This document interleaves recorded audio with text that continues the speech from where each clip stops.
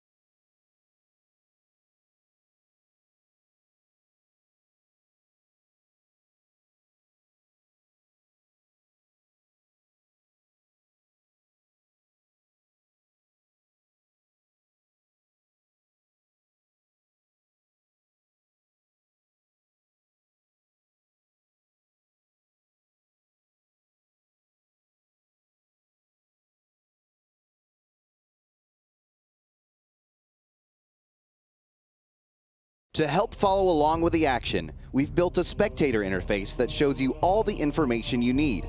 Let's walk through it so you know exactly what to look out for during combat. For each player, we have 2 rows of spells located underneath their health bar. The first row of icons you see are defensive abilities that reduce or prevent damage. When a player activates a vital defensive cooldown like Divine Shield, you'll see a blue shield effect pop up. Players will be harder to kill while these spells are active. The bottom row of ability icons you see are offensive cooldowns.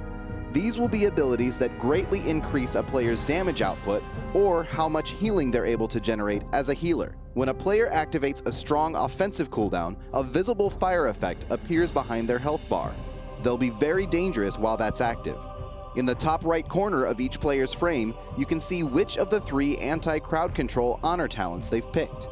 These are powerful abilities that remove or reduce incoming crowd control effects. Lastly, if matches go on for a long period of time, the healers will have to contend with the built-in dampening effect. Dampening kicks in once 5 minutes have elapsed and reduces the effectiveness of all healing spells and effects. Now you're ready to follow along with the fast-paced action of the World of Warcraft arena.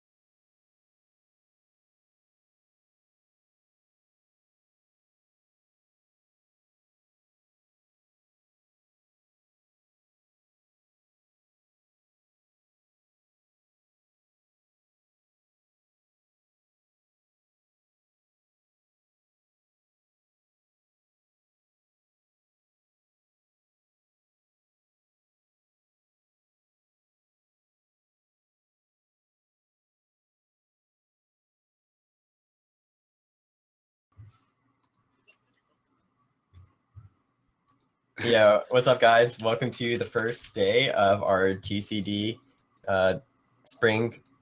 Wait, May Clash. Okay, yeah, the May Clash.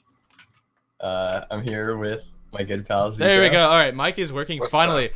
Welcome everybody to the NA May Clash. I am your host Elbereth, aka the co-owner of GCD TV. We had a bit of a caster swap. Obviously, that was our delay here. Unfortunately, Benuki could not make it today, last minute. So we had to scramble and find Dilly Poo. Thank you so much, Dilly Poo, for saving us here. Or Zico would have had a solo cast, and he, I know he could do it. I know he could do it, but he would not want to do it. So I would rather cast with Dilly for sure. yes. Whoa, We're happy dude, to be what? here. So now we don't have the double mage bias actually. So everybody in the chat who wants Mage is nerfed, Dilly will be there for that option. We have a lot of awesome games today for you guys. NA is looking really good. We had a really good offline bracket, and let's actually take a look at those brackets right now. So we in our top. Basically, the people who made the top 6 here, we have Sneaky Snakes and Method Synergy, Tempo Storm versus Method Awakened. As you can see, all 3 methods in NA have made the top 8. And we go down then to the lower half of the bracket. Oh, okay, there we go.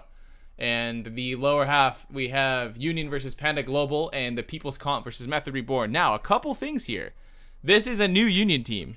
So, Union and Meatballs had a little thing where they both split and kind of added each other's players. Union is now Seth Curry, Brian, the Paladin, Majidin, the Mage, and Previ, the Boomkin. So, that's a new team on Union, and they actually made the top 8 with their new roster. Obviously, Panda Global, we all know about that roster swap. And they are, again, in another top 8. And the People's Comp is a brand new team to the top 8 here. They are mostly ladder players. They're actually really high ladder players. I don't know actually too much about them other than seeing on the ladder. But that's Jagazi, Lock the Lock, and Floormat. Yeah, you know a lot. Let's hear about them then.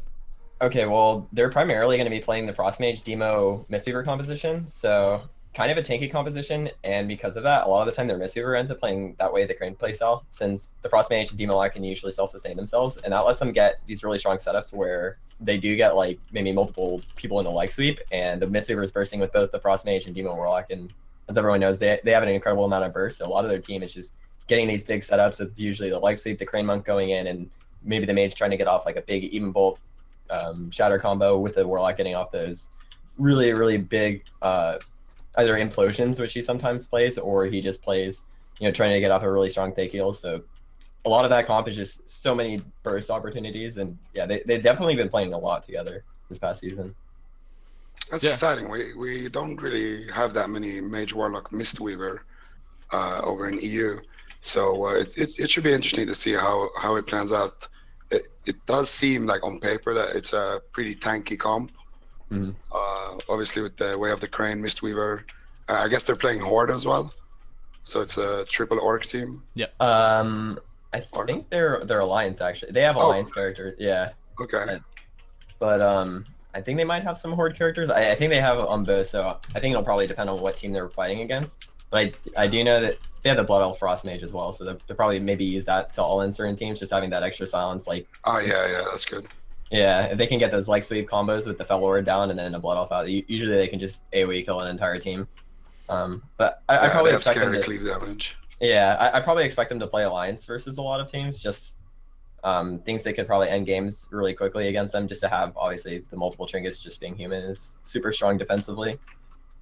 Yeah, especially in those type of comps that you want to outlast and stop the enemy from doing setups. It's pretty crucial, at least as a mage, to be able to trinket counterspell someone or like on an important CC and things like that. So I can see both factions having their ups and downs. I guess it depends what they run into.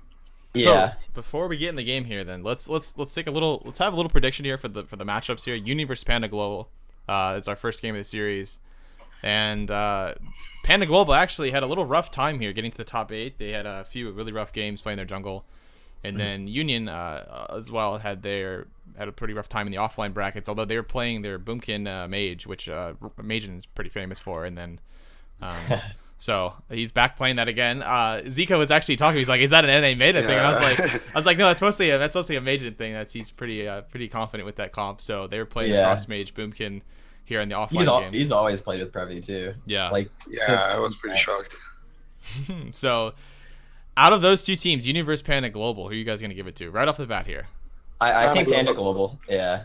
Yeah. Panda Global? Go. Oh, Yeah. so no love They for... got Jungle Cleave. Jungle Cleave does very well against both the Union's compositions. It does very well against the Boomkin Mage, and it does really well against the Windwalker Mage. So, Wall Bear, Jelly Beans, and Rub Cub, all super well-known tournament players. So I would expect them, since it's a matchup in their favor, they're not going to make any mistakes. Like nothing major is going to happen. I just would expect them to win this series.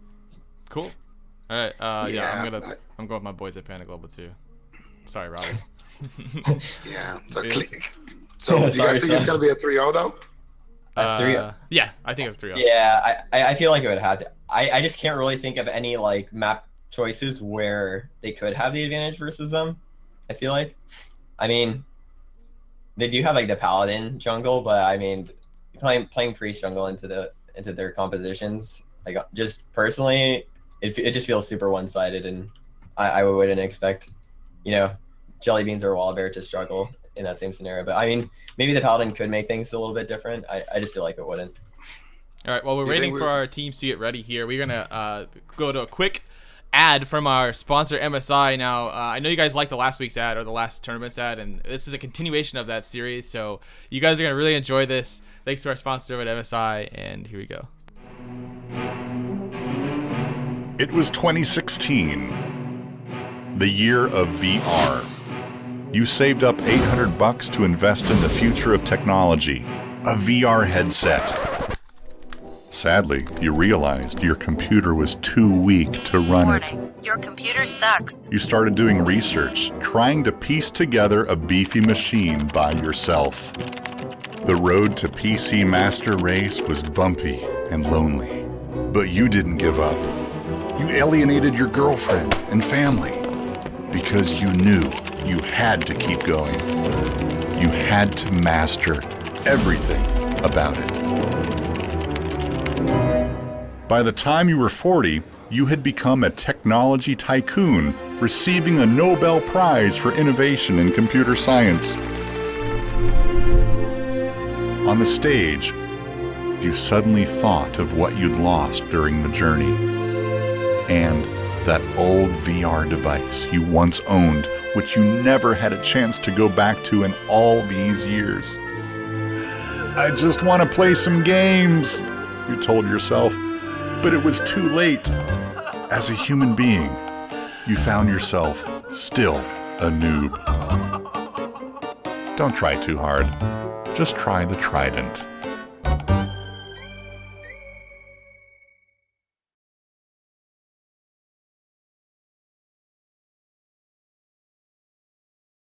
And we're back here, jumping right into the game, actually.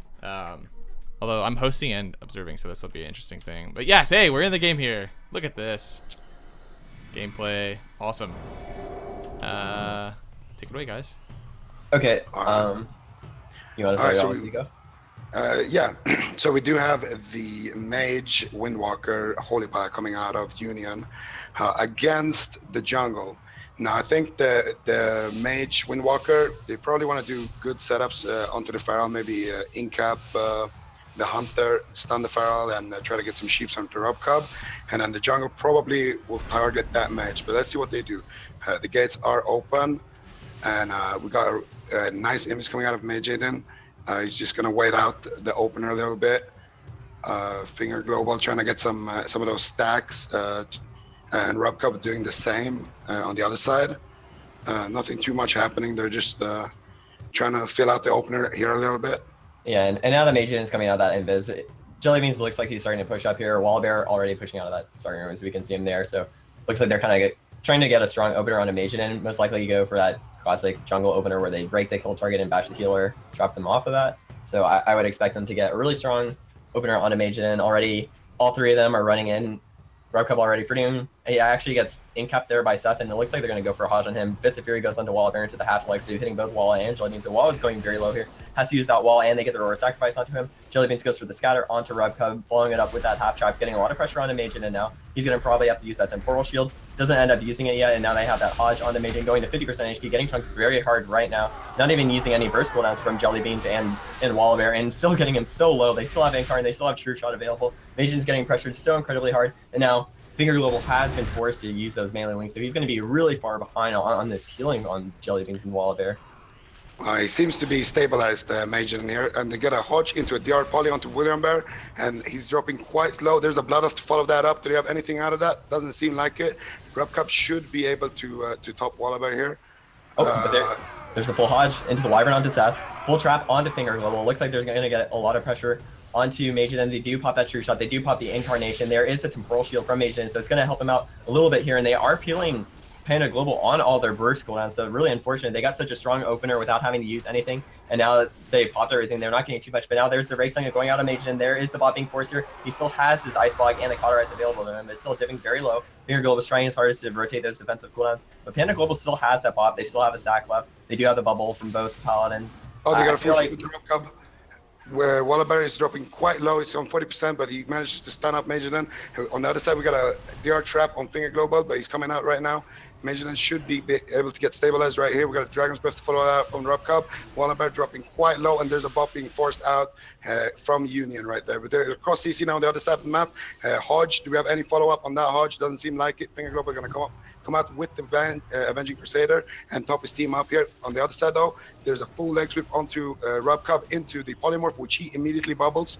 I like that choice there from Rub Cub. He's going to use his artifact, and Wall of Bear should be somewhat safe right now. Yeah, they just want to try to stabilize. I mean, they are really in this awkward position. They're trying to get as much offensive pressure as they can. They do get that trap at the very end of the melee wing, so this is really good for them. They do have this window where they can do a lot of damage onto Majin, and they have Rub Cub popping that melee wing, trying to go offensive with this team, but Majin has just been doing a great job at kiting them. They do have these times where Panda Global is able to get a lot of, the offensive cooldowns from Union, but still, every time they're really, really scared, and there seems to be a good window from Panda Global. Majin has done a great job at kiting, and Seth has done a great job as well, where they just drag them into these bad spots, get the double leg sweeps into Fist of Fury, and put a lot of pressure onto them. And now we see that Hodge going out into Finger Global, in cap onto Jelly Beans. Majin getting very low at 20% HP. They haven't forced that Cauterize yet, though, and he still has that Ice Block, so he still is relatively safe. They have used that Sacrifice too as well from Finger Global, so it looks like Majin will be able to top himself off, and they have another setup available for them coming right now. Wallbear doesn't have another wall for a minute. And on the other side, there's a full trap, a nice scatter as well. Jellybean's doing his best here to peel the situation off here and get the pressure on his side of the team. We got some coolness being popped here. The artifact onto Major Den, full Hodge onto Finger Global. Just blinks away with a freedom. Looks like he's going to be safe, but Rub Cub is taking quite some damage. Has to use that wall and into the full Hodge now. He has melee wings, but there's the Blood of Silence. Is he going to be able to top his team up from this? He's trying to fake that counter spell. Seems like he managed to do it, and he's fine. Yeah, nice stance as well onto Majin in there. Yeah, definitely. Wallbear getting that maim onto Majin after he jukes Seth Curry's kick, letting him just free cast there when he had that CS available. So really good job right there. Rub Cub is able to stabilize, and now they have that maim going on to Finger Global. Looks like Jellybean's going to follow it up with the trap, but they do have the half Hodge onto him out of that. Looks like they don't actually have the trap to follow up, but Majin is forced into that Ice Block. So now it just seems so back and forth between both teams. But Wallbear has his Incarnation back up, so Union is going to be in so much trouble here. Now he has no block left for Majin. Wallbear has that Incarn. I believe they do not have that Sacrifice left from Finger Global. So as soon as this melee wings ends, I feel like they're going to go offensive here. And yet we do see it. The Incarnation is popped by Wallbear. Does get that half break on Animation. He's at 50% HP. And he has full trap on the Finger. Yeah, there's nothing left for him. They just need to connect. They have that Wyvern onto Seth. Cast Scatter goes out onto Finger Global, and Majin is so low. Wallbear pops that artifact, goes for the maim onto Finger Global, but Union's done such a great job at peeling them. And now the bubble comes out in the last minute by Finger Global. He does have Majin's Cauterize. They don't have anything left for him. He's trying to free cast, trying to keep him alive, and now it looks like that might be the end of Panda Global's pressure. It's not, and he just goes down. I mean, pressure's just too much with that Incarn. Like, if once the melee wings are down, it's just not that much you can do. Even if you have bubble and you're free casting, and it seems like you're doing a lot of healing there, it really isn't enough to counteract the Incarnation there. Yeah, exactly. I mean, Majin did top himself up. Like, once again, he got himself back up to about 40%, and he had his temp coming up in one more second, but they just got that quick wind burst and Ferocious Bite debuff being reapplied onto Majin, and he just flopped. Like, just I mean, that's what jungle does to me. Yeah. They just randomly die at certain windows. Now, that wasn't the Do we Boomkin still Mage think- that we expected. So, they must have known Yeah. the Boomkin Mage wasn't going to be that strong into the jungle there. So, do you think they're going to continue with this Windwalker Mage comp, or do you think they're going to try and go to their bread and butter? I think that they actually did pretty well with the Windwalker Mage, so I feel like they might stay that. They potentially could swap the Mage specs, because Magein has played every spec with that Windwalker Mage with their team. I mean, it actually was a fairly close match. I feel like that. Yeah. It was going back and forth. I definitely feel like it might not have been as one-sided as I would have expected it to be. Probably just because that Paladin in general might have a harder time like letting that jungle go offensive, because you don't have the offensive purges for those bops immediately. You don't have the double dispel from the priest for the hunter just getting him out of CD all the time. So I mean, I feel like it kind of changes up the matchup here, and I think that Seth's team might feel confident to just keep playing that Windwalker. Yeah, I mean, think they'll stick with it too. Yeah, I mean, they might go for more swaps under Rubcub too. I think that could be possible, just because they had a couple times where they got him so low, and he just barely survived just with his melee wings coming back up. But I think potentially going for those setups onto wall and maybe just making a swap onto Rubcub out of that could get a lot more offensive pressure. I feel like if they're gonna play that type of strategy, the mage should actually be a Frost Mage. Because if the mage goes Frost Mage, like in this game, there was actually a lot of points where they were kind of AoEing the whole team down. They would get a double or even a triple leg sweep, followed up by the Fist of Fury, and the mage was cleaving them with the Living Bomb, the Flame Strikes, and just his single target damage as well, Ignite spreading. So they were all dipping low at some points, like for example when Rubcub uses Bubble. But I think if the mage was actually Frost there, they would have much deadlier setups onto the Paladin, and they would also have more cleave damage. And since it seems to be like a back and forth game where you use melee wings, you do your setup, you get something, then it's the other team's turn to do the same things, kind of, but with a Hodge into Polymorph instead of the trap. Yeah. And I feel like if you played that style where you're just trading cooldowns back and forth, you would also have a Frost Mage, which has 2 ice blocks. Obviously, your sustained damage would not be that great, but I think it could be a good trade-off in this matchup. But we'll see what he does. Yeah, I feel like they just have so much more finishing power with Frost. I guess maybe the one thing they're worried about is they don't have that Cauterize, which kind of can keep you safe for those moments where maybe like the jungle just gets that random burst, like we had there. Like Magein actually did top himself up, got to half HP, and then just disappeared randomly. They actually didn't even have their offensive cooldowns left, but marksman hunters can randomly do that, so it could make them a little bit more scared. And they do have more potential to stop their damage just because the Frost Mage has to. Yeah, he has to hard cast more. So I mean, a map prediction here. Do you think a small map or a big map for Brian's team? I feel like I think they could probably pull off a smaller map. Like I think Dalaran could be good just because they'd all be clumped up, especially if they wanted to go for that style Zico was saying, because they might just be able to drag them out of line of sight more. I feel like if they do have a big map, it kind of just favors the marksman hunter more, because he can kind of just kite their entire team into the open, and he can just freely go to town on the mage, and that can just be so scary. I mean, I could be wrong in this exact situation, because even then I don't have too much like particular experience like with that matchup. Do you want to know? I just feel like it could be very scary for them on maybe a small map, or maybe Tiger's Peak could be good too, because you have enough room to just line of sight, but also you have room to kite. Where Dalaran, they might run out of times where Magein can just kite them, and it ends up just having the feral, ends up taking the feral too much that they end up dying. Well, we know the map. The map is Ashamaze. Okay, I don't think that's too bad. It's kind of like Tol'Vran, but smaller. So So I think it'll serve the same purpose. All right, into the game.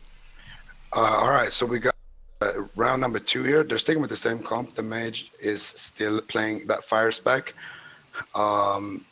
I guess we're just gonna see more switches onto Rubcub from Union. At least that's what I want to see. Yeah. When they do the setups onto Wallabear, I would much prefer it if they went for a Dragon's Breath sheet maybe, with an ink cap onto Jelly Beans instead of using the ink cap into Hodge into DR sheep, which they were doing last game. That way they will have a bit longer CC, and I think they need it to kill the Feral Druid because he goes bare and he's very tanky. Yeah, I actually agree with that, because he does have he just has so many defensives, and there's so many times where maybe they get the setup on him, but they're just not able to finish him out of the stun. So like you said, I think the longer CC chain will help, but they are just going to go for the ink cap on a Rubcub, but it looks like I think they might try to go for a swap onto him. I mean, they do have that Hodge on him. Jellybeans is actually the one being pressured here. He's at 50% HP. Had to use that Roar Sacrifice onto himself. He is going for that Windburst, trying to get big chunks of damage onto Mageddon. They don't have too much CC, like going out onto Brian over here, so not too much pressure. I feel like right now Panda Global's the one that's just being pressured, with Jellybeans being the main kill target. But now with that full Hodge onto Mageddon, he does have the Temporal Shield up. He's at 40% HP, but it looks like it's going to top him up. He's going to go back up to half HP, still getting chunked pretty hard, and now there's a full trap on a Finger Global. Mageddon might already be forced to get his Cauterize there, and they do get the Cauterize in the opener. Beautiful opener from Panda Global, and that's going to force Brian to use that stack onto Mageddon. He is going to stay at 60% HP. Finger Global's trying to get those heals onto him, and he's going to pop that melee wings, but it looks like Panda Global's also swapping onto him, so now there's so much pressure on him. Full Hodge onto Brian. There is the Incarnate, also Mageddon and Brian are both getting pressured so hard, but now they use that bursting shot low onto him. I mean, they're doing what they can, but Panda Global has such a strong opener here. Yeah, and they're going back now to Mageddon. If they can get a CC, they have their DR Finger Global here. Forces out the bop there on Mageddon. He seems to have cancelled it. I don't know. We got a full sheep onto Rob Cup, a re-sheep coming out of that, forcing the turtle out of Jellybeans, and also stopping the setup in his tracks. We got a bash onto Seth here, and a full freedom onto Mageddon, but he seems to be just running around kiting a bit, just trying to wait for his team to. Oh, there we go. Full Hodge onto Finger Global. Nice temporal shield, actually pre-tamped, but I think he should be fine. Followed up by a trap though. Maybe? If you had, no bursting shot. Yeah, he should be able to. I mean, I feel like this time both teams are just going super offensive, because Jellybeans actually has nothing left. He only has that heal, he has the deter, but he doesn't have a trinket left, so I feel like they have a window to go really aggressive on him. Obviously, Rubcup still has his bubble and sack, but I mean, if they get enough CC on him, I don't think this will be too important. He looks like he could get pressured really hard here. He does pre-Ross the CC setup that comes out right now. So, I mean, that's a lot of scary damage going out onto Panda Global. Jellybeans is at 70% HP, getting pressured here in that leg sweep, but now it looks like the pressure's going to turn around. They go for that main on Mageddon and sending him there into the half bash with that full Hodge onto Finger Global on the melee wings, and now there's a trap followed up. Rubcup's going to have to use that bubble stack here. Yeah, he has to block. Yeah, he has to immediately block. Yeah, that was a great block. Yeah, Rubcup had to use his bubble there, though, and sack Jellybeans because of a greatly timed Blood of Silence there. So that's well done. And Mageddon gets forced into the block. Now, next Avenging Crusader is going to be the go of Union right here. So we're going to see what Rubcup is going to do here to deal with this. We got some slows coming in here. They're trying to snipe that polymorph. They're trying to. There it is. Yeah, Jelly has nothing left. They're doing a lot of damage to Jellybeans, followed up by a nice Hodge right there. This could just be the game here if they have anything out of that. Dragon's Breath, can we get a polymorph? Nice Blood of Silence. He's going to close out the game right there. Well done by Union there. That was the scary moment right there, because Rubcup have no outs, but Mageddon also had no block. So that was just well done. I feel like both teams actually played that matchup well. Yeah, they were both really aggressive there. I mean, I actually thought Jellybeans was going to be able to live. He did use that. He had his Exhilaration come out at the last minute there, but I mean, obviously he didn't have his turtle. And he did pop that true shot, so it looked like they were going for that kill window. I mean, he was kiting Seth pretty hard, but Major pretty much ended up soloing in there at the end. I think that might have been a touch of death popping on him as well, though. So I mean, that was such a back and forth game, though.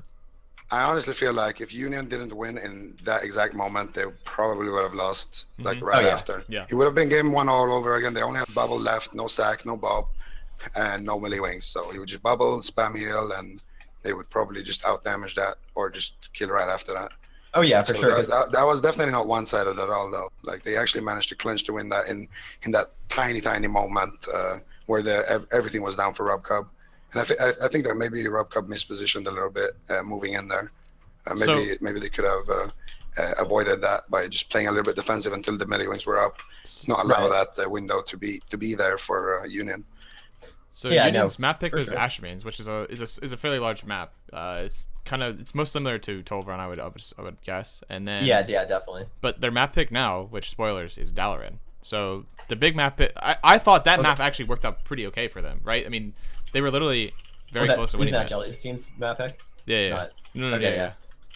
So well, that's what we were saying was we were thinking that Seth's team would pick the smaller map, but they went bigger map. Do you think the smaller map is still advantageous for them?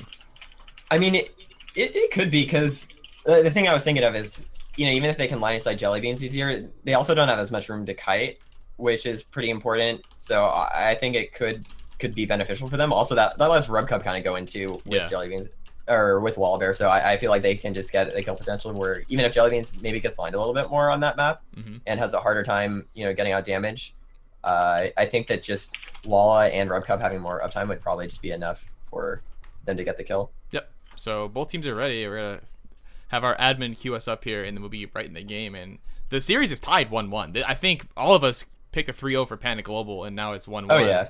And I mean, Union is Seth seemed- proving us wrong. Yeah.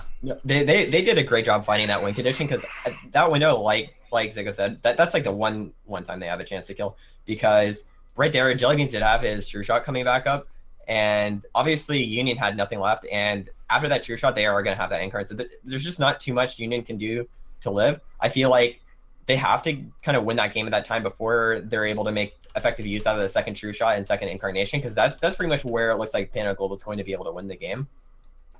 So if they can find that window where they do force enough pressure onto Jellybeans, who I actually thought was a great target choice from them, I think they could end up stabilizing the series and maybe turning around the back and forth map pick advantage from them. So we'll have to see. Yeah, that was actually something we didn't touch on, that they went on Jellybeans. We both thought that they would go Rob Cub or maybe Walla Bear as off target, but it seems to be working well for them. I thought personally they would probably go on the Feral because of the fact that they can shoot the Hunter but not the Feral, but the Hunter seems to be taking more damage as well from their setup, so it seems to be a good target choice here. Yeah, I mean, he doesn't have the Tooth and Claw, like you said, or the Guardian Affinity, so I mean, the Feral will be able to just kind of run more and sit and bear, whereas, as the MM Hunter, you can kite, but I feel like they have opportunities where they can just get these stun and burst combos onto him. I mean, every minute 30 they have that Serenity and Touch of Death burst, so that can be scary for Jellybeans. He doesn't always have something to rotate. They do open up with that Hodge onto Brian, but they don't have anything to follow it up with it. No, they do get that trap. That's a nice trap. Followed up by a temp now from Majordan to answer that. He should be stabilized from that. There's a scatter shot onto Seth Curry, which is also being a little bit cleaved. Rob Cup in the full Hodge. Jellybeans followed up with a paralyzed. Jellybeans is stopping a little bit low. I think he used his acceleration heal right there. Rob Cup with the melee wings as well, trying to swing away and heal up his Hunter. We got a full Hodge onto Finger Global right here. Majordan, no temporal shield available. Wyvern Sting, he interrupts it. I don't know. He doesn't get it off, so no follow-up is going to be there available. Yeah, it looks like maybe he either canceled it, I think. I think he probably just canceled it, maybe just waiting for the DRs. But now they do go for that scatter onto Brian, following that up with the half trap, I believe. Jellybeans doesn't go for it. It looks like Seth actually eats that trap full, and now he's going to go for the half wyvern onto Brian. And now Mation's getting so low, 10% HP, does not get that cauterized force, so they didn't have that finishing damage. But now Jellybeans is super low once again. They do have that Rake Stun going onto Brian. He did use that sacrifice onto Majon, so now they have kind of that bit of a spread pressure onto both targets on Union. But it looks like Panic Global is falling really far behind here. Jellybeans has a trinket. He has his Satyr available, whether they can get him in a stun where they kill him. And now, while it does have that last bit of that incarnate, that very final Rake Stun here, which Majon does get a temporal shield off on himself. So even though he's dipping here, he should be able to top himself a little bit, goes back up to 60% HP. And now the melee wings are back up for Brian. Rub Cub actually just has his about to fade here, and now we have full trap onto Brian here. Majon is getting pressure for DR at 40% HP. They are kiting that melee wings, and they're not getting too much pressure here. I feel like we just saw in the last game, when they do have that Serenity, the second Serenity coming up very soon. Right now, onto Jellybeans, they do have a very, very, very likely chance to get a kill on him. He's at 30% HP. They have a lot of CC onto Rub Cub. He's getting so low, but they do just rotate that stack and hold on to that deterrent. So this is going to be very crucial, I feel, for Panic Global ending up surviving and hopefully winning this game. They forced out the bubble though from Finger Global right there with a nice setup on the Major and trying to hold on to that ice block later. I like that choice. Nice sheep onto Jellybeans, trying to peel the situation, turning a little bit pressure off onto Walla Bear. Nothing too much happening. There's a temporal shield of Major and full Hodge, trying to get the ring, gets locked on the ring, casts the poly, gets it off. Very well done by Major. And nice pressure now onto Jellybeans, who does not have his, he does have his turtle available with no trinket though. Dragon's Breath to follow that up into a DR'd ring. They have anything out of that, any stuns? Doesn't look like it. Rub Cub is going to be able to top Jellybeans off with those melee wings and probably push forward, going for that Hodge. There he is, mounting up. There's a full Hodge onto Finger Global. No temporal shield available. Surely this is the ice block, and very well done by Major, and blocks early on the crows, and that should be the end of the go. He should be stabilized now. There's the Finger Global popping the melee wings, and he should be topping him off. There's a nice Hodge now, counter pressure onto Rub Cub. They're probably going to force out the sack here. Oh yeah, they got the sack. Nothing to follow up there on the Rub Cub though. A lot of silence. They're trying to get the sheep. Doesn't look like they're going to be able to get it, but if they do get it, there's no sack available, so they could still keep trying on that, try to snipe it. There it is, full sheep onto Rub Cub. Nice DR stun onto Jellybeans. This should be aspect of the turtle, maybe if they manage to get a resheep. Gets kicked on the resheep. Very well done by Walla Bear. And there's a trap now onto Finger Global. Majoran doesn't have, he has the temporal shield active. There's a nice Hodge as well onto Finger Global. And Majoran doesn't have ice block available. No melee wings as well. No direct. He could actually just go down. Oh, there's Oh, a sacrifice. Zach just comes up in the nick of time. Yeah, but without the sacrifice and this Sin card coming up in 15 seconds, I feel like they have nothing left for them. I mean, Jellybeans did a great job being able to survive there. He instead just used his Trinket and the bursting shot on that one Serenity go. That was able to save him. They do have the touch of death being used by Seth. He's trying to go for that Fist of Fury onto him, but I don't think they're going to be able to get enough pressure. The last bit of Rubcup's Melee Wings is fading, but Jellybean still has that sacrifice used by Rubcup, and now Majidin is in so much trouble. There's that full Wyvern onto Brian there. It looks like Jellybeans might go for the half trap on him, trying to get that extra amount of CC. They don't have it. Seth ends up eating that trap there. He's going to sit in that, but we still have that Incarnate available from Wallabear. There's the full Hodge onto Majin. Majin's super low. He does have that temp bringing back up, but it doesn't matter. The Incarnate's pop. There's the Ranks on 20% HP. He has nothing left. Majin will surely go down there. There is the Cauterize. They have the Incap onto Wallabear. In that Fist of Fury, trying to do everything they can to keep him alive. He's got 40% HP. Nothing left. Majin is trying so hard to hold on here. I mean, he's going back and forth. They have the Melee Wings up. I Finger Global. I don't know if they can heal for. There's the half breaks onto him. 100% Spider Sting comes out. Silencing Majin, and he can't really do anything left here. They do have that Fist of Fury, but now there's just a swap onto Rubcup at such low HP with his Melee Wings fading. He does have to use that bubble. Scatter Shot goes out into the half trap onto Brian. There it is. Majin is going to go down. This unrelenting pressure there coming out of Panda Global there to finish that one off. They fought well at Union, but I think there was some moments where they couldn't land a resheep. It's obviously not only the Mage's fault. I think as a team, you need to set that up a little bit better and be on the same page. I think that's where that map kind of works out for them. I feel like he doesn't have as many opportunities to like blink and resheep just because of how it's positioned, right? So like if he tries to get that resheep, he kind of just has them both on him still, so he just ends up taking so much pressure. So they're kind of always able to counter pressure him or just stop him easily. Whereas I think we saw in Ashmane's, he's more able to blink in those positions where he can safely get off that sheep, but it's still, you know, he's kiting and getting that sheep off. We're obviously on Dalaran, he actually doesn't have that much of an opportunity. So I think initially where we thought that map would have been bad for them, it looks like it ended up favoring them in that situation. So do we think they're going to go Tolvaron here, Union, since they won on Ashmane's and Tolvaron's pretty close to Ashmane's? I think a big map could be like a big map is good for both teams because you have two melee wing paladins, so either of them is going to get CC'd as soon as they step out in the open and uses their wings. So I don't really know who it will favor more. Maybe because the mage can spam poly on the hunter as well, it will be a bit advantageous. But it would also be hard to land the double stuns for Seth. I think maybe they could pick Tiger's Peak because that's a little bit neutral, just like the Ashmane's is. We're not so big where you're out in the open, but you still have enough room to kite too. So I think that could be a possible choice as well. The map is confirmed. It's going to be Tolvaron. Yep. And Panda Global is going to run the same comp, obviously. They just won with it. We'll see if Union changes anything up. Now, I mean, these games have been close, but I still can't help but feel like if the Mage played, I mean, they could even play Arcane Windwalker. Yeah, Arcane could be a fantastic comp, and Arcane is a great counter towards Holy Paladins because it's so easy to sheep a Holy Paladin when you have 4 blinks. Well, 3 blinks and then that displacement. So I don't know. That is also yeah. You can kite the MM Hunter and line him as well. Put up that portal behind the pillar and just teleport back. Very safe. The one downside I would say for Arcane is that if you do get silenced by the Hunter, you are gonna be very squishy, or like if you get kicked as well. Well, so I don't know. Maybe I don't know. Maybe it's like a bold move, but I feel like once you're down, you're back to behind the wall. Like, why not go for it? Make a high risk, high reward move. Well, the Mage has swapped to Frost, but they got rid of Seth Curry. So now Seth Curry's out. The Boomkin is in. Previ will be in. They're playing the famous Boomkin Mage, Holy Pally. Okay. Okay. Spoiler on what talents I think they're gonna. I don't think they're gonna play the melee wings here, because I fought their team playing the Boomkin Mage in this matchup, and they actually went for the the double sack, double bop, and everything, and it actually let the Boomkin Mage go super aggressive.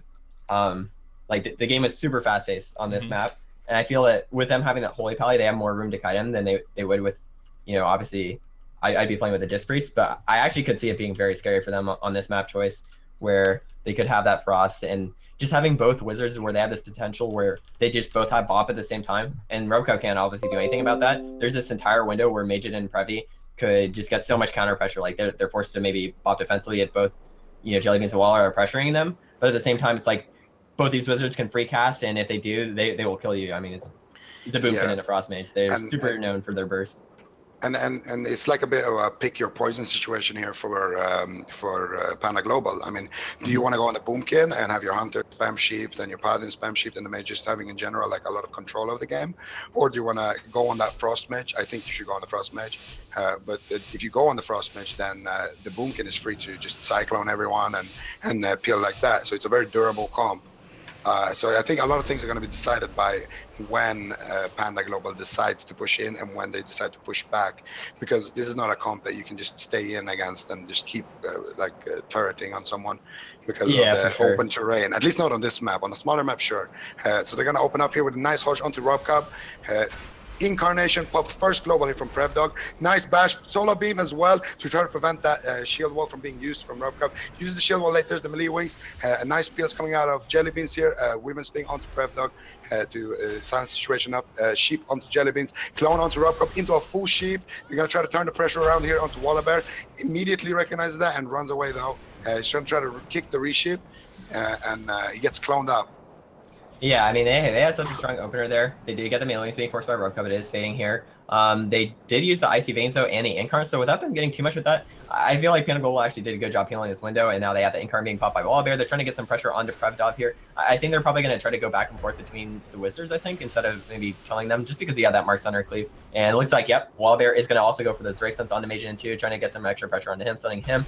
And, I mean, Brian's doing a great job keeping them both alive. Obviously, it looks like, they're both kind of stable here. Magin's going at 40% HP with that full trap on him. So there is a lot of pressure, but he does still have both blocks here. He's going to use that first one, but it should look like he's relatively safe here. But now they have good cross CC off of that, forcing that ice block. So, I mean, they could still keep up so much pressure here if Panda Global does have any more follow-up CC. But now looks like they're going to try to turn things around with that Hodge going onto Rub Cup. And they're making another swap on him with that Solar Beam. He can't use that wall. There's a Roar Sacrifice and Bubble being forced. I mean, one more setup like that, and Rub Cup would potentially just go down.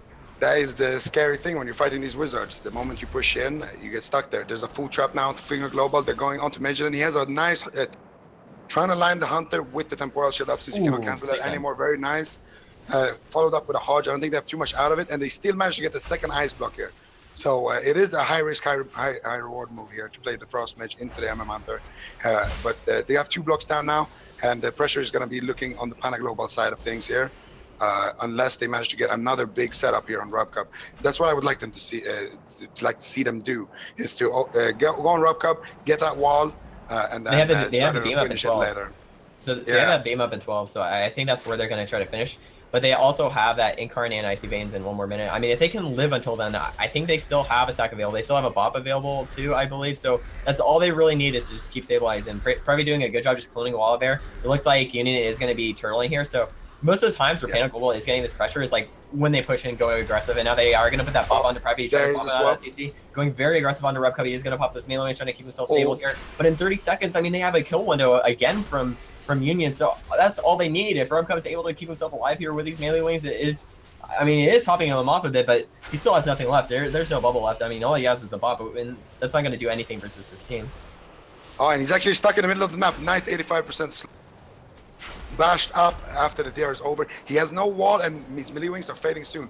Rob Cup needs to get to the pillar ASAP, but he has a nice full trap onto Finger Global, forced to use that bubble stack there in the nick of time, and Rob Cup is still in huge danger though. There's a nice blood of silence there. Yeah, that's the problem. Like I said, it's going to be decided when you push in and when you push out, because that's the beauty of this map and the beauty of the Frost Mage. Once you purge the freedom of the Paladin, he is in huge trouble. It might look like Mage Eden isn't in trouble there, but they still do have the bubble stack to come out of that situation, whereas Rob Cup has no melee wings, no wall, and no bubble, and he's low, and he's slowed with no freedom in the middle of the map. And that just kind of, it acts as if he's stunned, sort of, because it just makes him not be able to move while you're just shooting him and just doing unhealable damage. With his melee wings down. So that's just, they kind of baited the Rob Cup out there a little bit, I feel like, in the end. Yeah, I mean, it definitely looks like they were playing that map beautifully, because obviously what they're doing is they know that they're going to be forced like defensive cooldowns, like they're gonna have to trade cooldowns to push in. They can stay safe, play back, and then the jungle really won't force anything. And anytime they do push in, they are obviously gonna have the jungle just get out so much off of the frost mage. You know, they got both blocks, but at the same time, they're getting enough out of Rubcub that they're kind of winning that cooldown trading war, like you said. So I feel they did a good job knowing really their exact limits in this composition, knowing, you know, exactly when to push in, when to pull out. And I mean, they've been very smart as far as knowing exactly how things are going to just reward them in these matchups. So Yeah. really well played by both sides. It's tied up 2-2. We both Yeah. all of us called. Yeah, we 3-0 called for the Panda 3-0. Global. And Union is proving us wrong. But the unfortunate side of things is it's Panda Global's map advantage and comp advantage here, and they immediately went to the small map of Ruins. Do you think That's what I was gonna touch on. Yeah. Do you think Union changes up the comp to the Windwalker Mage, which they had somewhat more success there on the smaller maps, or do you think they stick with the Boomkin Mage? I don't know. I feel like the It's hard. Boomkin Mage was like an ace card, you know, like Yeah. a trick up their sleeve that's not really gonna work a second time because of the smaller map. So I think they should take the win and then just if they have another ace card, I mean, now is to pull it out. Yeah. Maybe they go back to Fire Mage Windwalker. Maybe they try Frost Mage Windwalker. I don't know. They have some options for sure. Or the Arcane Mage, though I've never seen Mage and play Arcane. Wait, really? Unfortunately, I've never seen Robbie has never been an Arcane Mage in my eyes. I mean, Can I you would think love of? to Can you see think of Arcane. him? Can you actually think of him playing Arcane? I can't think of him playing Arcane. I fought him on ladder playing Arcane. Is he good at Arcane? It's Robbie, dude. I don't know. I mean, you always- blink around, bro. Yeah. Zico was explaining to me the fruits of Arcane Mage because I was talking about Marksman Hunters and RBGs, and he said you should try Arcane Mages and RBGs. Dude, oh yeah, So dude, quick. we actually have an Arcane Mage that comes to RBGs on Alliance. Guy T Swift. He pumps, yeah. dude.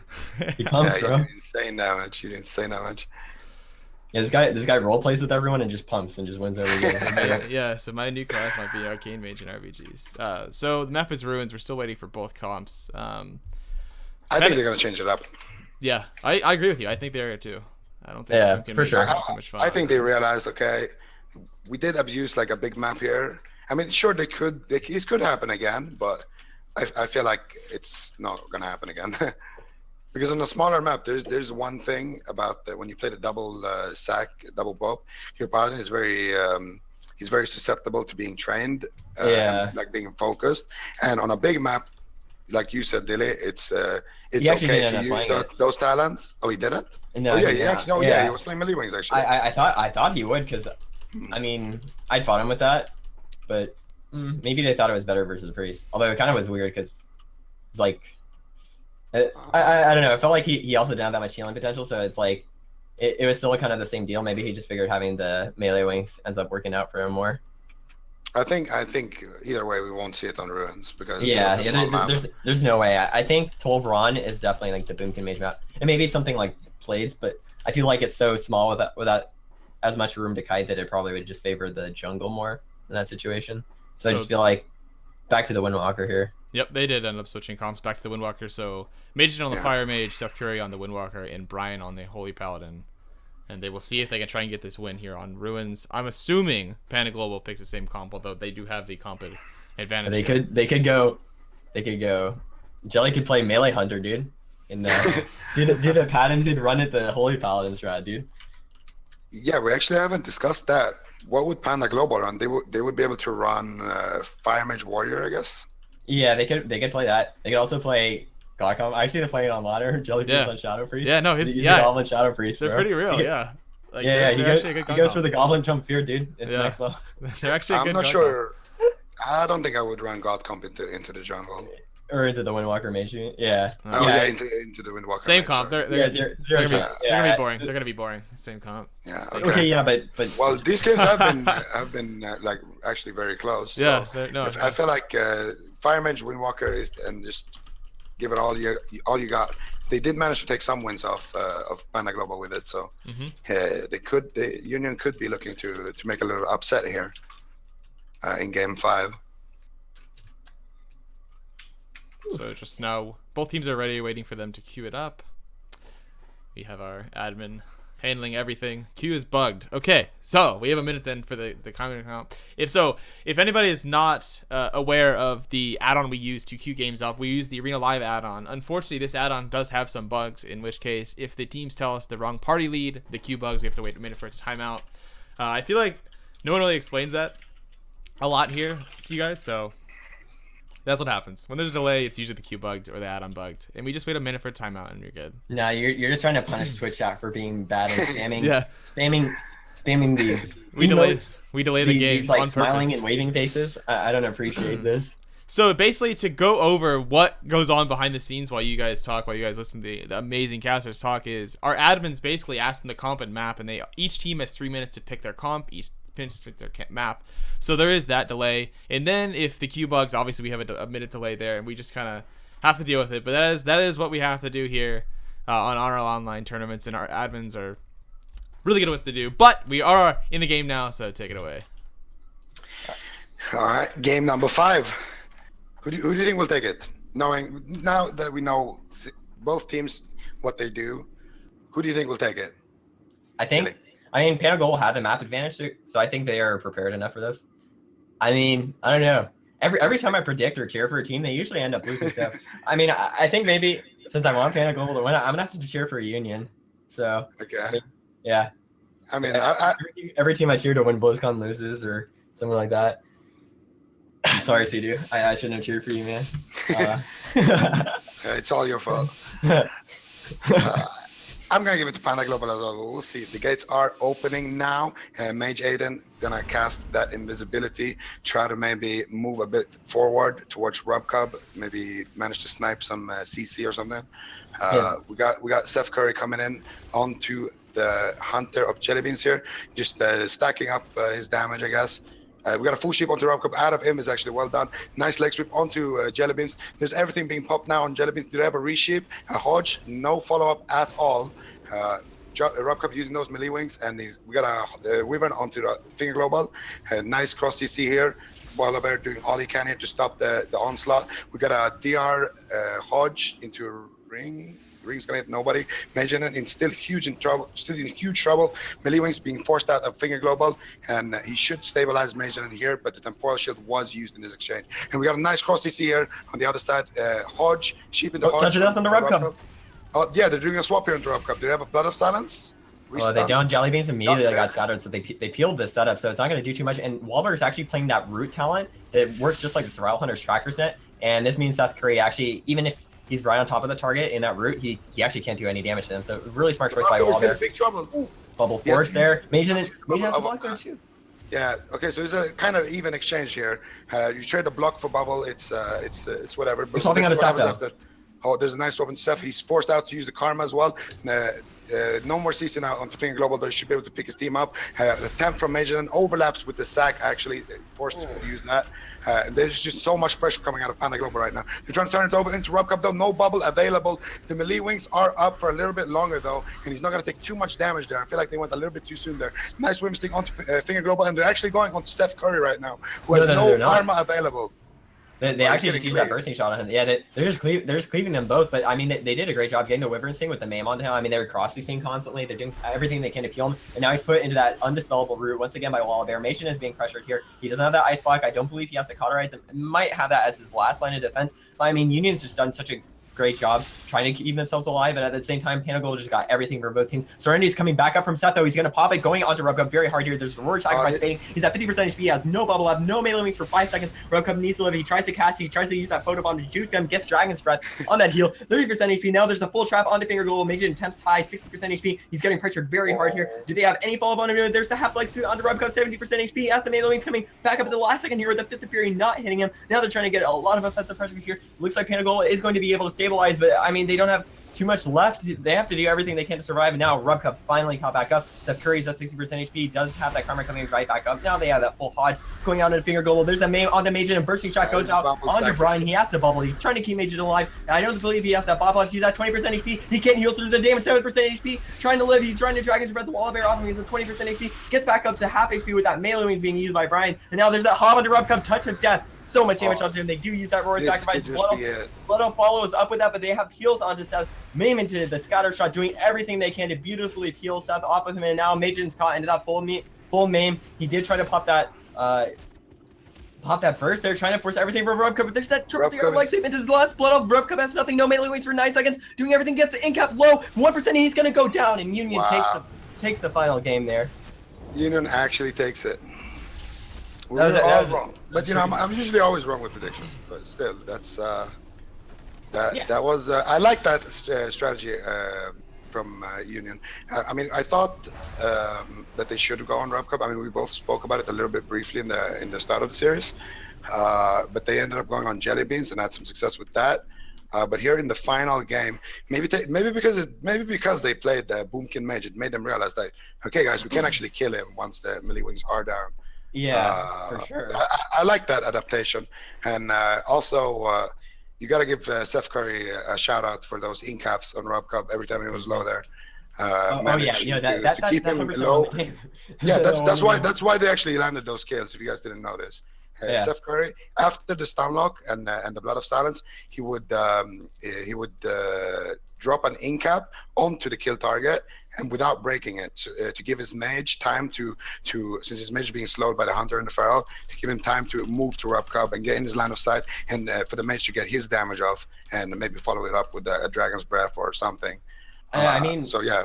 Panic Global still did a great job peeling, and one thing I noticed too, even Jelly Beans tried to stop up his talent, so he wasn't as much of a kill target. Initially, he was playing, the survival tactics, trying to maybe avoid getting kind of bursted at the moment. You could use the survival tactics when the touch death's about to proc on you, just feign death, and you won't take that damage. But instead, it looked like he was playing that cat-like reflexes to try to dodge more of Seth's attacks, and he ended up holding so much of his defensive cooldowns. I think they noticed that, and they're just like, okay, I mean, I can't hit the hunter, let's just kill their paladin, and it worked out so much better for them, I feel like. I feel like Panda Global could have killed Seth Curry at one point as well. Or maybe not killed him, but they could have got the bubble earlier, and then they wouldn't have it, in the end. So unfortunately, that is the tournament lives of Panda Global. I definitely. That's a shocker. I didn't expect it. Yeah, I didn't either. That's a shocker there. We all predicted 3-0 for Panda Global, and Union tells you, well, screw you casters. We're gonna go and beat them. Union's the Jungle Slayers, dude. Yeah. Dude, every one of the past tournaments where it's been like a GCD or everything, they've been in the lower bracket versus a jungle. Like the 2 ones before that, it was versus us, and then this time it's versus Panda Global, and they took them out, dude. Yeah. So before we get into our next series, which spoilers, the next series is SC2. I know the chat is gonna love that. I'd like to shout out one of our sponsors. CDU, though? The CDU, Oh, Chuck Doolin. I would like to say, give a shout out to one of our sponsors, Skillcapped. You all know and love them. They put out so much content for Legion, and if you guys really want to learn how to play Arena better or anything in PvP, check out skillcap.com. You can put the hashtag SC in the chat or hashtag skillcap in the chat, and the website will pop up. But we will watch a quick ad from them right now. Jesus. Nope.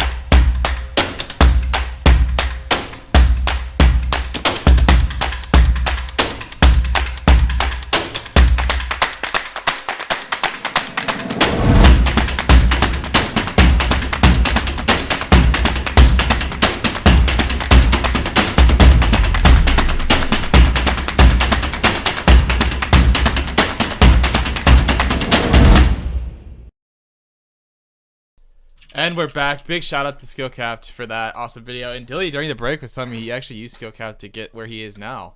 I actually did. As a matter of fact, the first time I played Marksman, I had a tournament game to play up against a Ret Hunter. Watched the MM how to play video in about 5 minutes, and it made me the greatest MM hunter in the universe. Greatest, I don't know about that, but yes, you did play. You did play Marks well. I would agree. Yeah, and no, honestly, if I'm being completely honest here, no sell at anything. Like Skillcapped is an amazing resource. So if you guys want to get better at Arena and possibly compete in your own GCD one day, make sure you guys check them out at the website linked. And it's awesome. They do awesome stuff for the community, and like I'm telling you, they are putting out so much Legion content. And there's a few videos there from Healing Stat, which are my favorite because I like listening to him talk to me. It's like reading a Harry Potter book or something in his accent. It's nice. So make sure you check that out. But this is the series I think that everybody's been waiting for, because it's an unknown team that People's Comp. We haven't seen them really in tournaments. I mean, they've been competing in our GCD tournaments, but they haven't made a top 8 broadcast yet. Versus Chuck Doolin, probably the biggest name in WoW esports right now. and Yeah. the People's Comp have a chance to take him out. They can drop him from a tournament, no points, and move on to the point tournaments there. So. Ooh. Yeah, this is like kind of a story between the old champions, if you want to call it that, like the old professionals versus like the new kids on the block. Feels like. Wait, are you calling them old? What? Well, You no, calling them old? Oh my NMP! old. What is wrong with you, man? Calling me NMP? old as in they've played the game for a very long time, very experienced. I guess experience is a better term. But okay, you know, okay. screw it. Cedar will be old. I mean, you have to also think is Method has like so many more comps, whereas you do have just that one comp from the People's Comp. But I mean, who are they going to practice versus? This is the only team that plays this comp in the world, so it's not like they can just war game anyone. I mean, they'd have to hopefully play against them on ladder somehow, but I mean it could be pretty unpredictable. Yeah. Maybe we'll see Bean. Maybe we'll see like Sam I Am play Hunter or something. Sam I Am's Hunter. I saw Sam Am's Hunter in some war games. Yeah. So who knows? I mean, I think Method might go with a really standard blind pick, nice and easy, because I mean it is pretty obvious what this People's Comp plays. Like they only play basically one comp there.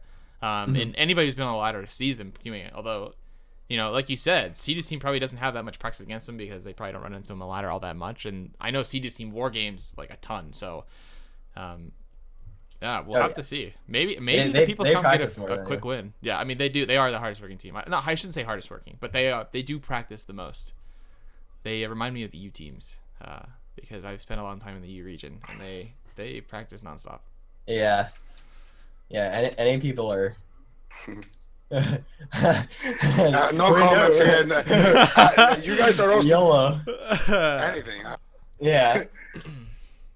No, I mean there's teams that do try. Rub Cup is also another one that also always is practicing. Yeah, no. All joking aside, the NA teams do work really hard.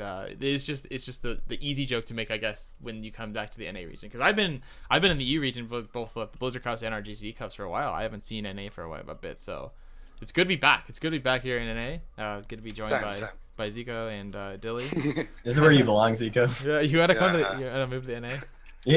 Yeah, exactly. Move to NA. Yeah, I should. Dude, You'd be perfect. Caster. Yeah, exactly. Whoa. I don't know, man. Whoa. No shots, dude. No shots. I don't know, dude. Okay, we're in game. Okay, so we got the Warrior Mage Paladin here coming out of Method Reborn. Now, this is interesting because I actually feel like the People's Comp have a chance against Warrior Mage Paladin. Yeah. They could train down. They would probably train down. I would say the Mage. But he's playing Frost. I would tunnel the Mage.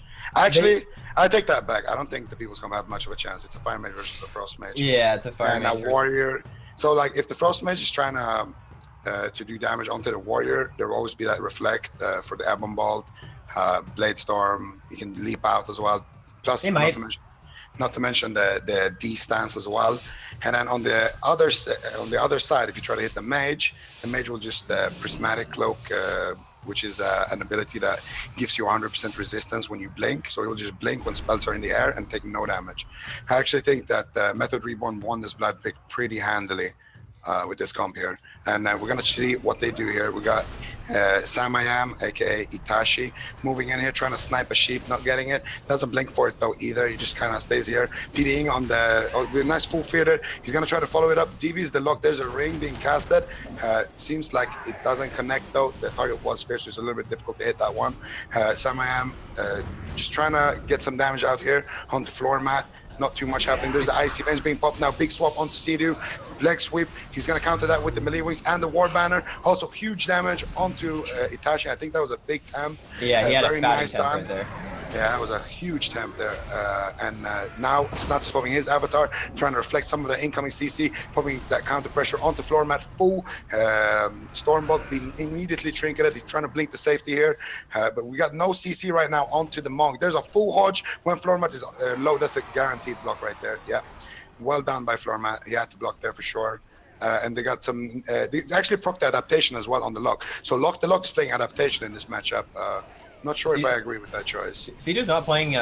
He's not playing the melee wings there, if you actually see. But I think they have this potential where the People's Comp kind of does what Union did and maybe gets a kill onto Cedu, but they do have that double leg sweep. They are forcing that sack right there. They have the way the crane up for GZY, so that's a window where he's going to try to go offensive with his team, get the leg sweep out the way, the crane and go ham. But I mean, they have that temp being used by format. He's still getting pressure very hard, trying to blink to avoid getting his temp stolen from Sam AM. That temp is going to bring him back up a little bit, but now there's the full sheep on a GZY, and this very well could be the second block being forced by them. Sam AM going for that resheep, does get it, and there's that DR Hodge on the format. He's very low, 20% HP. He has nothing left. There is that last block. So People's Comp had pretty much nothing left, and I mean, Method is just walking all over them. They're just manhandling them at this point. This is really one-sided for Method. They have Way the crane though. Bubble, everything. Way of the crane is being popped though from GZ, and he's trying to stabilize floor mat. Floor mat actually gets spiked right there from reflected from Snuts. Very well done. Full sheep on the Guzzi. Pre-cocoons that though. Don't know if that's enough though. There's a war banner. There's a full Hodge. He trinkets out of that with the way of the crane. And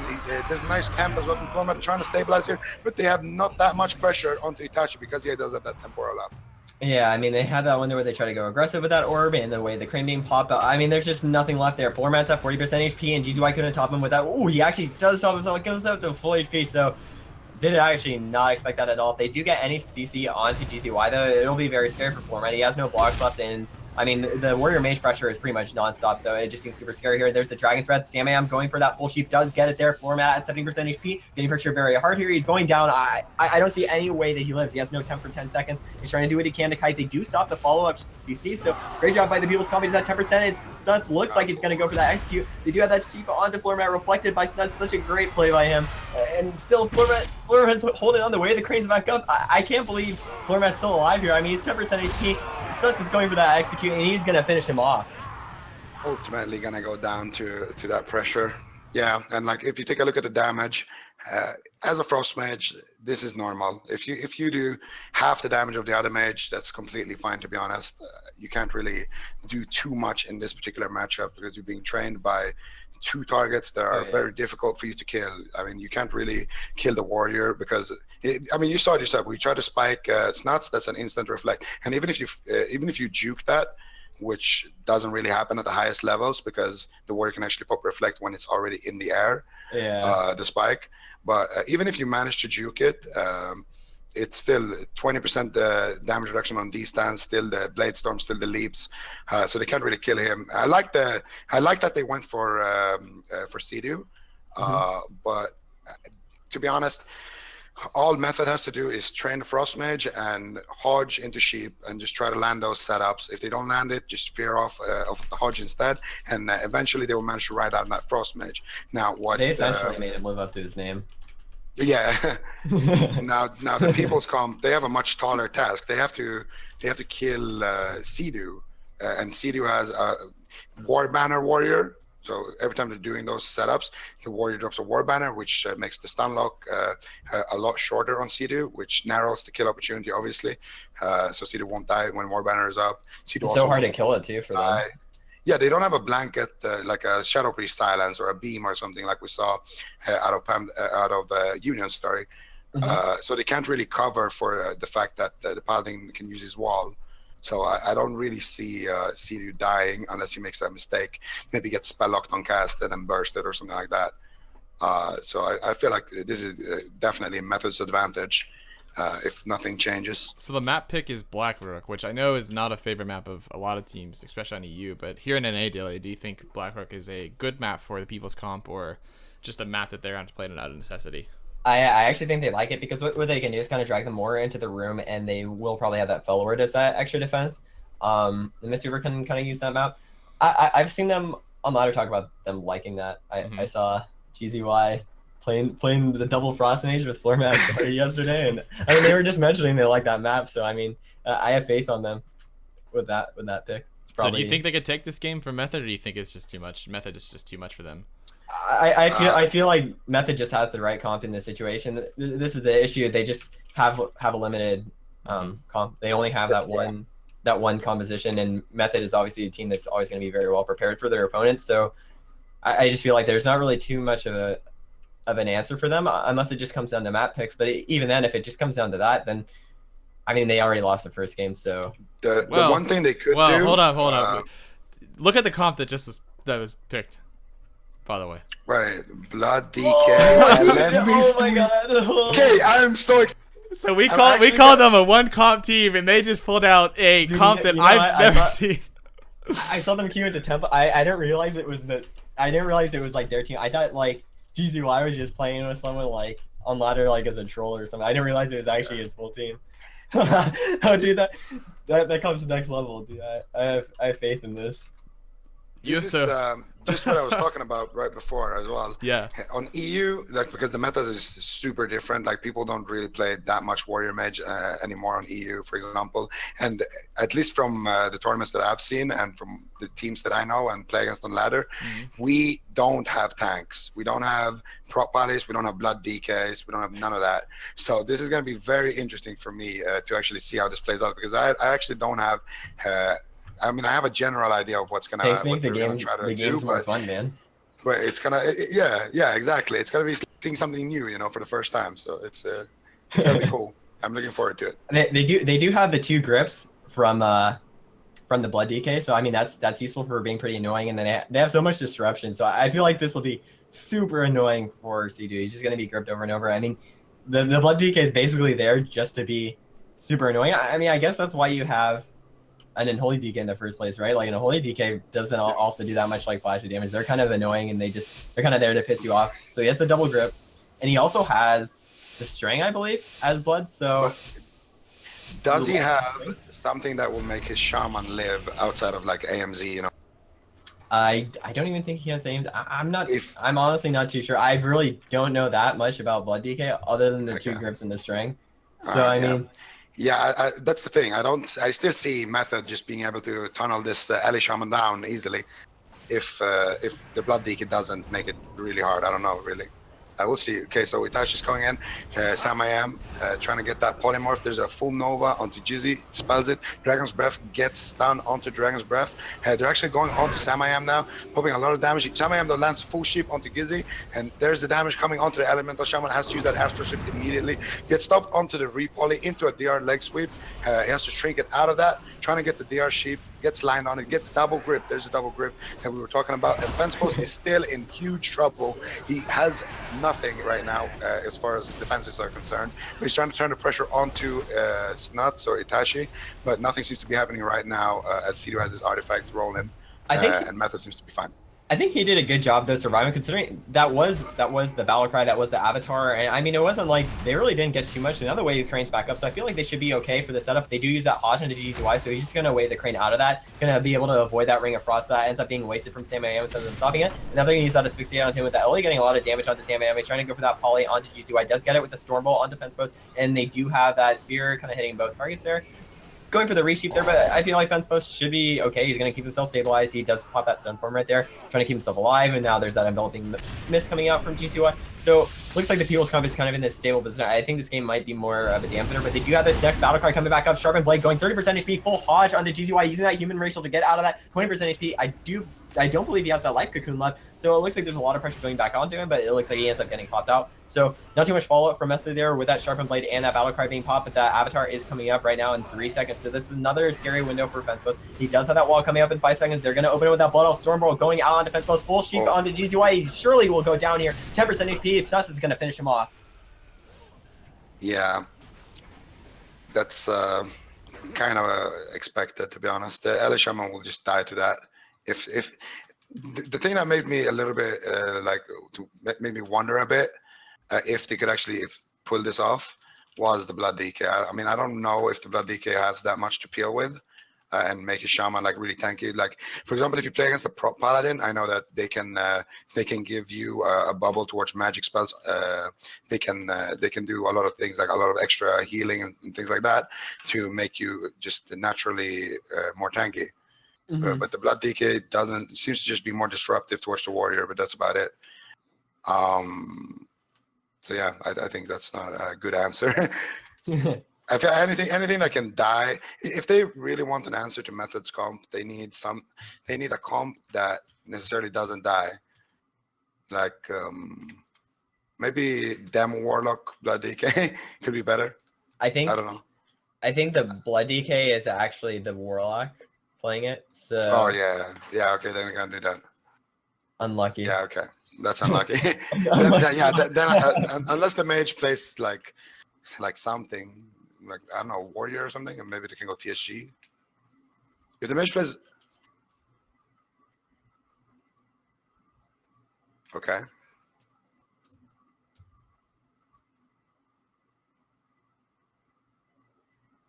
Okay.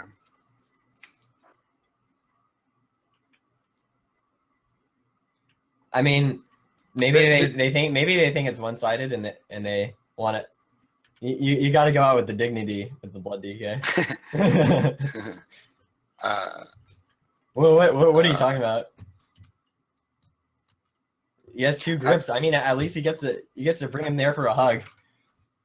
Yeah, I know he has the storm. He's guarding Stormwind. Like he's probably trying to defend Stormwind from the Burning Legion's assault, and that's the most important thing that we can have here. I mean, if we let the Burning Legion destroy the Broken Shores, they're surely going to go on to Stormwind. So I mean, he just knows to represent the entirety of Azeroth. I hear him.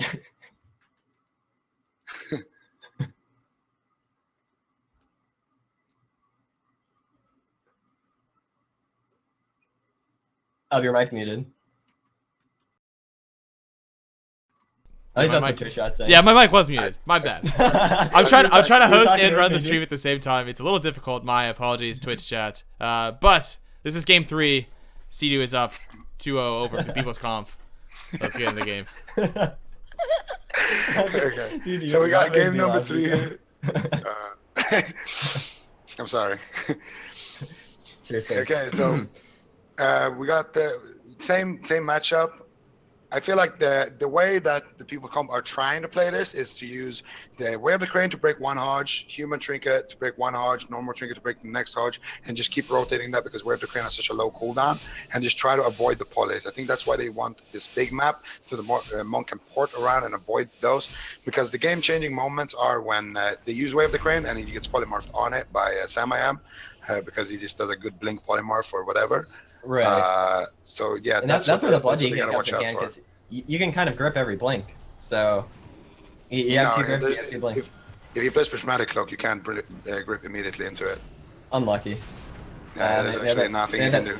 Yeah, really, that's actually I didn't know that it worked like that. I guess because it's the spell, right? Oh, but Samayam was actually getting chunked here so hard, 20% HP. He gets bursted down there. He does not use a temporal shield there, so he ends up holding onto that. I mean, that was the Orb Banner. The opener is the full sheep onto GZY, and Fence Post is just spamming those heals onto himself. He actually holds onto that wall, and that was with a pretty strong opener for Method to Reborn. They don't use that avatar there, so he's going to hold onto his wall. I mean, still, I didn't even expect him to chunk him that hard, but now there's that full Hosh into GZY. Don't believe he has a Human Trinket back up yet to break him out of that CC. He's actually opting to play that Relentless here, so trying to keep himself stable. They do use that Life Cocoon on Defense Post, so trying to top him off right here, keeping himself stable. And I mean, it looks like they're probably waiting for that next window where they can go very offensive onto them. They do have that Way of the Crane coming back up, so I think this is the window where they try to go aggressive. They do have that Stormroll beanies on defense with Dragon's Breath into a full sheep there, so a lot of pressure going back out on defense with. They are going to pop that avatar, so that's going to be traded out with that wall by fence with 70% HP for him. So going through that whole CC chain, keeping himself stable, looks like a lot better than that last map where they had a lot of pressure on him. And now there's an asphyxiate going into Samayam, but they're not getting too much damage onto him. They are trying to pressure him. Going for this Hex cast, they do get the full Hex onto C2 here, immediately going to shrink that. I don't know. I don't feel like they're forcing enough here. Method seems to be in pretty decent control right now. They're just waiting for the DR to come up on Gizzy. Go for that Dragon's Breath sheep. There it is. Full sheep coming in. Nice Stormbolt there from Snuts to cover that Shaman from stopping that sheep. Can we get a re-sheep as well? Yes, with the blink out of line of sight. Quality work here from Samayam. Triple DR sheep into the full Hodge. Does he have Way of the Crane? No, he Human Trinkets out of that. And Fenceport should be all right. For the next setup, he does also have his Astral Shift. But let's see if he manages to top him off. He gets his artifact off. Gizzy seems to be able to stabilize him for now. A lot of silence. And do we have the sheep DR coming up real soon here? Nice leg sweep. Setup that it gets War Banner. The best again, War Banner. Okay, yeah. So That's the setup they want to do, though. They want to do that huge burst combo with the DK and the Shaman onto the Mage. But I don't know. He just tempts it, and he doesn't actually even have to block or proc his Cauterize. We got a full sheep. No resheep gets... Oh, he gets the delayed resheep, actually. Snuts cannot connect on fence post, though. There's a full hodge onto Gizzy as well. They just seem to be cleaving here a little bit. Sam casting those flame strikes. Cocoon being forced out to match that combust. I don't know if I agree with that. I guess it's okay. It's a decent trade. Just hammering mindless damage here into fence post, trying to get him low before that next polymorph DR is up onto Jizzy, and then they're gonna try to do the same setup with Stormbolt and Blink, Dragon's Breath. There's the setup though coming out of People's Comp, double leg sweep, double stun, no war banner this time. Ooh, yeah, no Warbanner. It still can't get too much pressure. Now they get the Stormbolt on defense post with that full Ring of Frost onto GZY. He's trying to cut away. He does use that Gust of Wind going behind the pillar. He's trying to cast some healing surges on himself before Snuts can connect, and he does get a beautiful root onto Snuts right behind that pillar. He's not going to be able to get the spell by Sidu. And I mean, Fence Post doing such a good job kiting. They do put sheeps onto the Blood DK there, but I mean, they're not getting that much pressure out onto them for both sides. But I just feel like the People's Comp just seems like they're still just on the back foot this entire game. I mean, they're not really forcing out too many major clones from Method Reborn, and Suns is always doing a beautiful job getting these great war banners on their kill stops. Then we have another Stormbolt, and the DRs are back up. Now they have that full sheep onto GZY. They're going to use that Astral Shift and Stoneform overlap there by Fence Post, but he's going to chunk so hard here. It looks like Snuts is going to be able to get the kill on him, I feel like. Nope, they do have that double leg sweep coming out, so he should stabilize, but Snuts is going to have that Battle Cry coming up in 15 seconds. Avatar's coming back up in about 2 seconds. So I mean, there's so much pressure coming back up, and they don't have anything left. They have no life cocoon. They don't have any more walls. It feels like it's going to go down here. Yeah, the next full ship, it should be maybe even the game. Samayam pushing forward now, chasing that monk, trying to get into his face. There's the full Nova. He's going to Dragon's Breath to dispel maybe. Oh, he's casting the sheep. Doesn't get it. Ooh, good line. He actually got hit by the Flame Strike, which actually the dot broke the Nova there, so he wasn't able to push in and get that Dragon's Breath there. So that ended up giving that time, but now they do get that double Dragon's Breath. Trying to go for the sheep, they are trying to cast that Stormkeeper from Fence Post, and if he doesn't get that Stormkeeper cast, they're going to go for that burst. Oh, yeah, beautiful, nice. Beautiful life cocoon. Yeah, you're doing quality work there, actually keeping them in the game with that cocoon. We got the Way Up the Crane being popped right now, and they're going to do the big setup onto Method here. Let's see what happens. Samayam getting chained up by this DK, by this Blood DK. We got he's the kill target, 100%. Yeah, Samayam, they want Samayam, but he has Temporal available, though. And there's a Dragon's Breath. Doesn't get the sheep, though. I think he might have blinked a little bit too far to land that one. He's still going to keep trying for it, though. I think they do have a Hodge available as well, if Sidu can manage to find it. Just doing a good job trying to line of sight. There's a full Hodge. Samayam blinking in, trying to get the sheep. Gets the sheep onto the DPS, and a full ring gets interrupted on the ring, though. Key interrupt there from you, the bomb, with the bomb mug. With the bomb mug. Okay, so they do go for that fear, though, and this is going to open up a setup. Samayam's surely going to get the full sheep here onto GCY. They do have that wall coming back up for Fence Post, so he's going to try to keep himself alive here. He's running away, gets Stormbolted here. Does use the wall at the very last second there, so he's at 40% HP, but now the Sharpened Blade's coming up by Snuts. GCY is out of that CC, popping away the crane. They're going very offensive here. They do have that Temporal Shield here. They don't actually have any taunt stacks here, so not getting too much damage onto either target, I feel like. And now it looks like Siege's the one being pressured here. He has that melee wings up, trying to keep himself alive. He's at 50% HP. It doesn't look like they're going to get too much here. Now they do go push in for that full Hodge onto GZY. He does use that Human Rachel out of that. Fence Post is super low HP, 10% HP. He's surely going to go down to Snuts there. And I mean, they were able to definitely dampen harder this game, but I just feel like anytime they had that chance of a kill winner, Snuts was always in position to just get that easy war banner off. Just look at the side of the Method. Just look at the cooldowns. We got Block, never used in any of the games. Bubble, not used in any of the games. Cauterize Cauterize never procced, yeah. I mean, it was close to proccing it at one point in the start, but yeah, that fatty temp that he got off. So temp being Temporal Shield, you know, every time you take damage for the next 6 seconds, it gets you get healed back up after 6 seconds, for those who don't know. So yeah, that temp was just key. Every time they did the setup, they had the temp. And I can't help but feel that the People's Comp actually did have a chance with this comp. But I think that, I mean, how often do you think they practiced Ellie, Blood DK? They probably did. I mean, the other thing to think about too is just Snuts always kind of just being ready to war banner. Yeah, because the thing is, Samayam's already Orc Relentless, so it actually always gives him like this little bit of a gap in between their stuns, like where their stuns are like just barely a second, so he always can get that temp off safely, even without having that trinket available to him. So I think maybe if they want the cleaner setup, they probably have to use either like asphyxiate onto Sam or sorry, onto Snuts, because he actually is playing that relentless as well. So either get an asphyxiate onto him or they have to get a hex onto him, because they just have to make sure that he just can't get that war banner down, because that is what's costing them the game. Even if they manage to get the war banner down, I feel like every second go should still be like a powerful go. And every time they did the goes, so every time they had the setup and the double leg sweep, and they were doing their big burst, I really don't think that they should have done it on the mage. Like, this mage is playing a fire mage. Fire mages have temporal shield, they have prismatic cloak, so when they blink, they don't take damage from magic sources. So the Elite Shaman is essentially doing nothing, because he can only do damage in this particular little moment, otherwise Sidhu's just going to be able to out heal it. So in this particular moment, he will always have the temporal, he will always have the prismatic, and that's when it counts to have those. And obviously Sam was doing a great job holding on to those CDs for that moment. So what I would have liked to see would have been the same setups, but onto Sidhu. I mean, Sidhu was caught in the same stuns as well. They had double leg sweeps. Yeah, and yeah. They chose I to do it every time on the mage. And I don't know. Maybe I don't understand Blood Deacons well enough to know why, but I feel like if they did those setups on Sidhu, sure, Sidhu would have dropped low, but there wouldn't have been a TAM. Sure, there would have still been like the Paladin wall, but at least Sidhu would still be low. He would have to heal himself up. Then the Shaman and the DK could chase him, use all those extra grips, all those extra interrupts, the Elemental Shaman Earth Shock stun, and just use all of that to try to shut Sidhu down and force that bubble.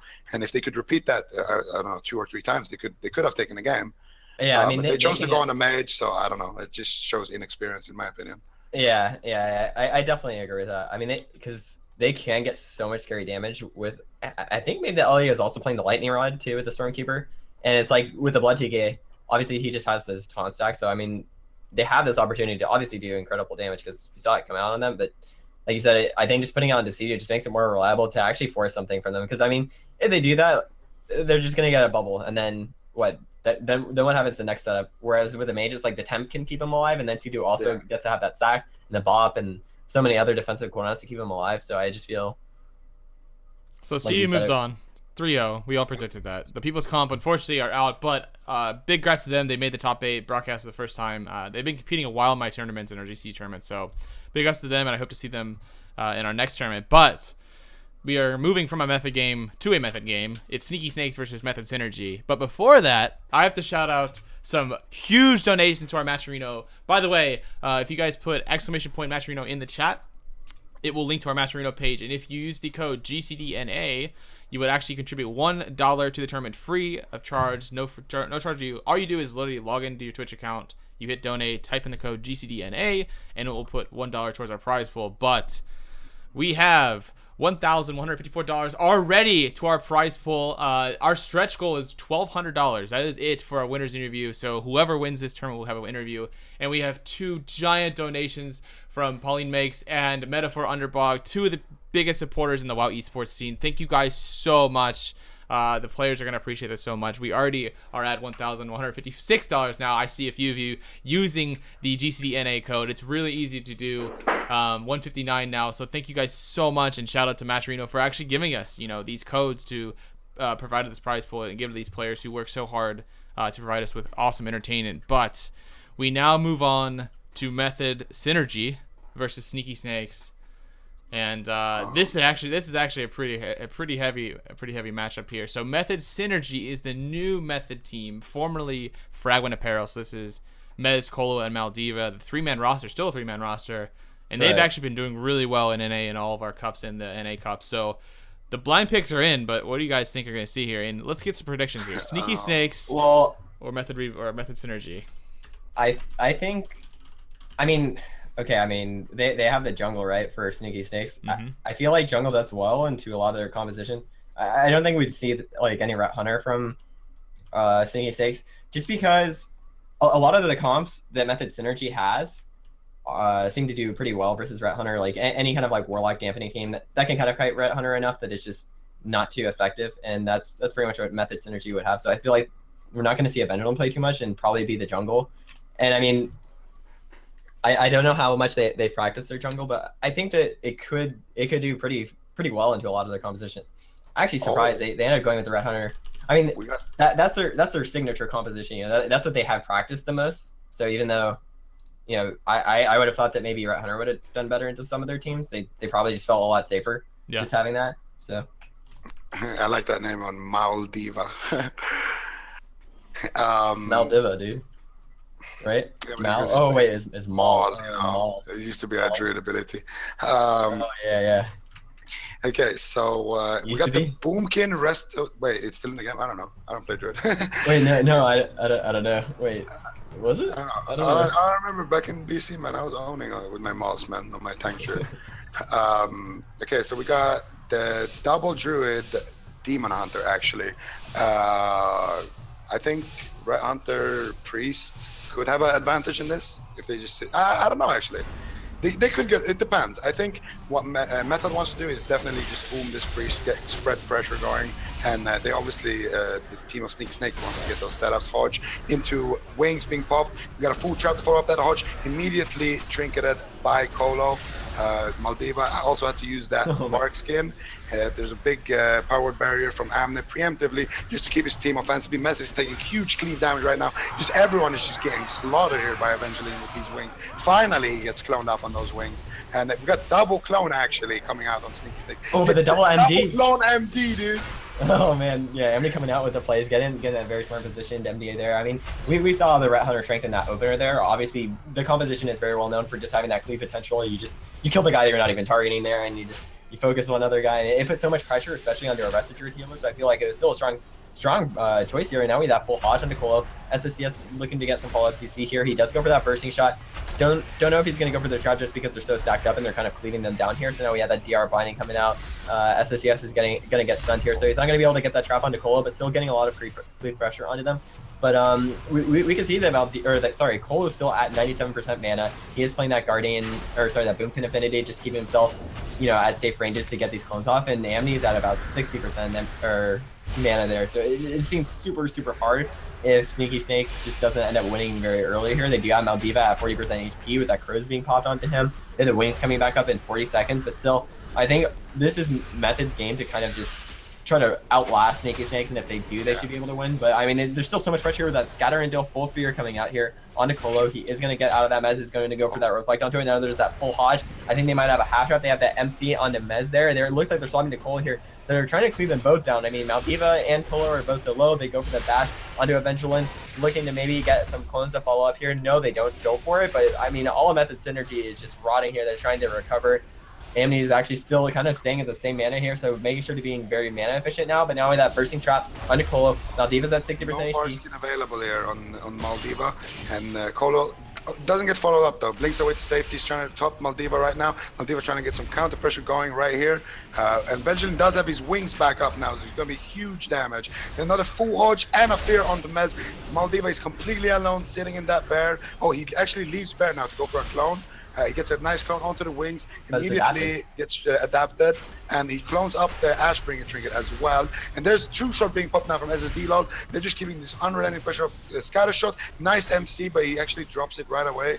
He gets the adapt, I think. Yeah. Yeah. MC's the adapt right there. Good catch. We got a full Hodge onto Colo. Maldiva still in quite some trouble. Actually, they're turning their pressure onto Colo. I do like that because they don't have follow-up CC. Colo trying to go for a greedy clone, trying to juke the kick. It looks like he actually did juke the kick, so he should be able to maybe heal the team up. He has Ironbark rolling on himself. Huge pressure still being taken, but he should be fine now that Evangeline is cloned up with no outs. A beam actually connecting to Amna. Who is sitting pretty on 55% mana still. If Method wants to win this game, they're gonna have to live for a long time longer.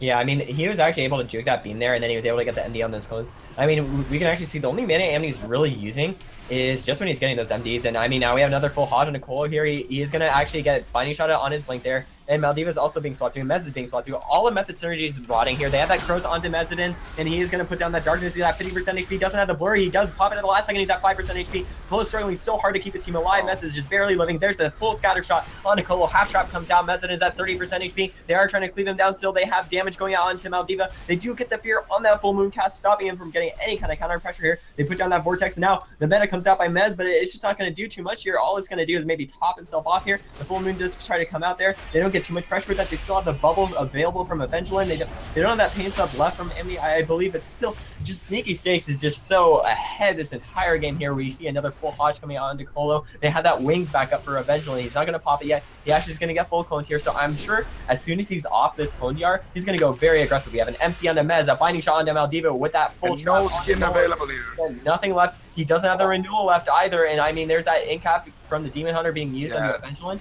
His ADAP is coming up very soon. Now that his ADAP's back, I think he's going to go very aggressive, popping out wings, trying to go so ham onto both Mez and Maldiva. He gets cloned up off of that stun. Trying to reduce some of this incoming damage with the wings. There's a nice bash as well. They're trying to peel off Avenging as much as possible. Who doesn't have his adaptation available, actually doing huge amounts of damage here to the whole team now, cleaving everyone with that Divine Storm.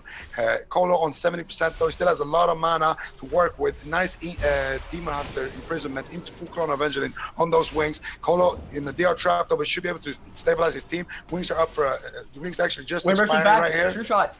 They have so much damage onto Method Synergy. I mean, it's like the damage is just almost unhealable for Colo. It feels like it seems like they're able to stabilize just for a little bit here, but now with Maldiva at 40% HP, no skin available. There's a full Hodge onto Colo. He is going to sit in that bear form. They do have that double fear hitting both Mez and Colo, getting a lot of pressure here, but they are just able to kite. They're going behind that pillar, and it makes it so hard for Sneaky Snakes to connect. I mean, Maldiva's still very low. He had that Incarn being popped, trying to get some extra pressure there. There is the scatter into a half trap going out into Colo. SSDS is going to put that Viper Sting on him too for that healing reduction on those HOTS during those traps, but still Method Synergy is just kind of able to just hang on here. I mean, we have that full Demon Hunter Stun going back onto Amity. There's another Hodge going out of the Colo. They're cleaving them both. Barkskin being forced by Colo. He's going to Displacer Beast away. No binding shot on that Displacer Beast this time to stop that stop him from getting too much distance here, but now Maldiva's getting swapped too once again. Sneaky Snakes just pretty much tab targeting whatever they can, including down the entire team here. Look at that wind burst there. A lot of bursts coming out here. Full scatter here. Maldiva's getting pressured very hard. 40% HP. Sitting in that bear form, trying to keep himself alive. He does have pretty much nothing left, but I think he's going to be able to stay safe just sitting in that bear form now. Yeah, there's a full Hodge onto Amna, a human that gets full clone on it. There's a nice swerve sack on Evangeline for the... Can they get the bubble here? They need to get it. Method trying to look for it. We got the Demon Hunter doing all he can. He's barely hanging on to it. There's a solar beam into the earth stun, but there's the placing version trying to still hold on to it. I think he might just be able to keep it. And there's an eye for an eye. He's going to be cloned up on that great clone coming out of Maldiva. And there's a trap onto Colo, but they do have the pressure now in Method's favor. Amne is actually not keeping up right now. There's a DR clone on Evangeline. Can they get something onto Amne? They seem to have a lot of damage going onto Evangeline. So 5% right now. Oh, there's a wing stone coming up in the nick of time. There's a full Hodge onto Colo. Big damage coming onto Mez and Maldiva right now at the same time. Just trying to cleave everybody down right now. Evangeline is furious right now.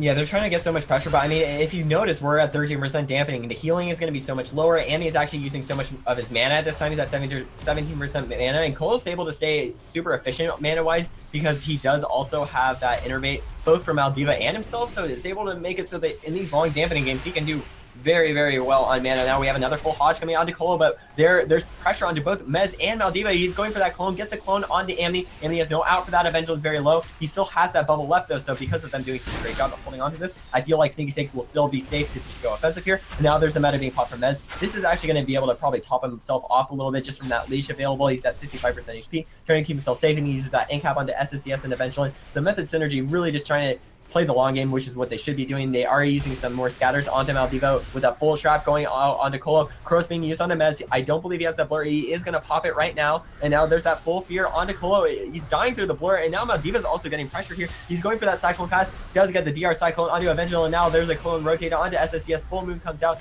hitting Evangel, but not doing too much damage with that. And now Maldiva's also getting cleaved once again. Mez is very low. Has no blur available. Doesn't have too much left for him. He has nothing really. SSDS gets out of this CC. Now he's going to go for the on Colo. He's really looking for it to get it onto that trank. He has a scatter onto Maldiva. They're looking for Maz. There it is, bursting shot in the full trap, gets immediately trinketed by Colo. I agree with that. No, actually, wait, it broke. It broke from the cleave. They're just cleaving. They're cleaving everything. They're pressuring them all. A little bit of a misplay, but this is going to happen sometimes as Red Hunter. I mean, this comp just cleaves so much that if they're all stacked up, it's going to happen. Full Moon comes out onto Evangeline, does about 10% of his HP. Those strong shields from Amity there keeping him alive. But I mean, Amity has 14% mana, and we're at 24% dampening. Evangel is so low here. He does have that Vengeance shield up on himself, trying to keep himself stable, and there's the wings being popped, so he's still holding onto this bubble, and 25% damage. Full trap goes on to Colo. Maldiva's at 30% HP. Cross is also onto Mez. They're cleaving them both That's down. nasty. Cole is going to blink away. They did get that reflect from Mez at the very last second of that trap, trying to stop some of that pressure. And there's that DR binding shot onto Mez. He's going to pop that blur there. He's going to be able to stabilize. He actually is playing that demonic build, giving him that very high uptime on the metamorphosis. So this is actually what's helping them stabilize so much in this game. Just always having that leash, but now Maldiva's getting cleaved down once again, staying at 40% HP. And Cole is actually at this point where he's running too. He's at 25% mana. He's having to use everything he can to keep them alive at this high and dampening. There's a scatter shot into the DR trap onto Cola here. Mez at 32% HP. There's the Cyclones coming out onto Evangeline Bull. Gonna proc that ad up right there. He does have that Ashbringer string here. We have SSTS with his true shot coming up so soon, but they don't even need it for this kill. I think he's at 90% HP. Maldiva is blocking that Celestial alignment. He's trying to get some extra pressure on him, and he's so low, sitting that bear form. There's the full damage from SSTS coming on to him. It's 10% HP, 5%, and he's dead. He goes down. True shot came up in the last second as he died. Damn. I mean, That's gonna be a little bit sad if your method right there. oh yeah. The priest on 2% mana. He's finally been dampened, and then you go down yourself.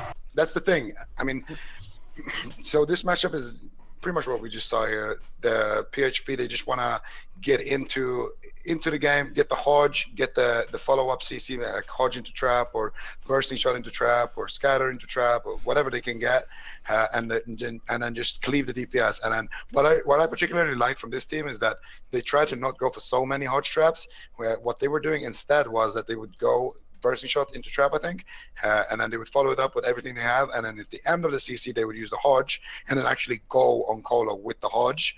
Now that's something not that many teams do, which is really underrated.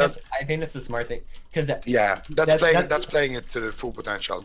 Right, because that's something that you'll even see, some jungle cleaves will do too, where they go for the stun trap on the healer, and then that lets like a Pharaoh like, oh yeah, I'm popping Inkar, and then you swap to them. And I mean, they want to be swapping back and forth with the Marksman Hunter. That's the strength, is that you can kind of just tap target the nearest enemy and hit them. One thing I thought is maybe where usually we see Boomkins playing that Renewal instead of the Displacer Beast, I think maybe it would actually help him out with that Ret if he were to play Displacer. Renewal is obviously really good defensively just for that extra heal, but I feel that if they can at least get away from the Ret Paladin, he should be able to do that using that Displacer Beast. So I think it might be safe for him in this matchup to take that, whereas maybe other matchups he's obviously not going to get away from the melee. But that's the only weakness that Ret really has in this kind of matchup, is just that he isn't as mobile as other melee, even though he has that very strong damage and clean pressure. So to be honest, the map is Dalaran. So if the map is Dalaran here, what do we think Method Synergy is thinking in terms of comp? Do you think they're going to run it back? I think if they're picking Dalaran, I would expect maybe Demo Lock, maybe just have that Fell Lord when they're all stacked up. Otherwise, I just don't see them playing the same comp here, because they would just get themselves cleaved down. I feel that Dalaran could probably be a mistake for them. Yeah, Dalaran against, if they play the same matchup, is horrible for them. Yeah, they need a bigger map if they're going to keep playing that same composition. Because they don't want a big map where they can just kite the Ret on, like they need they need that Tolveron Ashamans type of thing. For the Ret to not be a factor, because there's one thing that we didn't touch on that much, which is Amne. I mean, he's been doing a great job with the Master Spells. That's where most of his mana was being spent, I would say. There was, especially in the end on the final, the wings before the last one, which gave them so much pressure. Method did a great job there. Mess actually imprisoned Evangeline on his wings, and then Maldiva followed that up with a clone, and there was no adaptation available at this moment, and Amne had like 15% mana at this time, and he still went for the MD, which made them get huge amounts of pressure, and eventually led to the kill later on, because they were so low when they got the next set CC. So the only change is that Cole instead of Druid is gonna be on the Mistweaver Monk. So they're keeping the balanced Druid, they're keeping the Demon, the Havoc Demon Hunter. That's probably a way of the Crane Monk right there. Yeah. To escape the Hodges. That would be the map to play. I feel like that's just still scary for them, though. I mean, he actually isn't playing that way, the Crane, so kind of interesting. He's not? No, because you normally can see it on the spectator thing that he's playing it, unless something bug with it. I don't think he's playing it, though. Usually when I've seen him play his Mistweaver on ladder, he doesn't really offer it too much, though. Okay. I mean, maybe it's just a personal preference thing. Yeah. We'll see how it works out. I mean, he is Orc, so Orc Relentless plus Way of the Crane would be really annoying to deal with, but Maybe just work relentless. Mistweaver will be enough. We'll see. The gates are opening, and the general strategy is for Amne SSD get those setups with the Hunter CC onto Colo. We got the scatter shot into a trap coming in right there as we speak, going onto Maldiva, trying to get that pressure bursting shot onto Maldiva to keep him in place. I like that. Mez gets caught into that as well. Nice silence. There's a Hodge now late, and like I said, with the Hodge they do swap to Colo and get this insane pressure because they always use the Hodge last. I really like that from Sneaky Snakes. Yeah, but they're not going to force too much here in this opener, it seems like. And the biggest thing I noticed too is they go for the scatter trap as well. And by going for the scatter trap instead of like maybe a bursting trap at times, it means that Mez can't really get that reflect on that. So I think it also helps out for getting that extra pressure there, because if he opts in to go for the reflect of that 4 seconds of the trap, then it makes it so they definitely get that Hodge, and it's just super scary for them. It feels like this map is starting to really hurt them, since Sneaky Snakes is actually like cleaving them a lot harder than they were the first time immediately, with Polo taking so much pressure. He's in that full Hodge, has no out of that 30% HP, definitely has to use that life cocoon on himself, and gets half fighting shotted there. I mean, they were just getting routed super hard in this over. I think this definitely could be a mistake. I feel the longer this game goes on, it's definitely going to be Sneaky Snakes' game. Yeah, Mez doing a great triple stun there though, forcing some of those adaptations. We got a nice imprison D-Lol, trying to stop him in his tracks from CC and Colo, bit of full fear coming out of Amna, and there's just so many things for Colo to avoid here. Maldiva is meanwhile dropping very low. There's a nice micro to follow up on that fear, but they don't seem to have anything. There's a nice Hodge as well. Can he get any Hunter CC? The DR should be up any moment here. SSD-Lol is looking for it. He gets in-cap just to delay him for a little bit, and there it is. Scatter into DR trap. Does he land it? He does not land the DR trap. Maldiva in bark skin, very low. Mez also very low. Has to use that blur and that bark skin now on the side of Method, and they're barely hanging on. Yeah, it just seems like they have nothing left, and there's that full Hodge once again. It looks like they're going to try to hit everyone. Once again, just cleaving down the entire team of Method Synergy. I mean, Mez is at 90% HP, trying to keep himself stabilized, and there's that kill onto Maldiva. He's at 5% HP. Mez barely reflects that trap at the last second there. I mean, getting the double stun, I was so sure he was dead. He's at 1% HP. I mean, they're stabilizing here, but still, they have pretty much nothing left, and Winx is up in 5 seconds. Eventually and surely is going to get to the kill here. There's the full Hodge. Maldiva's at 30% HP. Colo's super low. Everyone on Method Synergy is just rotting Method and doing everything he can to stay alive. All of them doing what they can. They get the full clone onto Eventual, but now there is that scatter. There's the half trap. Maybe they're not going to use it. I don't even think he has the trap back up yet, but now Mez is getting pressured still. 30% HP. Colo's actually used so much of his mana. He's lower mana than Andy. I mean, this is an awful position to be in here. This is just looking so bad for them. We have True Shot in 40 seconds as well. I mean, SSES is just going to tear their team up at this point. We got a full Hodge coming in on Colo real soon, I think. Oh, bursting shot. There's a bursting shot, followed up by the trap. Mez eats the trap. What a play. There's a scatter shot though, gonna still get it. There's a DR fear coming out of that. Maldiva barely hanging on. Hodge is dead. Full Hodge. Yeah, that's gonna be the game. I mean, there's some good individual performances. Like, I mean, that reverse magic earlier from Mez was fantastic. The continuous triple stuns that he has been getting in the series has also been great. But I have one concern, I would say, about Method's comp, because I mean, I think they are individually playing well, but I just have one issue with it, and that is the Boomkin. Why is there a Boomkin in this comp? Yeah, I just is not doing any damage. He's just sitting in bear form and being like a tank, basically, and it's up to Mez to do all the damage and to actually this Disc Priest, because let's think about it like this. Your offense is sometimes your best defense, and the longer Amne is not under any pressure, can go for fears, can go for massive spells on the clones, can keep his team topped and just offensive, and with those dispels as well, like, that's bad for you. That's really bad for you. You have to try to make him spend more mana, trying to make him play more on the back foot and try to heal more, where he just has to stand still and actually heal people. But he's never into that position, so he can just kind of do whatever he wants, and then yeah, it just results into this pressure. Plus the fact that Evangeline and SSDS are playing like very, very well, actually. Even like just what they continue to do here, where they got, for example, in the start, the cocoon on the Colo. They got Colo cocoon, and then they pressure everyone just because else. of how they do the setup, just because they use the CC in a different order than most teams, and that's just brilliant from them. So they're definitely playing very well, and I would say that Method are playing well individually, but I think it's time for Maldiva to log something else, honestly, or Mez to log the DK. Something needs to change. They can't get this cleaved. And I don't know, maybe the rest of Druid also is like a bit of a mistake. Maybe they I feel like they should play Demo Lock rest of Druid. Yeah, that could be tanky enough. At least that would be more tanky than this. And like maybe not more tanky, but at least they would have more bang for their buck, so to speak, on Maldiva. Yeah, the Bunkin isn't banging at all. Yeah, they're not getting anything, and like I said, like they're kind of just tanking the damage, and that's why I was also saying that I felt the renewal was also an awkward choice because even though normally it's good for Boomkins, I mean he's just not kiting at all, and I feel he'd actually be doing more on his Warlock kiting, at least just maybe using just port and just using gateways at least to escape. That gives his team a little bit more mobility, and I think the Warlock, whether he's Affliction or Demo, just having something to help rot the other team, that's what they need. I just feel like they're not getting too much out. They just need more disruption. They need exactly. They need more disruption, and they need a way to be spread out too. They can't be in this position where they're just getting tap targeted by Ret Hunter, because that's what you need to do. So here's the big map. They showed 12 rounds, so they're on the big map here. Do you think Maldiva gets off the Boomkin? Does he get on his Warlock, his main? Or? Yeah. I feel it would be a mistake not to. In all honesty, I feel like at this point he just has to swap off of it. I think he has to play Warlock.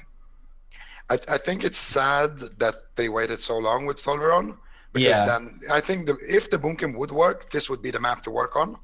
But I feel like now when you're in Maldiva situation, like, what do? Do you log the Warlock and play something that you potentially played and you didn't like, or potentially haven't practiced that much?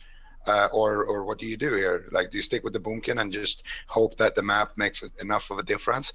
Because honestly, if you see a Ret in the game, you want the big map, because Rets, their weakness is that they don't have mobility. So if you pick a small map into a Ret, well, guess what? He's just gonna have Hodge, which is a semi-short range ability, a Hammer of Justice, the stun that they use at the end of the CC. If they use this on a big map, it's much harder to land it, and Evangeline will eventually have to use his steed, his charger, to actually get the Hodge, just to land it, and then he won't have that to actually reach the Boomkin, and he will just, as a result, do a lot less damage because he can't reach him as much. So I don't know. I think the big map would be a no-brainer that they should have picked at the start. Yeah, that definitely seems like a mistake from them.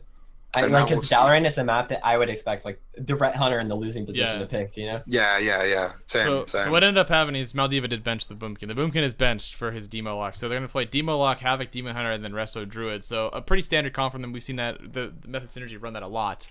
Now, is this comp enough to win back a game, right? Because, I mean, at this point, Sneaky Stakes is up 2-0. Yeah, I mean, they need to win 3 games. They did take out their worst maps, though. Technically, you know, they don't have to deal maps. with Dalaran again. They're still Blade Surge. Mind games. Too quick to judge. No. Those are a myth. Like they're like the Loch Ness monster, dude. Blade Surge isn't a thing. Runes isn't a thing. I think if there was a statistic, Blade Surge is probably the played map. Least played map. Unless I would guess. That would be my guess. Wait, I think everyone. That's Tempo Storm's favorite map because they like being out in the open. Okay. Interesting. And you think that's a joke? You think that's a joke? But yesterday or Thursday during the offline games, they were actually down against Rossi's team, and they did win. They did win on Blades. They chose Blades and won it back, and ended up winning that series. So that is a thing for them. If Ring of Valor still existed, that'd also be another tempo map, for sure. Because we all know how much Jamili dislikes the pillar. Hashtag bring it back. Yeah. Yeah, I'm not gonna use the hashtag. Yeah, I'm not using hashtag. I played with Rob Steer those days, man. Maybe you are. Okay. Is he Affliction? No, he's Demo. So. Yeah, I like that. This makes it hard for them to push in, you know, just because having the Fell Lord 2 is just really great. I think this is what they definitely should have opened up with. And looks like this time Mez is going to be playing the Chaos Blades here. So instead of that Momentum build, I believe, which he was playing earlier, or sorry, I think those are on different tiers. I'm a noob. Okay. He is playing the Demonic though for the extra meta uptime. They do get to stop here on the gateway. Maldiva just puts down the port, and he's gonna get a nice triple stun coming out immediately. And Mez also forced the adaptation here earlier with his imprisonment. So this is just quality stuff coming out of Mez. There's a nice pre-Ironbark as well from Colo. He thought he was going to get CC'd there, so he won't have that available. Maldiva will actually be in trouble following the next 20 seconds or so. Evangeline's wings are timing out though, so I feel like that's a good trade. Because of fragility, there's the nice Thalkiels onto Evangeline. Can they get the bubble? Mez is popping that demon form right now. trades the PS out. Maldiva juking the Shadow Word Death there with a Fear onto SSD lol. Gets the bash to follow up that on SSD lol into DR clone. That's actually full CC chain onto SSD lol's True Shot and onto the wings. So Method is actually looking at a really good spot here, and they're still in the heavy fire in the team of Snakes. Yeah, I mean, they just have so much offensive pressure here, but I really do like the Method synergy swap their composition here. It just seems so much better for them that like they're able to get a lot more defensive cooldowns in that opener. They're able to put them a lot more behind. Amni actually had to use so much more mana. Like we're in the first minute of the game, he's at 60% mana. Like he's having to spam prayer, trying to get that offensive pressure. Also having to use MDs when Kolo does get clones. And I mean, they do have that reverse trap there from SSDS. Now that they got the reverse out of the way, they're going to use that full Hodge onto Kolo, trying to get a lot of offensive pressure here. Maldiva's at 40% HP, getting chunked pretty hard here. We have that DR Fear coming out onto him. They're doing a lot of damage onto Maldiva. He does still have that gateway available to use, and no, he does. Or yeah, he does gateway across the map, resummons that fellow guard, trying to get some offensive pressure. Amni getting that MC, taking off the ADAP from Mezzadin. So he's doing a beautiful job just getting MCs these games, just making sure to remove these ADAPs as much as he can, and getting the ADAP from Mez means that they can safely get these CC chains where Mez can't reflect it. As you said that, they actually just proc the Ashbringer as well on Mezzadin. But they got huge pressure on Maldiva.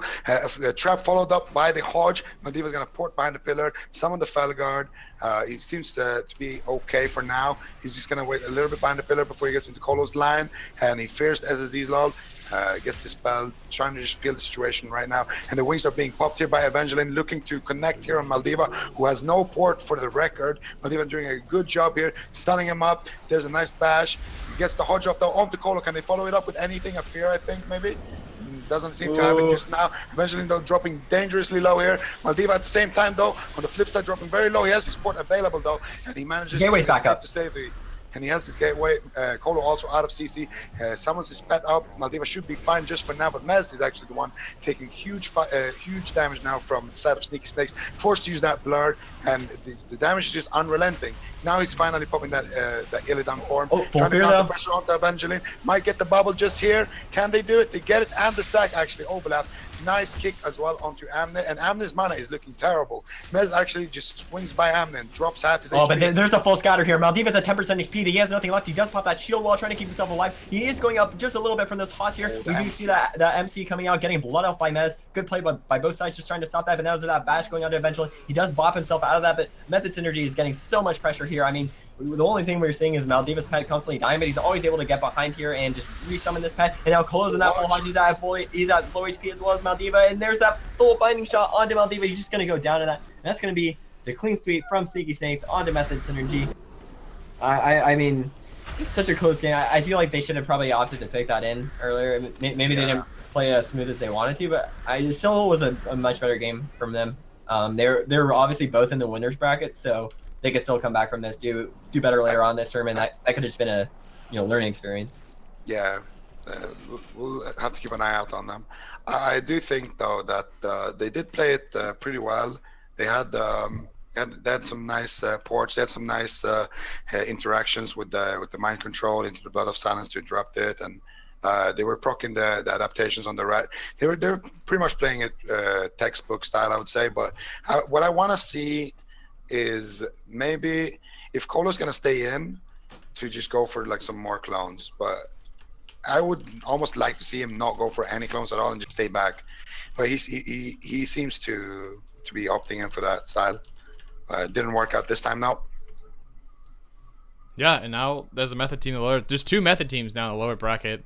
And once again, we have yet another Method team that is me playing here, and that'll be Tempo Storm versus Method Awakened. So that's Carlos and Jamili battling it out. If we take a look at the upper brackets here, there we go. We see Sneaky Snakes has moved on to the semifinals, so they are done for the day. They can relax, they can watch the rest of the tournament and kind of plan out who they're going to face. But now this is the big game, right? This is Tempo Storm versus Method Awakened. And any predictions here? Any early predictions here for a Tempo Storm? I don't know. I feel like I'm in the NA scene that much to be comfortable to make like a good prediction, but I mean, Jamili seems to be playing a ton of classes right now on a high level. They won the most recent cup, right? Yeah. So I feel like Tempo Storm in general are looking to redeem themselves a bit this year around. So I think we'll see a good showing from them today. I think Tempo Storm will take it 3-2. Ooh, 3-1. 3-1. Oh, 3-1. 3-1. 3-1. Yeah. I saw that they have a shaman on their roster. They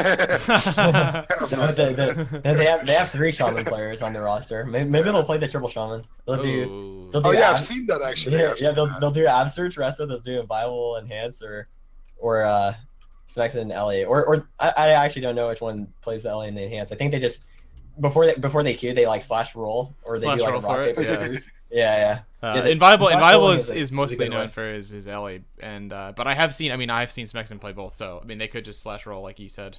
They could do the double Ellie too. I mean they never know. Yeah. Then they have more disruption. So anyways, before we get into this game, we are going to be, the admins are talking to both teams, getting their blind picks. We are going to go to a second MSI video. Thanks again to MSI for sponsoring this. They provide so much money to us for the prize pool, and like all of this goes to the players, and we're super grateful. And actually, our contacts at MSI are actually huge WoW fans, which is an amazing thing to me, right? Because most sponsors, you don't know if they know WoW, but we picked them out particularly because they are huge WoW fans, and I think anybody who likes WoW can support the WoW esports scene is awesome to us. So we will be back in just a second. You had a friend named Tom. You used to play games with him when you were in college, sharing the same keyboard and staring at the same old 15-inch monitor together.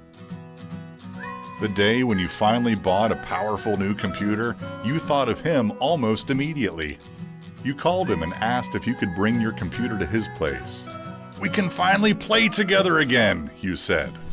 You grabbed your computer and headed to Tom's.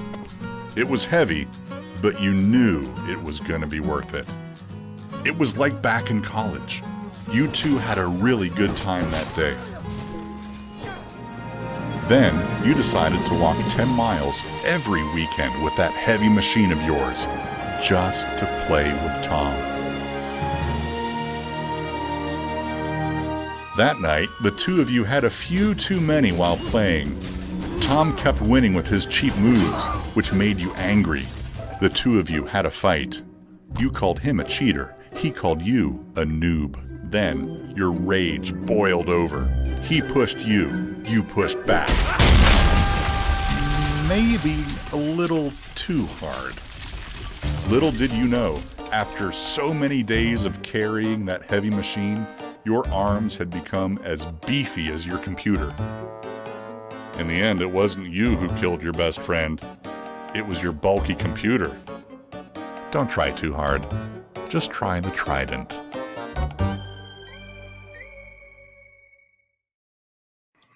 Big thank you again to MSI. Remember to gear up with Legion with the new, absolutely brand new Trident. Actually, that thing actually looks sweet. I've looked at it myself. So check it out, guys. And wow, during that, we're actually ready for the game here. Our admins did such an incredible job. So Tempo Storm versus Method Awakened.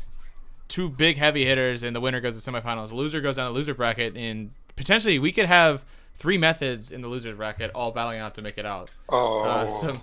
Some brotherly love there. So let's see what happens. Method, well, let's go, boys. Okay, so we got the LSD, the Demon Warlock LSD with a boomkin, actually. I think this is the combo it's play the LSD2, most. actually. Yeah. It's LSD2 coming out of Method. And we got Ellie Warrior, I think. Is that Yeah. No, it's Ellie Warrior. No, okay. it's the Thunder. They're gonna bring down the Thunder with the Dazzle. Okay, what do you think here, Dilly? What's gonna happen?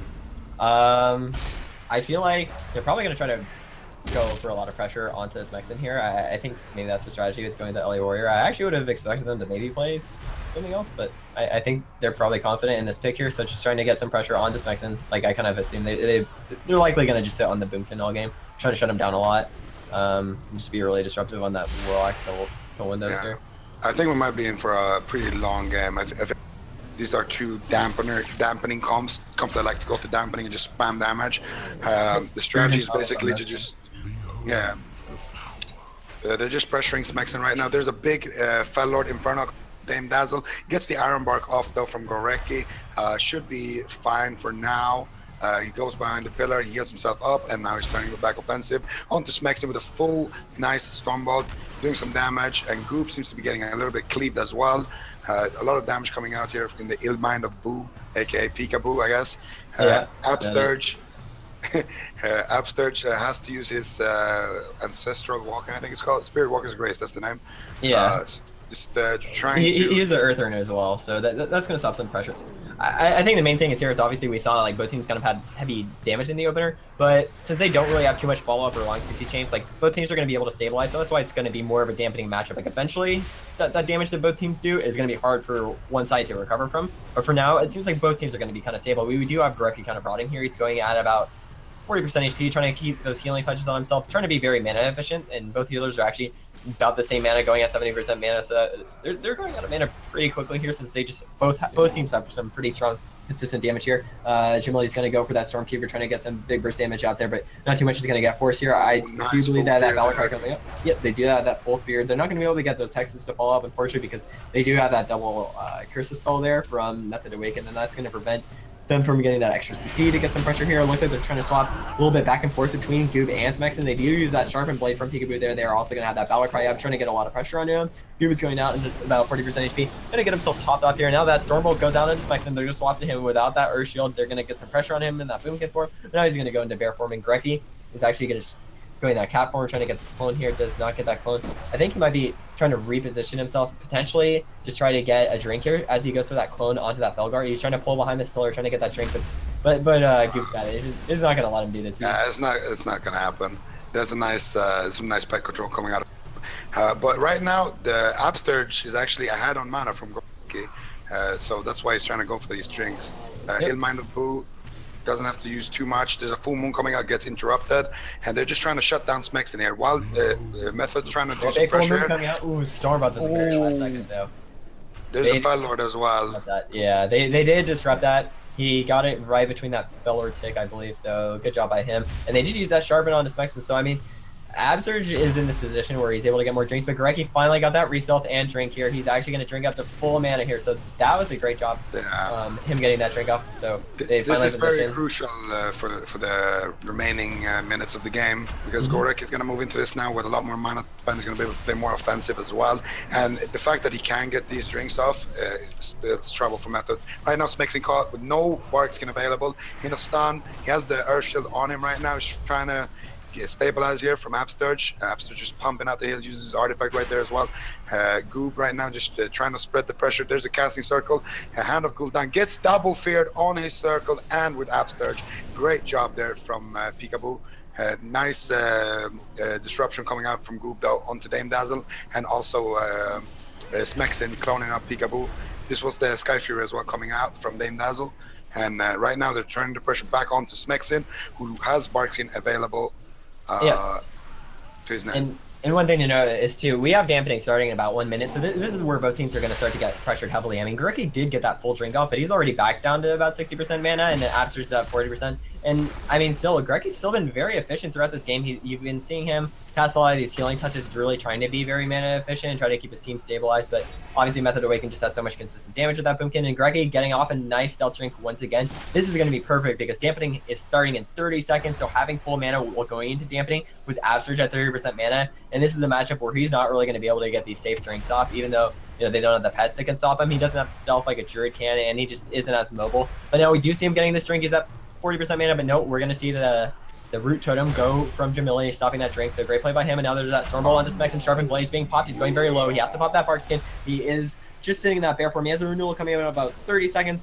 Earthen Shield Totem is going to be used there by Absurge, just trying to keep his team safe, and that is going to let them pop themselves back off. Oh, there's a fellow right now by Goob, trying to turn the pressure around right now, kiting, trying to kite Smexen back into it. Ill-Minded Boo, sorry, back into it. Doesn't manage to fall for the bait though. He still manages to get damage off. Ill-Minded Boo actually popping all his cooldowns now onto Goob. There's the Battle Cry. Big damage being popped right now. Gets kicked, gets stunned as well. Huge burst. He's going to run to the pillar, try to line, and he stacks up his healer and gets double feared. Now Smexen trying to channel the full moon, trying to turn the pressure around. Dame Dazzle though gets cloned up there. Good job by Smexen. DR Stormbolt into a DR root Oh, from we see Upstage. Gareki going for the clone onto the pet though, and getting that tranquility. With the pet cloned, he's also not gonna have that solding, so Goop's gonna take a lot of damage. There's the fake heals coming out, but it's actually gonna do reduced damage, especially with that pet and that clone. That's not gonna count for that extra health from his pets for that damage there, and that's gonna just stop him from getting too much pressure in that one window right there. Gareki's still just going back and forth on mana though. Like, he's already back to being tied with Upsurge, even after getting 2 full mana drinks here. But now there's that Earthshock coming out into Smexen, chunking him very hard. Stormbolt out of bear form there. He's going to 50% HP. Doesn't have that Earth Shield on him as well. Upsurge is just doing what he can to keep his team offensive here, and Gareki is just struggling behind this pillar with his felt. They're actually Lord, he's switching gonna get Gareki here with the stun. They're actually just trying to cleave him to prevent him from going for drinks at all, and trying to turn the pressure onto Jamili. They're just trying to rot everybody down right now. Smexen though taking quite a bit of damage, forced into that bear form. Upstairs doing what he can to mana conservatively, heal Smexen back up to full, and now the pressure's turned onto Goob, and we got the avatar being popped, gets cloned up on the avatar actually. Great job here by Smexen. Cloning up the remainder of that avatar. Dame Dazzle as well has to get that Iron Bark from Gareki, who's sitting at 10% mana, who's also getting cleaved himself right now.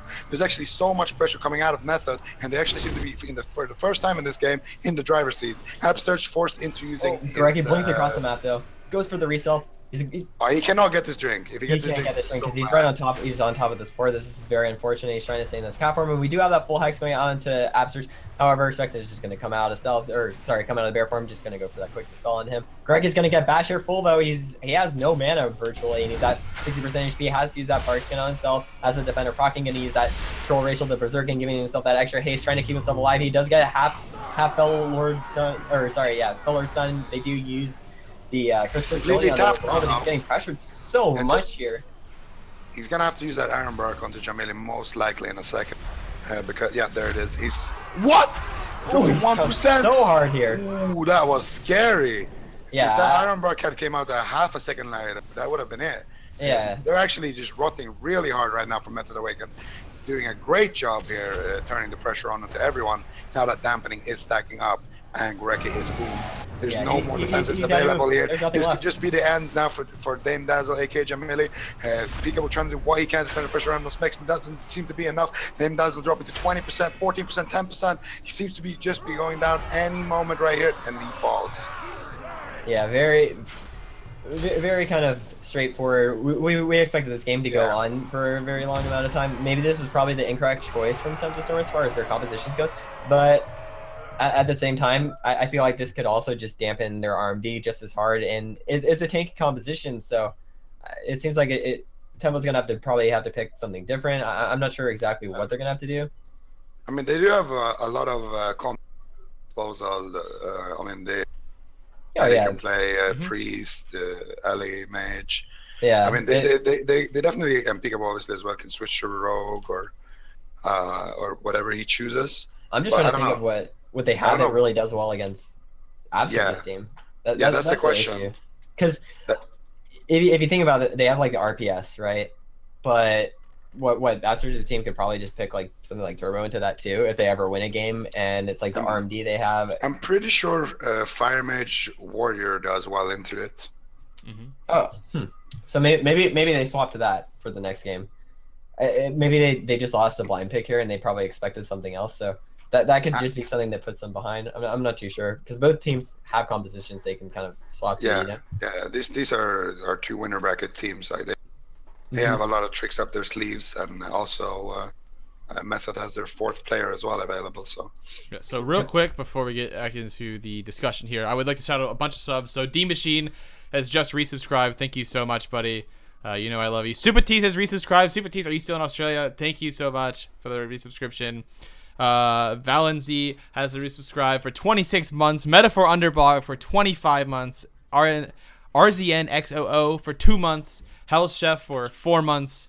Desana has just subscribed for the first time. Thank you so much. You guys support us so much. And then Shame Shady for 15 months. We appreciate it so much, guys. And also on the Matcherino page, Metaphor Underbog has donated enough to beat the other top donator. So we're up to 1305 total donations, and we still have codes left for the Matcherino. So if you guys want to donate $1 free, $1 free on the Match Arena page, you hit donate and type in the thing GCD NA. A thing will come up worth $1, and you hit donate, and you will donate to the prize pool.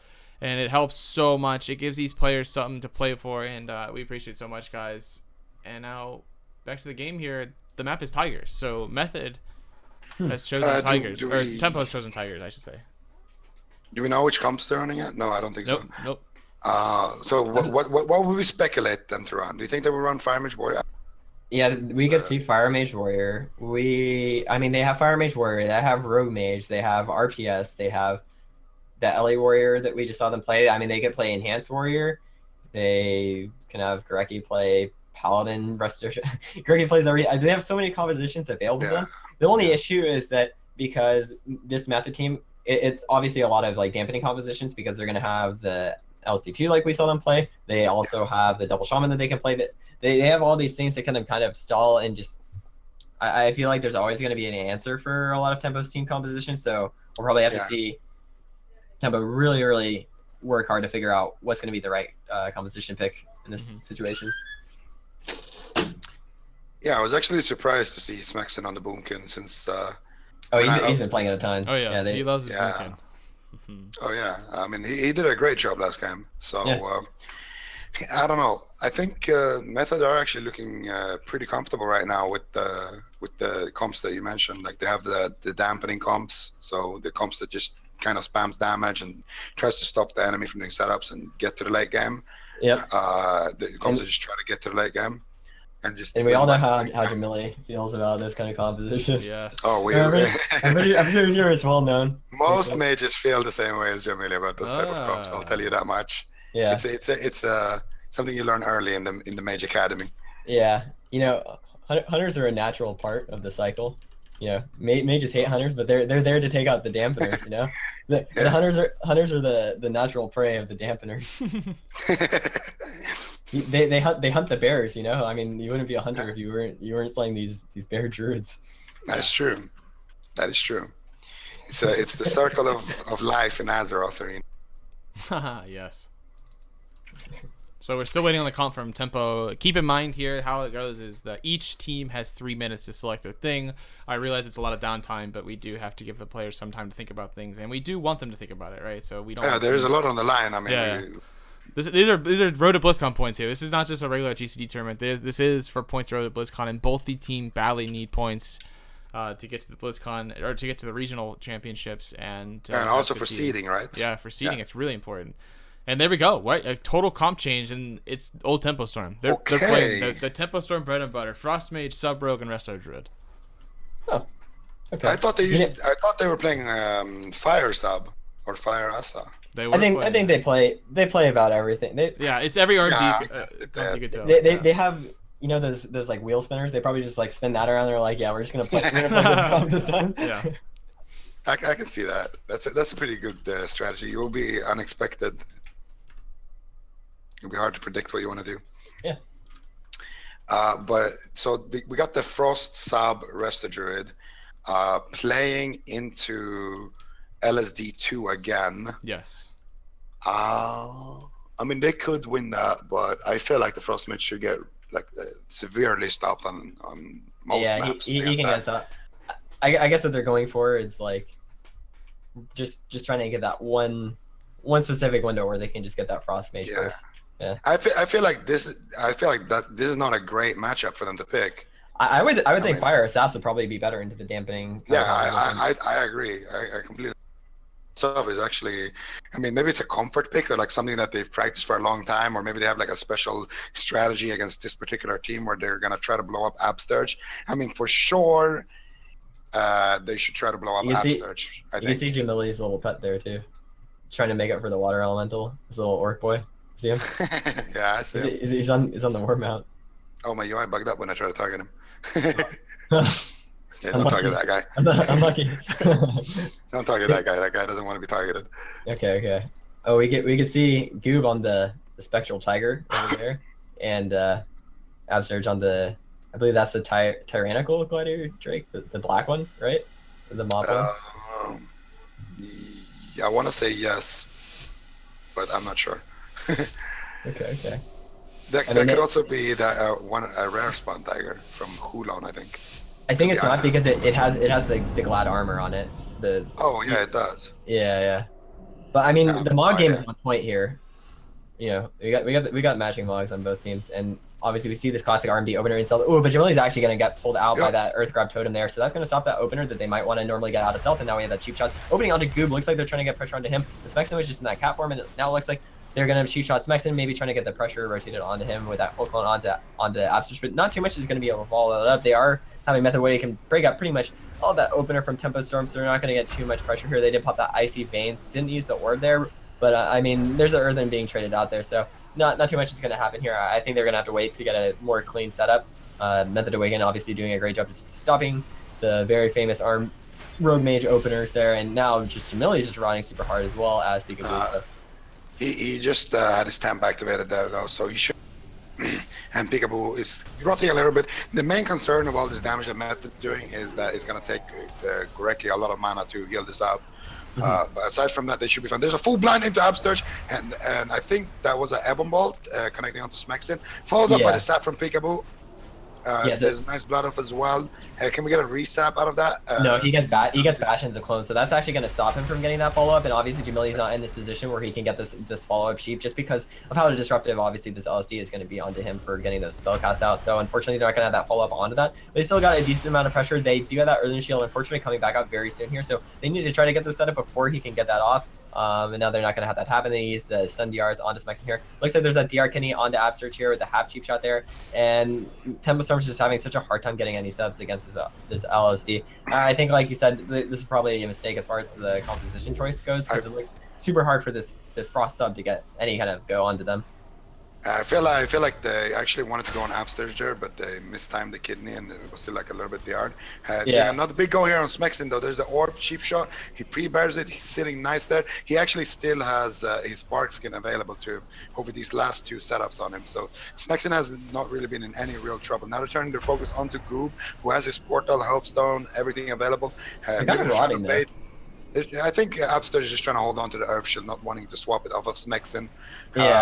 And I think it's kind of a bait go here. They're just trying to make Absterge swap that and then get a setup onto Smexen where he actually doesn't have the Earth Shield, because the Earth Shield is doing a lot right now to prevent Tempo Storm setups. And Jamil is being cloned up, stunned again, shocked that he's just getting completely shut down here. And while he's being shut down, they're all just rotting. There's a Temporal Shield, Iron Bark, and Ice Block overlap there. That's from really the side of Tempo Storm. And it's so hard for them to get these setups because a lot of time we're just seeing them using these stun DRs, but they're never really having CC in the stun DRs, which is unfortunate. Now they are using the cheap shot there. They do get the Kenny out of the blind, unfortunately. Oh, they're going to make a swap onto Absterge. They're going to follow it up with the blood off, getting a very strong setup onto him. He's going to swap that Earth Shield onto himself. He doesn't have that Earthen Shield totem. Still has the Spirit Link available. Earthen Shield's coming back up, but he actually gets full sheep here. So now they have him very low. Specs is being swapped to. He does have that Bark Skin pop. Does use the renewal here. No follow-up sheeps here. He is going to get stopped there. I mean, Tempo Storm actually had a very good setup there. Tempo Storm has found now what they should be doing. I think they were testing the waters a bit there, and now I think they know what to do here. They should keep doing these switches to Absterge, and then they can sheep him and just go on Smexen. And that way they can either Absterge or just have a good enough setup on him where they actually global him, because they have scary damage. And there's go number 2, Orb Kidney. They have to double sheep shot off of that. Ice Nova as well coming in from Jamili. He gets the Earth Totem down. He gets the Earth Shield. Actually, his Earth Shield is broken right now. No. It's the Earthen Shield totem. But they do have the Icy Veins being used there from Jamili. So, unfortunately, maybe they probably would have had to hold it for another go. I'm not too sure. I think using the Icy Veins and forcing out the Earthen there, that's fine, because he'll have his orb back very frequently just because of all the imps from the Warlock, and he's just obviously, putting the Blizzard down there, just trying to do what he can. He does get the ring out of the Kenny very smooth. Yep, they are getting the pressure onto Smexen here, and that now they're going to get the half sheep out of that. There's a clone onto Goob. Goreki maybe looking to get the clone. He does get the full clone onto Absterge here. Now Smexen's getting pressure very hard. He has to use that Hellstone on himself. He's at 20% HP. They do put I want to see him kidney Absterge now and go on him. Yeah. I think they're going to have to make that swap onto him. They are prepping it. They do have that night point onto him. Absterge is aware. He has the Earth Shield already placed on himself, but they're actually going on Smexen because of that. Smexen is taking huge amounts of damage right now. Absterge doesn't have any link available to him. Smexen goes bare form. Frenzied Regen and Ascendant should keep him top. He actually interrupts that heal There's with the bash, the though, we got bash full blind. into a full blind. They have a sap as well to follow that up, but Smexon is already on the other side of the map in bear form. He should be fine. I still would have liked to see a sap there and then go onto Upsturge, but not gonna happen. I think he got stopped. Like, he just got CC for 1 second, so he wasn't able to get that, unfortunately, with that shot. But Jamili's getting pressured super hard there. Unfortunately, had a block. You know, that is that temp shield change. That's the nerf right there. That is it. But then now there's that full kidney onto Smexon with that sheep onto Upsurge. They do get the re-sheep here, and now it looks like there's some pressure onto Goob. He's at 70% HP, just going to safely gate it away, trying to get himself repositioned here, and Upsurge is just going to go fall in love with that gate. Smexon's in that bear form, just you know, growling at his enemies, making sure to stay safe. But I mean, Tempo does have the Icy Veins coming back up in a minute, and it's going to be shorter than that Spirit Link cooldown, so they can get a lot of scary pressure here. They do have Goob very low. He's at 20% HP. They have no Earthen Shield Totem. He has his wall up on himself. He's trying to keep himself safe. They have a Ring of Frost coming out. Not going to land onto Absurge here, so Tempo's not going to get too much damage going out here, but I feel that the second they have that last Icy Veins, this is going to be super scary for Method Awaken. And now there's that cheap shot going on to Goob. He has no Earth Shield on himself, but I don't think they're going to have too much pressure with this. They got a temp here, and it's sad because both times actually, good temps, but since he can't cancel them, he's just forced to block. Peekaboo taking some damage right now, and Goreki's mana is looking worse and worse. And now we see Smexon actually starting to dot up Gorekis here for the maximum amount of block pressure. Oh, they got the Earth Shield. They got the Earthen before the Icy Veins. This is beautiful. And they obviously have no trinket since he's playing that Orc Relentless, which is very And great. he has no link as well for another minute. They do have a kill win. There's a sheep shot into another sheep shot, and they're just cleaving all of them right now, doing quite a bit of damage onto Smexon as well. And I want to see a kick onto those Abster shields, but I guess he faked it. Doesn't seem to have it. Maybe Jamil doesn't have a blink to see us there. Next CR has to be it. It has to be it. He has the blind coming up. He casted right now. He blinks it. Nice. Okay, so they have the blind coming up. So probably blind onto Absurge and swap him out of that as soon as they have the Earth Shield, because they have the Earth Shield on the Goob. The Icy Veins is back up. You should have the orb ready. There's they have all the damage. There's a full sheep shot. There's the orb. Actually, he does choose to not use the orb. He held it. He's gonna wait. He's gonna use it now. They're popping the orb. He is using that Icy Veins, and that's when Jamili's on that CCDR. So now he has that window to kind of machine gun here, and maybe looking for a swap onto Absurge out there. They do have that coming onto him. They're getting a big Ebon Bolt onto him. Half cheap shot into the blood off. 20%, 4% HP. He's gonna go down. That's nice. Very, very, very, very close game there. Kind of going super back and forth there between both teams there, but definitely a good swap at the end there. I think they found their win condition, knowing that Absurge had to be the person to kill. They made sure. Yeah, exactly. The moment they did that first switch to Absurge, that's when they realized, okay, this is what we need to do. And yeah, they definitely. I like that in-game adaptation coming out of them. Actually, realizing that, okay, we've done a couple of setups now in the Moonkin. He has skin available and he's not even using it. We're going Warlock, but he's not really falling for the bait. He's not switching that Earth Shield. So we're just gonna do a big ass setup on the Shaman, and we're gonna kill him. Yeah, so, I mean, it was very clean, because if you saw it too, they were able to force the Earthen Shield before that the Earthen Shield Totem. So they forced that out of the way, and then they knew to blind him, and they made sure to kind of get Jamili on all that CCDR right before they went. And the kicks as well out of the way. Yeah, very important. So he was able to eat all the kicks, because obviously they had that blind on Smexon, who had no Earth Shield on himself. And I mean, obviously they're going to be forced to peel that, because they know that if he goes for the damage, they have the Icy Veins, they have the Orb available. So that's a window that Smexon could have died, and they're forced in this like kind of impossible situation. Well, we can keep Smexon alive, but then obviously Absurge is just dead no matter what at that point. They just have all their damage cooldowns popped. Absurge isn't going to have the Earth Shield for himself. He didn't have the wall available either. And then they have the Blood Off to follow up that full kidney, and that's what took him out. Yeah, he barely got that off. Yeah. It was close. I mean, killing an Orc Relentless Shaman as sub RMD is not exactly easy. I don't think that this is something that Tempo Storm want to do again. I still feel like in the series, Method still has like the advantage, I would say, because the team that has to do the least to win is Method. They just have to play reactively. Wow. and toxic. No. How is that toxic? I'm just saying their comp has to do nothing to win. All they have to do is stop the incoming setups and play reactively. So when you see a sheep shot or a CC onto the healer, then you use your CC, and then that's all you have to do. Whereas as you saw what Tempo Storm had to do to actually land the kill, they had to set up in advance, force the cooldown, get the blind, get the sap, and then land an Ebon Bolt in that moment where there's no kicks available because of how they tanked them. But that's how you have to play Frost Rogue Mage as well. You have to have a threat on the healer as well as one DPS and switch between them like they were doing. So they were definitely playing the Frost sub to its limits.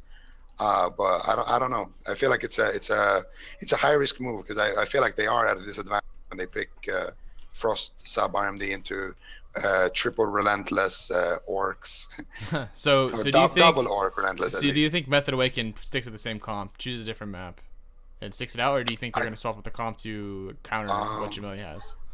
I don't know what Method Awaken actually has at their disposal in terms of comps that they can run at the same level as their LSD2. But if I was Method Awakened, I would probably just try to shake that off and stick with the same comp for one more game and do it on a smaller map maybe. So map is Dalaran, so it is a smaller map. So that's kind of going off what you're saying here. I think they should stick to it. If possible, the one healer that Tempo Storm can't really do what they're doing towards is the Resto Druid. So I don't know, maybe playing double Druid is actually beneficial for Method in this case. I would certainly consider it instead of having a Shaman because of the fact that if the Druid bears the swap, you can't really do much, and the consistent damage of Sub-Rogue and Frost Mage is very low. Because the Frost Mage has to cast damage, and his casted damage, frankly, isn't that high. Outside of cooldowns, he doesn't do a whole lot of damage. And same thing goes for the Sub-Rogue. Like, outside of the stun lock setup, he won't do much. Do you think Tempo Storm could possibly change? And as I say that, they do change up the comp. Tempo Storm is playing Fire Assassination, Rested Druid. Okay, that makes more sense. Yeah, that makes a lot more sense. And Method is playing the same comp, so we are now ready to get in the game. So they did change it up. He went Fire, and Peekaboo went Assassination. Okay, I think that's a smart choice because obviously they have the Orc Relentless that's going to be like dampening them. They need to have something more reliable, which is the Fire Assassination, because Assassination rogues aren't going to be shut down as hard by Orc Relentless, and I mean they could just get a lot more pressure there. I feel like when you play Fire Assassination, that's what you want to play into maybe dampening teams, and when you're going to play any Frost sub, that's what you're going to play into maybe teams that you can just get like smooth setups, maybe into like Paladin teams, for example, is quite good to run Frost sub or Frost outline too. Yeah, I could see it maybe potentially being good into some Hunter compositions, I guess. Not every single Hunter composition, but you could get some scarier setups that way, I feel like. And maybe against a Ret Hunter. You wouldn't want to play Fire Assassination into a Ret Hunter. You would play like a Frost sub. Yeah, definitely. So this adaptation coming from Tempo Storm is not really surprising. I feel like it was a bit like it was like that one game that Union won. The stars just kind of aligned and everything happened the way they wanted it to, and they managed to execute it really well and get the kill eventually. But it's doing something like that 2 times or even 3 times in a row is just too hard. Go with the Fire Asa, it's more reliable. They're probably going to be sitting on that Boomkin, I would guess. And we're probably gonna just look for Dragon's Breath sheep setups on the Absturge and kidneys on the Boomkin at the same time, and just the normal. They got us through the opener with the stab this time. Can I get a clone of? Okay, they're going lock actually. Can I get a clone of Smexin? Doesn't seem to land it. They do get a sheep off the sap into a triple DR sheep into nothing more.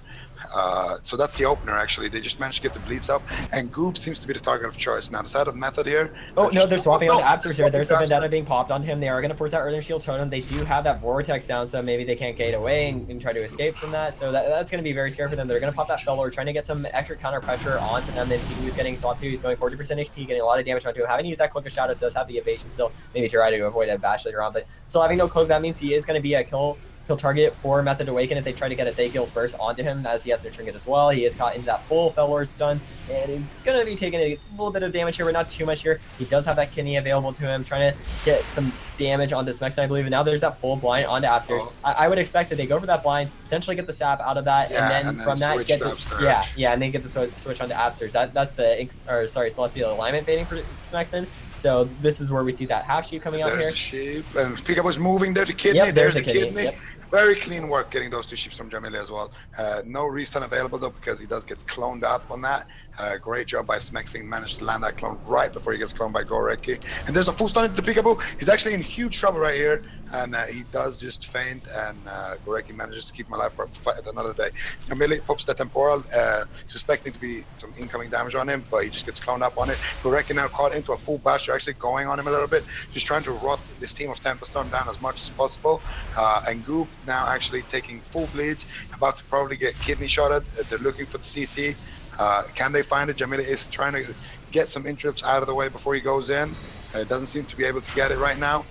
There's a full moon as well, which gets they have his Vendetta coming back up super soon though, and now there's that full sheep going out there. There is that wall being used, and the Vendetta does get used into the wall, but they don't care. They have so much damage onto Goob. They have that Earthen Shield Totem being used, and that's going to keep him safe here. We have that Dragon's Breath coming out by Jamili, going for the half sheep, does get locked out on Arcane, and Goob is trying to get some extra damage out here, but it feels like Method Awaken is just falling super far behind. The Fire Assassination pressure is really strong here on this map here, especially from Tempest Storm. Jamili just trying to keep up as much damage as he can onto this team.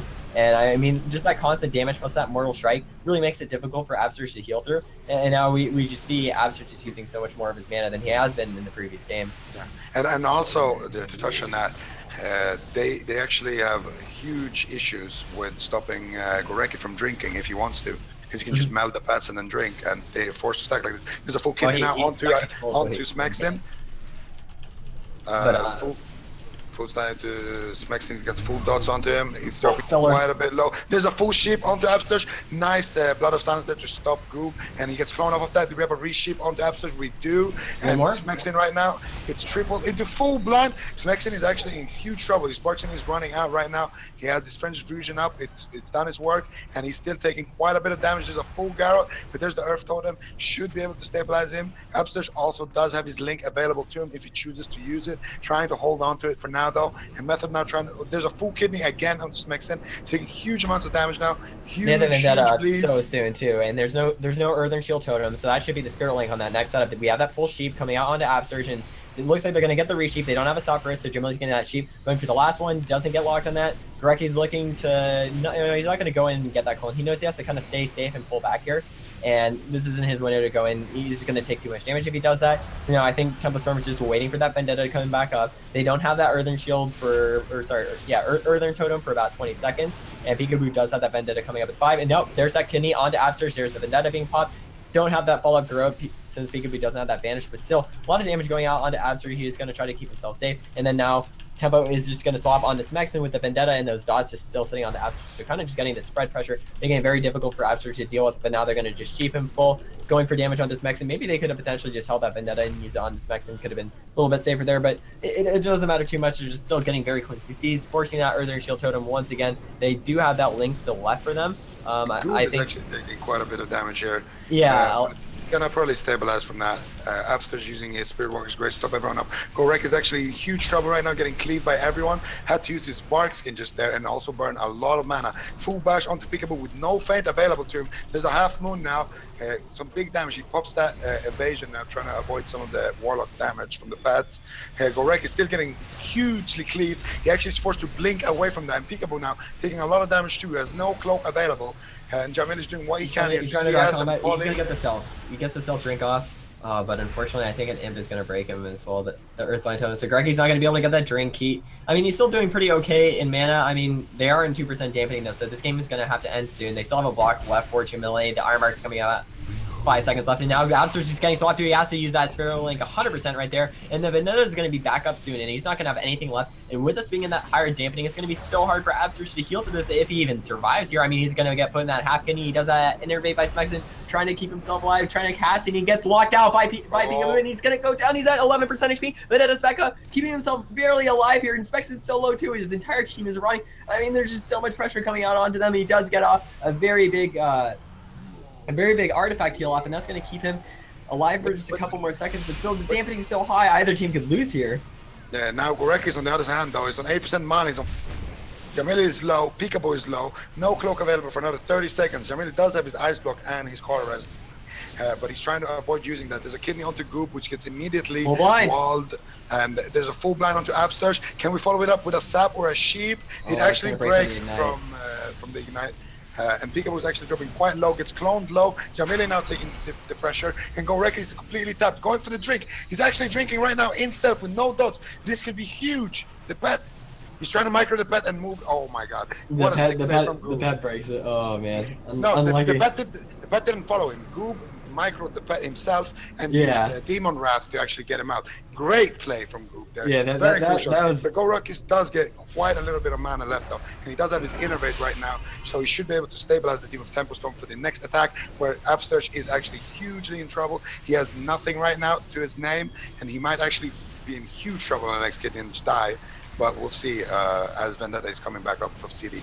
That was some next level dampener coming out from Goop. And now that there's that full kidney onto Absurge with the Vendetta being popped by Tempo Storm, they're doing a lot of damage onto him. He's at 50% HP, has no Spirit Link available, and Absurge is also just as half as Gorecki is. I mean, Gorecki is at 40% mana, and so is Absurge. He's trying to do it. He can't keep himself alive. He's trying to cast these healing waves. They don't actually have a stop for that, so unfortunately, the Vendetta just not going to get too much with it. I kind of have to feel like that maybe they should be using more of the Vendettas onto the DPS. Like, I think maybe they're being greedy going for the Absurge swaps here, where even though they get a lot of pressure, I think they could probably just finish the game off just going onto one of the DPS. But no, they're going to stay onto Absurge here. They do have that kidney onto him, trying to get the pressure on him, using that Dragon's Breath to just disrupt the team, putting down the ring, trying to just run at the healer at this point. Spexicon in that ring, even though he's in the bear form. And there's the Grow by Peekaboo.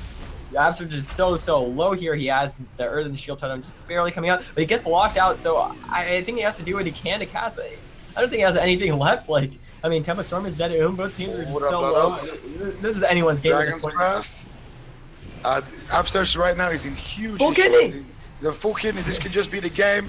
But Peekaboo on the other hand, he has Cloak up. He has to use it. 5% HP still though. He's in big trouble still. Gorecki has no mana to actually heal him up. He might actually just die here. Oh, unlucky. Down. So yeah, I can't help but I agree with you there. I mean, it was anyone's game at that point. Yeah. I mean, it's easy to say when we're sitting here watching the game, and oh yeah, there was one point though where Absturge actually got a heal off on 3% HP. I don't know if they had like a Blood Elf or a Dragon's Breath or anything, or like if they didn't get juked. But like if they just got like 1 or 2 more crits, you know, he actually would have gone down there. So we can't criticize the target selection. It was very close to kill Absturge though. But when the game goes on like this, I can't help but feel like it's a little bit wasted to not go on a DPS, especially in dampening, in this high dampening. You can just go on the DPS, you'll shut down a lot more damage. Absturge is ooming just as much as Gorecki, so. But Method with some clean plays, especially from Goob, the Warlock, stopping those drinks was very key to actually winning this game. So with some clean plays, that 2-1. That was the next level Demon Wrath. That was actually that was insane. It was like a skill cap video right there. Yeah, speaking of skill caps, that's one of our sponsors. But do you think Tempo Storm goes to their bread and butter map? Do you think we'll see Blade's Edge? We're gonna see that. Yeah, I'd actually expect Jamili in Twitch chat just type something like tempo map as soon as they tempo map. With the tempo map, do you think they'll stick with the fire assassination comp? I think they'll stick with the fire assassin probably. They looked more comfortable on the Frost sub though. That's true. Because they actually were playing the fire assassin a little bit like they played the Frost sub, like with going on Absturge and then pulling him. And so are you saying that they're too good to play fire assassination? Not necessarily. I mean, if they were too good, then they would adapt and play fire assassin. I'm just saying, it's definitely easier. Doing the hard thing is better. Watch it. I'm not roasting nobody, man. I think people was. Well, I'm slightly suspicious here that they're not going to choose Blade's Edge. I don't think they're going to choose Blade's Edge here because usually they lock it in instantly, right? They haven't locked it in instantly. It's been, they have 3 minutes to lock it in. They haven't locked it in instantly. What if they choose another minute? The mind games. Yeah. Or what if they just take all of their time and then choose Blades to, kind of psych out their team? But it doesn't matter. They can't really mind game their team because their team knows the map and then they choose their comp. So they're just going to mind game the casters, mind game Dilly, and prove that Dilly is wrong about Blade's Edge. Whatever, dude. You're like whispering them to tell them to don't pick Blade's Edge, please. Yeah. No. Don't care if you win. So while we're waiting for the map here, I have a few shout outs for subs. Erskjans subscribed. Thank you so much. Snowgoose subscribed using Twitch Prime. Thank you so much. And the Clutter Hannah. Thank you so much for 6 months subscription. And yeah, that's it right there, guys. Thank you so much for subscribing to us. Also, if you want to contribute to the prize pool of the tournament, hit exclamation point Matcherino in the chat, and you will go to the Matcherino page, and you can type in GCD NA as a code in the donate button, and you will donate $1 free to the tournament, no charge to you. Matcherino will contribute themselves. And I was right. Yeah, they're not playing Blade's Edge. Sorry, Dilly. They're playing Ash Maidens. So they're playing Ash Maidens. Do you think with this map they're going to stick with the Fire Assassination? Yeah. I mean, Yeah. I feel like the tempo map probably wouldn't be good against that composition anyways. And I was just baiting you by saying the Blade's Edge. Because, yeah. I mean, obviously, if you have Boomkin Demo, though, if you think about it, and they're just kind of in the open and Blade's Edge, I feel like that'd be bad for them. So it should be super hard for them. It's already hard enough for Gorecki to get these drinks off. So I think Ash Maidens it's kind of like, it's obviously like Tolveron, where, you know, you have that same map size, but not too big where they can't get a kill, but open enough that I don't know how to describe it completely. I'm at a lack of words. Ash Maidens is like Tolveron, but balanced version. But balanced version, yeah, exactly. Yeah, that's how I usually describe it. Not for hunters, bro. That's for me. For survival hunters on that map, you just get ported in the middle sometimes. Ooh. Okay, they are actually going with the RPS. The team of Tempo Storm here. Now, I think I like that. Yeah. I don't know, because no one plays RPS in EU, but I don't know how the matchup actually plays out here. No one plays on it. Don't worry. Just Tempo. Okay. I'm just checking, because like you guys are throwing Boomkin Mage and RPS at. It's just these people. What's happening here right now, you know? On NA, you just have everyone trolling. RPS is the comp they brought out against. They brought RPS against Frogs in a Pond. Yeah, they actually had success with RPS before, but still. And against Panda Global last cup. I just don't know how the matchup plays. Who has the advantage necessarily? Yeah. But yeah, I do know that they are famous for running it. I think. I mean, if they think that they are, I mean, who actually knows how this match plays out better than them? They're probably one of the few people who actually have even played it. I feel like LSD2 is not like a super common comp either. Mm-hmm. So I don't know. Who do you think takes this? RPS. I mean, Tempo's confident enough to pick it, so yeah. Is that sub RPS then? Yes. Sub, yeah, right? yeah. Sub When you play RPS, you go sub just because you have that extra lockdown from the sub rogue, and it just lets the Shadow Priest recast. Yeah. I feel like playing Assassination with the comp isn't as good because then you just don't really bring as much CC for them, and it just kind of ends up. Yeah, the sub help it complements the Shadow Priest better, because the Shadow Priest, the more he casts, the more pressure it creates. And exactly. An Asaro can't really do more than just one kidney. Plus, you just get so much CC too, because you could get these kidney fear silences every 45 seconds, and I mean they potentially can even play Siphane too if they have enough good cross CC, just because you have the sub rogue to kind of keep it from just dying, and even though it can get one shot. I feel like it would probably stop that from happening though, because he obviously has amazing pet micro like we saw in that last game. Yeah, that was something else actually. Yeah. Do you think Tempo Storm will do like healer setups and then switch off him and go DPS and fear the healer, or like how do they actually play these games? Because I actually didn't get to watch them play RPS. What I would expect is there's probably going to be times where when they have the blinds available, they'll probably go for the blind saps, and then off of that maybe swap to the healer. But outside of that, I think a lot of the composition is just going for CC, like Knifir, sap, silence maybe. Yeah, okay. Of that. Okay. And who will be the kill target? Smexin or Goo? Yeah, I feel like I don't even know. I think Smexin is not a bad kill target. I feel like they can do some kind of scary pressure onto the Boomkin here, so I think that's what's going to be expected. Okay, so we are actually seeing Jamila use that Siphon there, so that also makes extra sense too. Without that assassination, that's like their MS effect that they have, and the sub rogue will be able to cover that for them. So they won't have that life swap. It is a durable comp that they're playing, so I mean.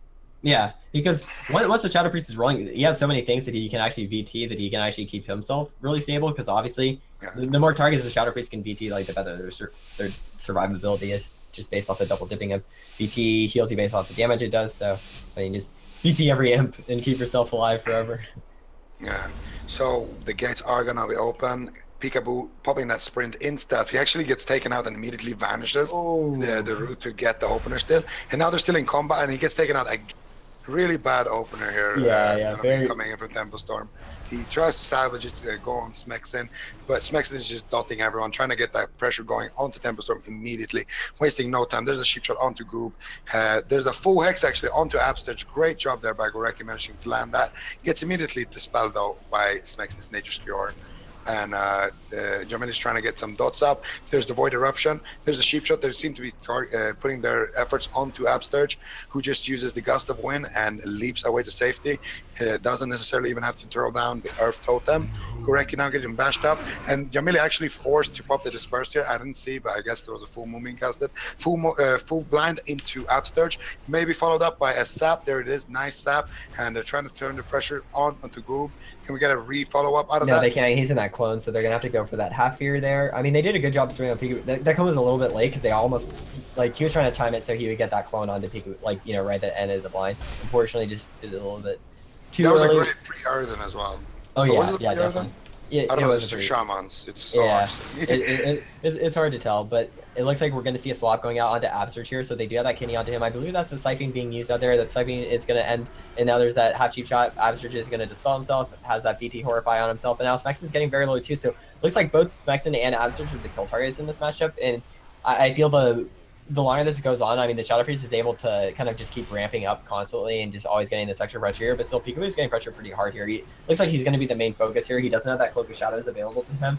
Obviously, they wanted that life swap since they are opting to play that Shadow Fiend, and I mean, they don't have too many defensives left. They have that Spirit Link, but I feel like Peekaboo should be able to keep himself alive here. Absturge just spam dispelling these VTs, just making sure the Shadow Priest doesn't have too much pressure with that. And now we have Jamili going that Void form, trying to get that extra damage. They are going to use that silence there and going for that double fear. They both Smexen and Absturge here, so maybe potentially get a stop off of that. Don't think we're going to get that. And now instead there's that VT Horrify there. And now Absturge getting cheap shotted here. It looks like they might swap to him. Nope, they're not going to. They're just going to keep putting the step kick onto Smexen. Ooh, yeah, very, very good step kick coming out from Peekaboo, and now he's going to pop that dance again. Was going to just trying to keep up this constant pressure, but there's that clone at Peekaboo at the very end of his dance. Going to stop a lot of that damage, and the beams coming out too, stopping so much pressure from Tempo Storm.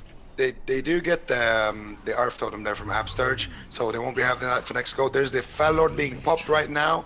Not too much seems to be happening out of that though. Everyone is just clearing the area. There's a full blind on Absturge. Full moon doesn't do too much to Jamili. There's a Sap following up. There's a nice double sheep shot onto Smexen to make that a triple sheep shot. There's no Earth Shield here either. There's another sheep shot off of the Sap into a VT horror because he dispelled that VT on Smexen, trying to stabilize him. He's just sitting. He's just standing bare though for that go, and there's some pressure now onto Goob as well, forced to using that wall. So this is the good thing about Tempo Storm right now. They're having pressure on multiple targets, and that's the only way their combo actually works. So they're doing a great job keeping this pressure up, and Gift of the Queen is being popped now by Absturge. Should be able to top them up. There's a full bash onto Gorecki and a stun at the same time onto Jamili, trying to get the pressure rolling here onto the side of Method. They managed to get Peekaboo drop a little bit low and actually force into that cloak, but it's kind of an offensive cloak right now. They're looking to CC Absturge any moment right here, I think. Manages to not get the fear actually due to the imps. So fear has a cap on how many people it can hit.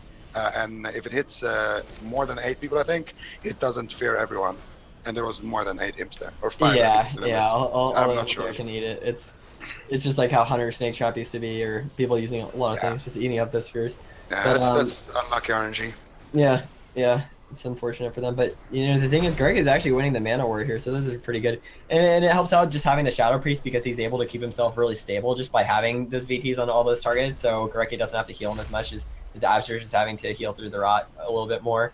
And we have dampening starting in about a minute, so this is where the pressure is going to get very scary for Method Awaken, because at this point we've seen them get very long CC chains from Tempo Storm, and it wasn't able to force too much here. But I feel the longer the game goes on, when we do have those blind sapphire combos like we've seen them do, that's going to be where things get scary. So it looks like they're going to go for the cheap shot onto Absturge, getting a little bit of damage on him. He's going to pop that Earthen Shield Totem, so that's going to just stop a little bit. But I think they're just going to be waiting for that blind that's coming up right about now, so they're going to use that blind onto Absturge. But Peekaboo gets cloned here, so he's not going to be able to follow it up. He actually trinkets at the last second, tries to go for the sap, but doesn't get it. Doesn't get it. Very unfortunate. That is very bad. Ends up being kind of a wasted trinket at this point, and now they get that cheap shot at the last second onto Smexen here, and I mean, I feel like that was their opportunity right there. Goob had no wall, there's no out. He gets cloned there, a little bit late on the silence there on Smexen. A bit unfortunate if you're Tempo Storm. And now Upsturge and the fellow members of Method are going to try to turn the pressure around here. There's a Sky Fear being dropped. Upsturge is dispelling everything. There's a clone being casted. Jukes it though. Gets cheap shot. Gets kicked on everything here. Smexy can't really do a whole lot to get that clone out. So he's just going to continue to try to rot instead of going for it. Some damage being thrown onto Peekaboo. Nothing too much. He does have Cloak available as well. Full clone onto John Millie. And dampening has started to ramp up right now. We got a new setup coming out of Tempo Storm soon. And there shouldn't be any Earth Totem available, but there is Wall. Okay, they're going on to Upsturge, I believe. And he switches Earth Shield, actually. It's a bait. Yeah, they just keep baiting him because when you see a cheap shot, you think that they're going to set it on you out of that, and they put the silence there. They are putting that Siphon onto Smexon as well with that silence. The Siphon's still staying out for another second, and Goop does end up smacking with his spell guard there. So just trying to stop that damage there. But I mean, this looks like it's going to be Tempo's game.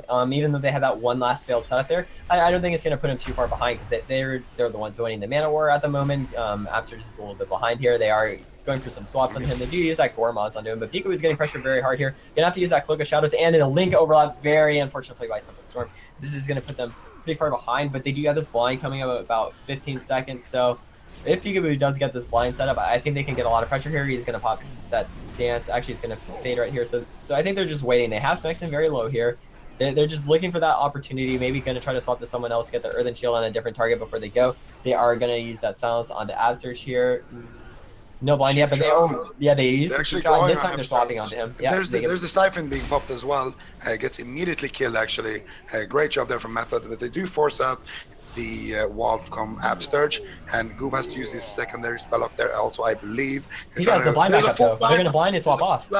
They're bashing Orekida on that. Sap maybe? Can we get a sap off? Yeah, we do see it. Sap off. Okay, they're waiting for stun dash here for Upsturge. Meanwhile, they're going to just get some pressure on the DPS. Maybe a resap. Okay, they don't need it. Full kidney. Now, here's the big go. There's going to be 2 more sheeps just following that up.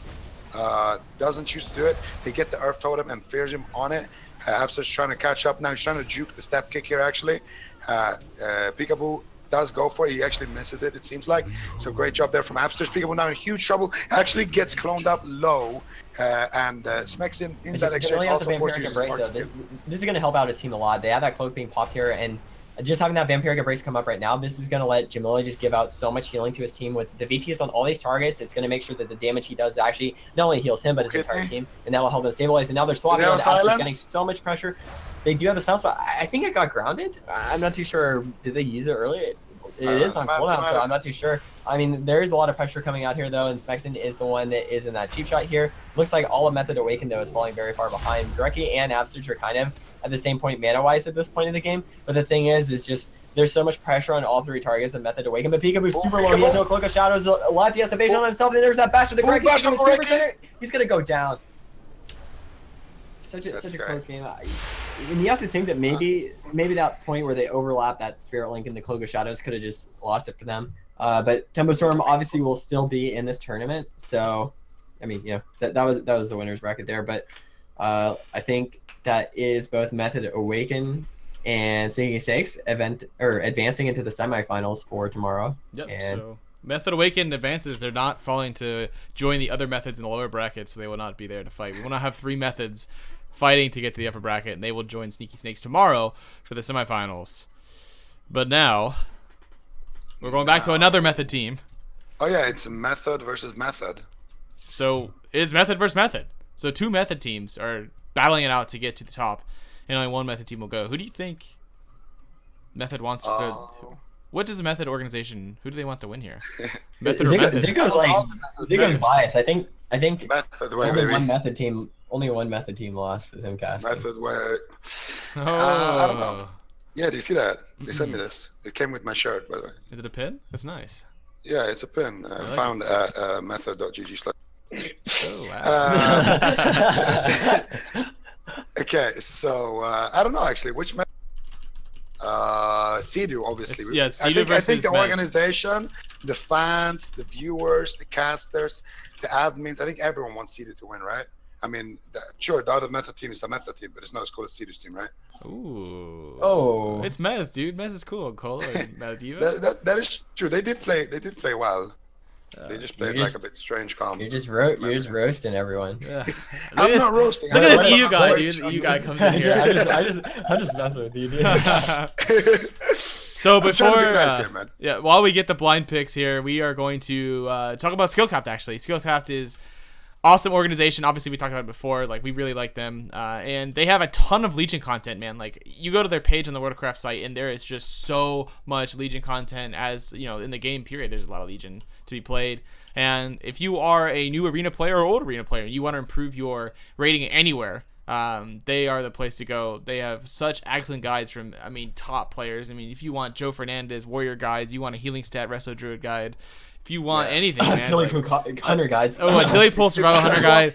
You're not gonna. Eighth place Hunter Legend. Hey, man. Hey, you actually have good guides. As a friend of yours, I do appreciate your guides, and you've actually used the skill cap guide before a tournament to learn marksman. So yeah, I mean, I used reference marksmanship guide. I was survival the entire expansion, and within 5 minutes of watching this guide, I was already tournament ready, and I gotta say the guides are fantastic. Yep. So awesome just- people just at make sure to Skillcap. click on the guides made by the EU Yeah. players. Oh, so Yeah. Ezekiel wants you to click on the EU guides, but make sure you hit exclamation point Skillcapped in the chat, and you guys will go to their page. But we're gonna play a quick video from them in a second.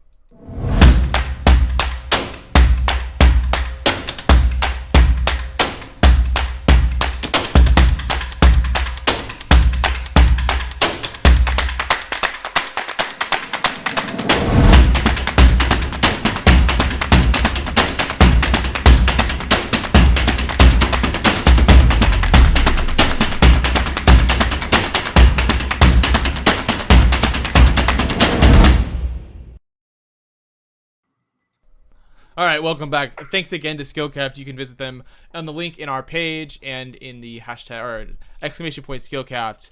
But now it's time to talk about it. It's Method versus Method, Sea-Doo versus Mez. Two very old school WoW players, two really good friends, and only one's gonna make it to face the in the loser semis or whatever. So, who does it? I mean, what are you guys picking here? Is it Sea-Doo's method or is it Mez's method? I think CG's method, they just have more comps available to them, because while the other methods, like you can see them more specialized in a lot more dampener comps, like what we have with Maldua's team. We actually have seen CG's method being a lot more versatile. They have the warrior mage compositions that they've played with Snuts on warrior, and Sam I Am, obviously one of the best mages in the entire game, available to them. And on top of that, I mean, I've even seen them pulling out Sam I Am's Hunter. I have respect for Sam I Am. His Ret Hunter farmed me in war games. I got 15-2'd by him in order to defeat another Ret Hunter. So. Don't feel bad, man. I lost to Raikou Hunter yesterday, man. Oh yeah, right. Raikou Hunter's a start- beast. But my man Fabio, dude, with the 5-minute VM Hunter, BlizzCon champion. Yeah, man.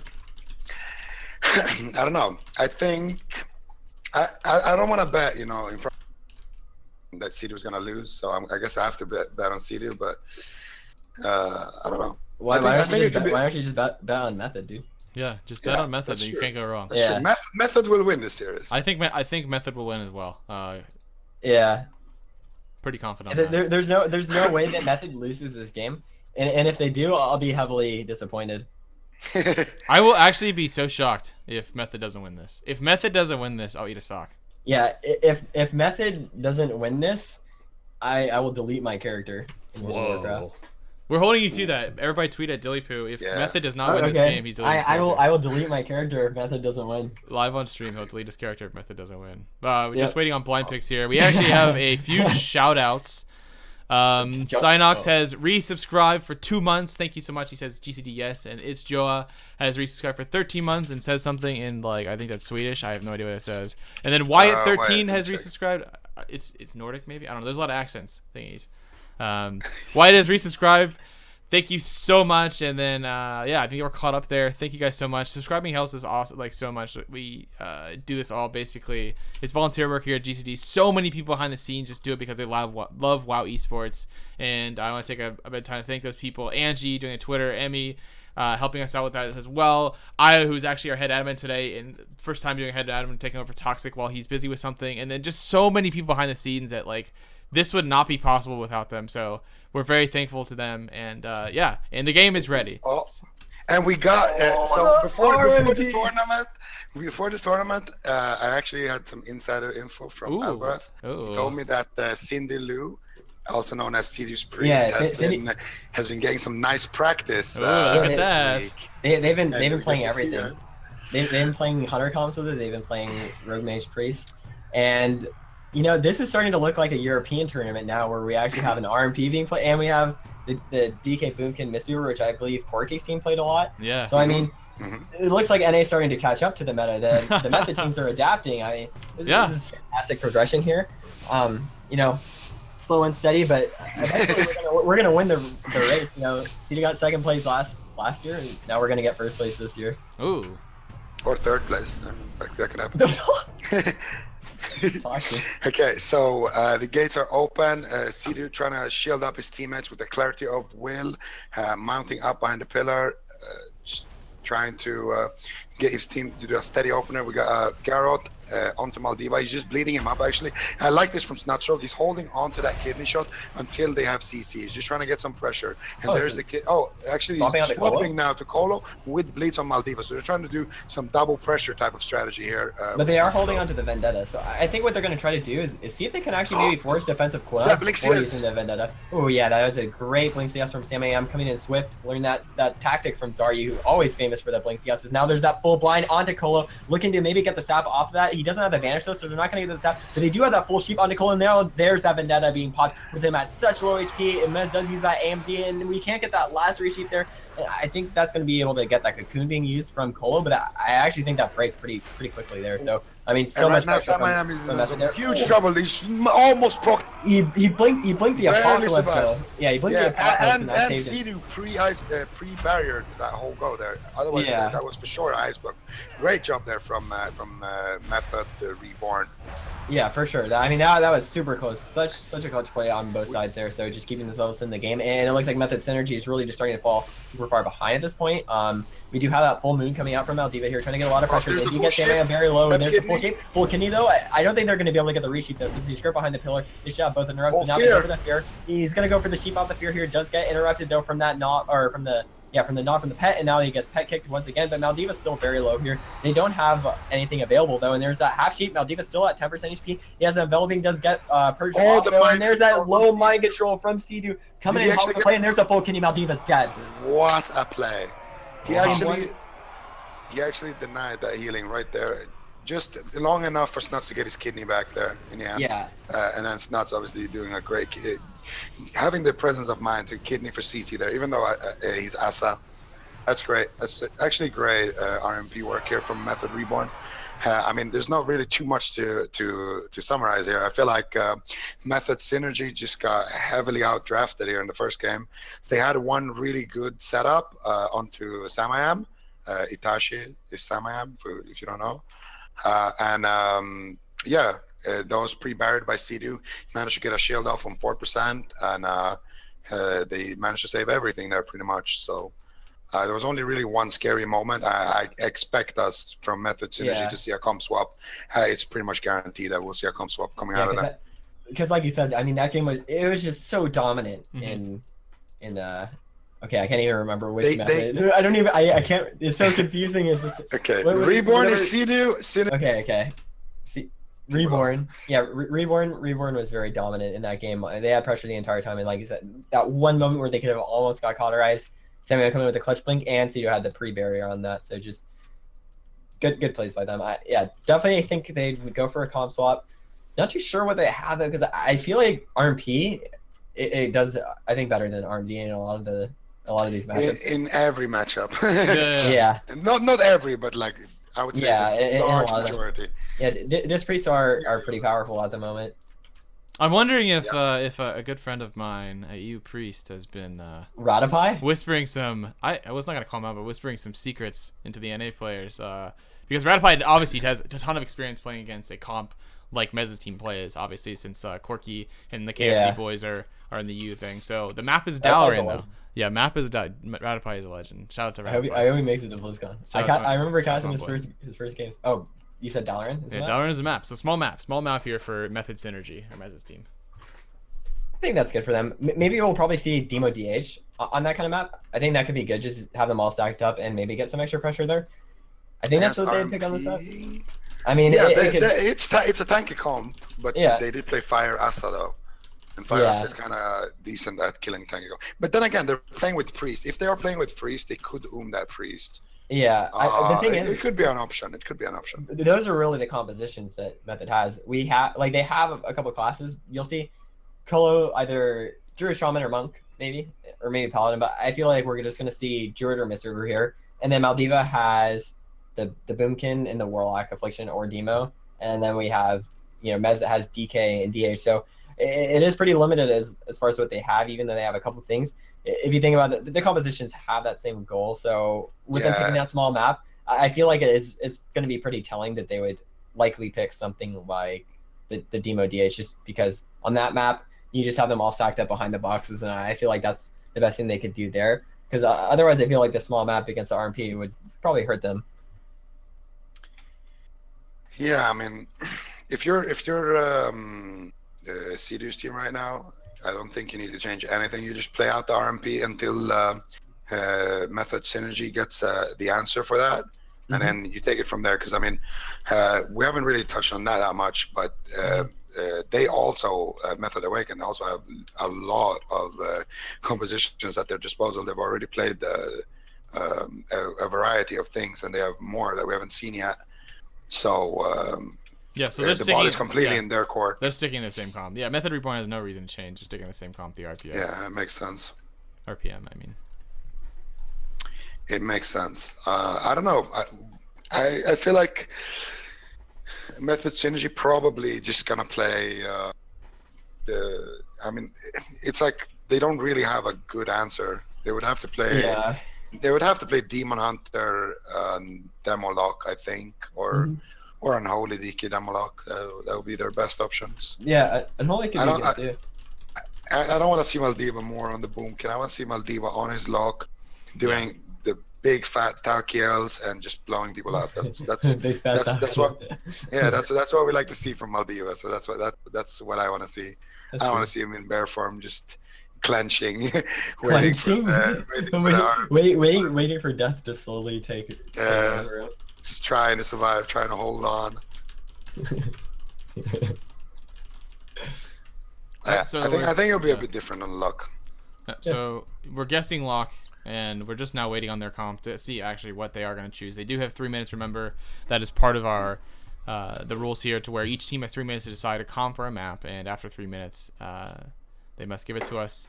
Also, quickly, this will be our last series of the day, actually. So tomorrow we will start off the day with Union versus Tempo Storm. It'll start at the same exact time, so 11 a.m. PST, 2 p.m. EST, and we will actually be joined by the famous MLG Richard Campbell, and Zico will be casting again. Unfortunately, Dilly has a birthday, which, by the way, happy birthday, Dilly. Everybody in the chat spam him happy birthday. Tweet at him on Twitter, happy birthday, and tell him thank you, Dilly, for casting at such short notice. Literally, I think I asked Dilly 5 or 10 minutes before the tournament started. I woke up to do World Quest, and you got me in here. Yeah. I'm so happy that you chose to, because that no one wants to see me cast, no one wants to see me host, first of all, and poor Zico would have to solo cast, and we don't want to do it to Zico. We love Zico, so we don't want to do that to the viewers. There we go. So Demo Lock, Havoc Demon Hunter. Everyone's saying happy Sweet 16. I hate you guys. I better be on MTV for my Sweet 16. That's what I'm saying. Congrats. So we have the Demo Lock picked by Maldiva. 22, okay? God. And the rest of the 22. Wow, man. I remember I missed you before you were 21, dude. I'm old. I'm a grandpa now.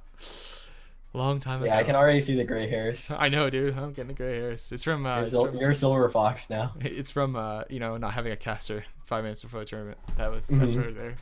So, we have Demo Lock, Havoc, Demon Hunter, and the rest of the Druid here on the map of Dalaran. Do you think this goes better for him, or do you think the pretty much RMP what we expected? Yeah. No, I think it honestly depends, because we all know that Method. I mean, they haven't. Sure, they have practiced RMP recently, and it's something that they've picked up recently, I think. But if they do play it as well as they played Game 1, and as well as in general how you can play RMP, I feel like this should be an easy 3-0 for them. Mm-hmm. I mean, you can't deny that the Demolock nerfs hit Demolocks really, really hard, and they still have to default to that because, I mean, the other option would be Destro or Affle, which would be even worse in this case. So they are playing with a class that has been recently nerfed, and they are playing against a class that dies in the form of the Demon Hunter. So they could kill the Lock, they could kill the Demon Hunter, they could even kill the Druid. I don't think we'll see the Druid kill though. Probably the Lock. Yeah, I think the Lock is sit on the Lock and then eventually just win by either dampening or by getting a long CC. Yeah, I think the long CCs are just going to be super good just because they have that double purge. And I think Sam is probably going to play that Kleptomania too, so he can just take off all the Druid Hots in those CCs, and then the Druid the Disc Priest is just there to put in that extra damage, you know, putting the Shadow Word Pains there, maybe getting out those big Light Ras and Smites and maybe offensive penances. They can just do so much to this team that I feel like Maldiva would surely be the kill target, because otherwise, like, he's going to get... You don't want him to free cast, right? And that's going to happen if they're going on the healer. It's just going to be awkward for them. Yeah. So the gates are starting here. We're going to have a look at Mr. Samayam. He is moving forward alongside. Actually, he's splitting up from his team as well because he knows there's going to be some AoE there. But Snuts actually gets taken out. So the opener is going to be a little bit negated here, but the opener is that big for the Astaroth. He does lose a bit of damage on his Garrett, though. There's a full fear immediately onto Colo, followed up by a Nova Ring. Beautiful work here coming out of Method Reborn. A lot of damage here onto Maldiva, which seems to be the kill target. He gets Vendetta. He has to immediately wall that. I think he still is trying to save his Hellstone for later, and he seems to be fine now. There's a nice barrier as well coming out of Sidu, caught into imprisonment into a bash. Can we follow that up with a clone? Colo immediately gets CS'd by Samayam. Great CS, and there's the Curse of Fragility though, but Sidu now can manage to heal Samayam, and he should be fine for now. There's a full blind onto Colo. Maldiva realizes that and immediately gates away, trying to kite Snuts as much as possible. Samayam following that up with a nice sheep, which Colo, I don't know if I think it broke or something, I don't know. He gets out of that sheep anyway, and Maldiva should be fine for now. And Sidu caught into that prison. There is the Maz Demon Hunter cooldowns, trying to get a War Stump. Can we get a clone? He gets feared actually onto the War Stump clone because it was the art, but Sidu manages to have to pop his pain suppression right there. Snuts right now is what getting a little bit cleaved from the Demon Hunter, and Maldiva taking huge amounts of damage. We've got a sheep, no re-sheep to follow that up for now though. Delayed sheep shot, maybe a clone. DR sheep. Half sheep. I don't know if they have anything to follow though, but I really like that Snuts held onto his Vanish for so long this game, just kind of waited for that last opportunity there to use it for that Garrote and cheap shot onto them, and now they have a lot of damage going on to both Colo and to Maldiva here. They don't have that blind for a while, but the Vendetta's coming up in about 30 seconds, so with the amount of defensive cooldowns they forced from Method Synergy, it looks like they're just still having such a hard time recovering. They're trying to get out that big day heals there. Maldiva looks to get a fear there. He is fearing Samayam, spam fearing him as much as he can, but Samayam speaking that re-fear right there. He has an Iron Bark being used by Colo. Don't think they're going to be able to follow that up with the sheep onto him. Samayam actually just going to catch Colo out of form without a sun. That's a big mistake there. And now there's that Vendetta. Colo is going to break out of that sheep. He's going to go for that bash onto Sidu. Not going to be able to get a clone though. He's going to get re-sheep there. Maldiva just trying to go out and try to get some damage on him. He just has this Vendetta on him, and there's no Iron Bark on him. I mean, he's at 40% HP. Looks like he'll probably recover here, but Samayam's getting pressured really hard. He's 30%. The proc is cauterized. I don't know if they're going to be able to get the block there. He's going to just blink away, stay safe there, but still very scary moment for Samayam. He's probably going to have to block that next go there. But I think if they can live long enough... Oh, there's a full stun Sidu! Nice. But now they have that full kidney onto Colo out of form, just catching him out of form again and again, and it's going to get a lot of pressure onto him. They are just going to instead go for that fear there. Looks like they get that Bark Skin from Colo. But it looks like Method Synergy is able to get out so much more pressure onto Method Reborn here. So this is looking fairly good for them, as long as they can kind of just win at this moment where they have all the defensive clones being forced from Method Reborn. There's a Talkias being popped. Nice blink though coming out of full clone into Sidu actually out of that imprisonment. Which have been the setups that the team of Method Synergy has been using. And Sidu right now dropping a little bit under half mana as well. There's a bash onto Snuts. Full blind. There's no procs. Oh, there's a full blind onto Colo. Big damage onto Maldiva actually. Can he get the kidney to connect? Oh, there's a full sheep. Does he have reverse magic available to him? Doesn't look like it. Does he get a re-sheep? He does get the re-sheep. There's a full kidney onto Maldiva. Does he get the triple DR sheep? Does he get the clone? There's the DR fear actually. He gets a full incap onto Snutshrow. Great play from Mez there. Doesn't follow it up with a fear though. Oh, there's the Vendetta in the end. For a second. He's so low. He's at 30% HP. Cole, he gets locked out, and he doesn't get to use the iron bar. He's just gonna go down now. He's 3% HP, 2% HP. Oh, Maldiva's barely holding on. I think that was a big mistake passing that clone there. That was unfortunate because he had the iron mark back up, and you want to be able to trade the iron mark for the vendetta, but just getting locked out at that moment, I feel like going for that clone at that point, just very, very risky. Fortunately, did not work out for Colo there. But I definitely do think that composition worked out for them a lot better. I think that was a smart comp choice, good map choice. They really were very close to being able to get the kill on the Method Reborn. I mean, you can see that the comp isn't. It's definitely better than the Moonkin version, but I still don't think it. Yeah. Yeah, I think because I mean Colo did two significant mistakes that game, obviously getting locked there in the end, and also we tanked a random sheep earlier. Set up before that, but I mean if you just do one thing like that, it can just cost you the game. So if that's the case, then I don't think your comp is doing that well. And also I'm not sure if I agree Maldiva being the best target.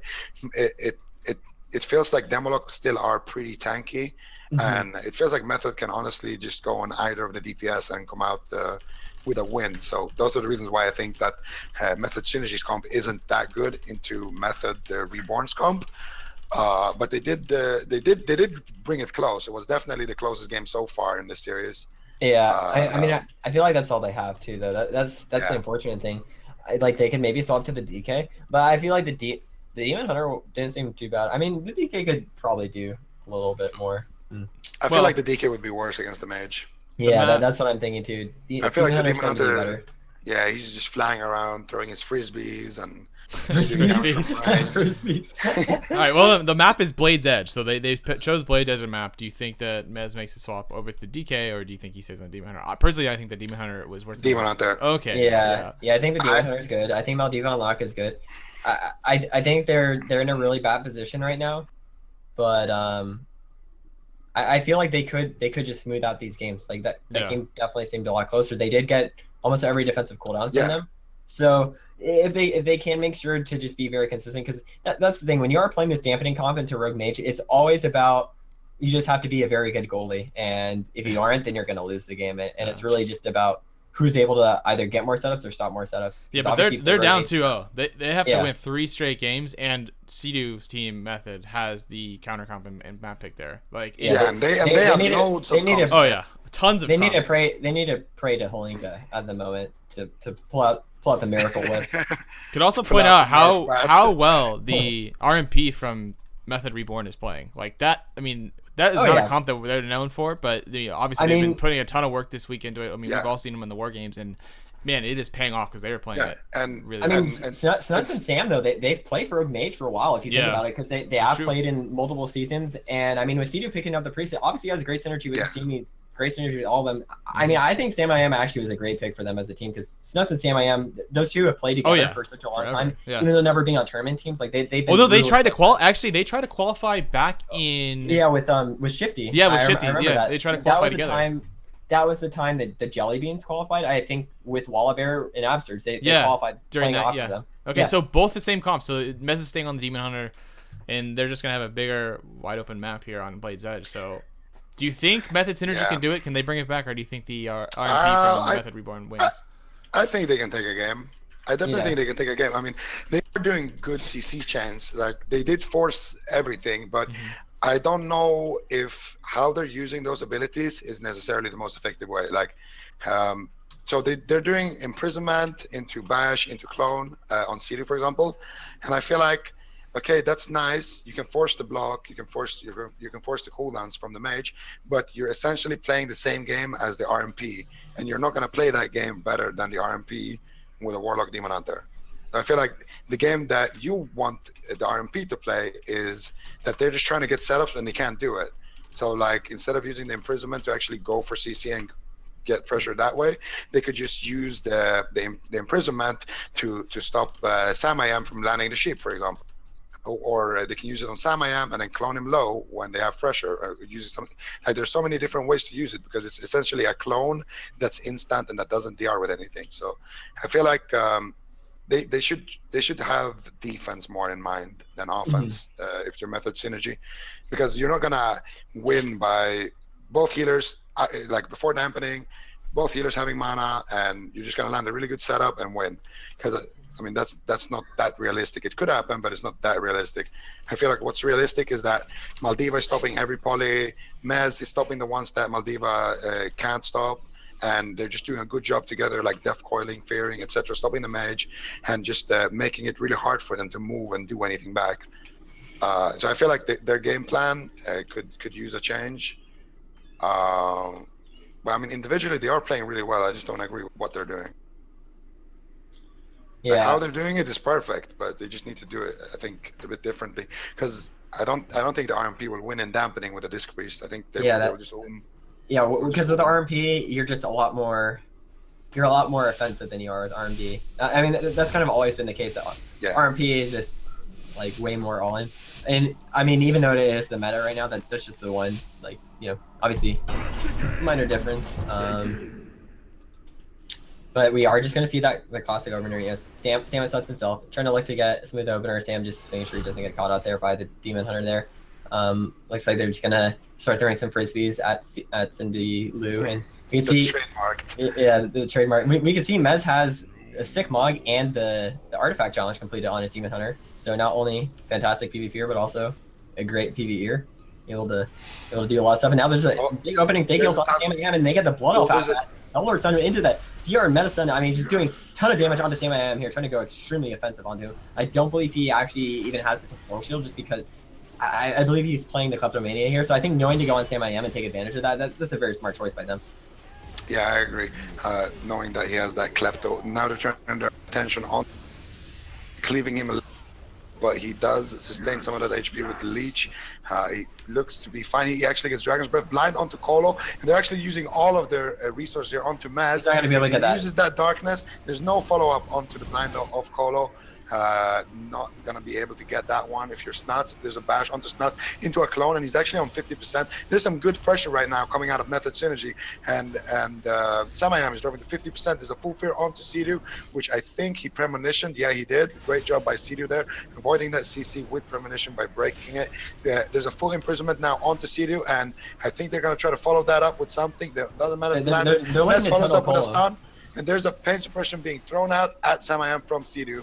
And meanwhile, there's a double fear into sheep on Maldiva. I think on this map it's actually really smart of them to just tunnel Colo, just because it seems super hard to get the kill in the Warlock with them being able to jump down and whatnot. And it just seems like they'll have a hard time getting CC onto Colo. But now, just I think running at him here, this is the best map for them to do so. And even so, though, they've got the Cauterize already from Sam AM, and that means that he only really has that block available. They don't have that Rapture for 40 seconds for Sidu, and that's a really big defensive from the Priest. But we could just see every Kenny's being put onto Colo, but unfortunately he's just burying them all the time. And now we have this triple blood elf, and now we're going for that bash onto Sidu. No clone or fear to follow, or no sheep to follow. Yeah, there's a full sheep onto Colo. Yeah. Mez looks like he's the one being pressured.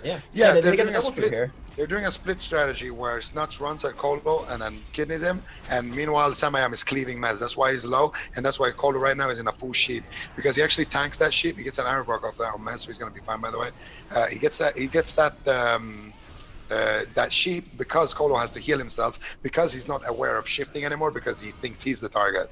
So there's some mind games going on there. There's a vendetta actually being blown into this plan, and they're just kind of cleaving Method Synergy down right now. I think by having bleeds and by having pressure onto Mez. And this is a fantastic strategy coming out of Method Reborn. Actually, this is what seasoned RMPs could do in this situation. Yeah, because you have the MS on both targets, and then on top of that, it's like you have the Kleptomania available from Sam AM, so it's just like super hard for the Druid to recover. He gets his Hotspur on one target, and you just look for the opportunity for the perfect person to go on, like either they shoot Mez or they shoot Colo, and they just game both low. But now we have a beautiful MC coming out.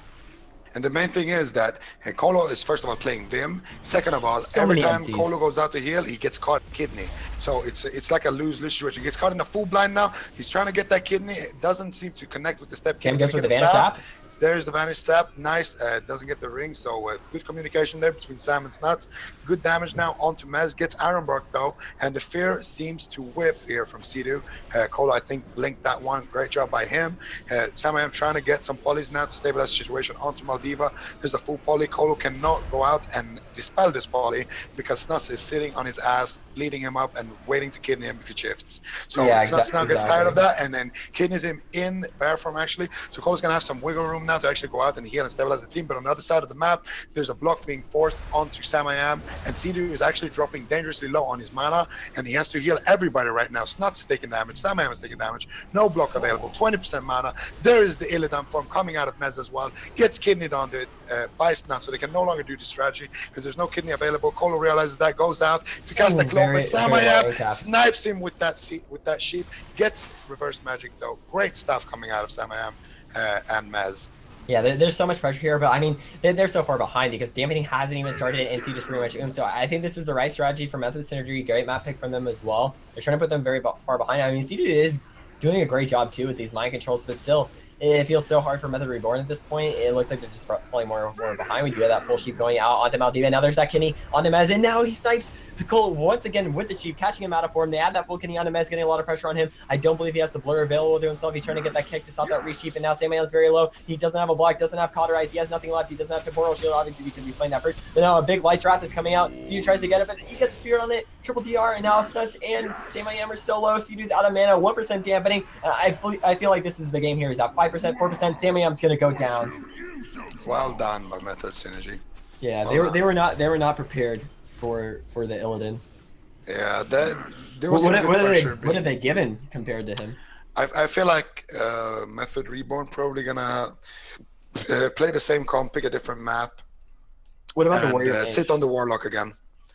I mean, they could pull out the Warrior Mage, but I really don't see why they need to change it.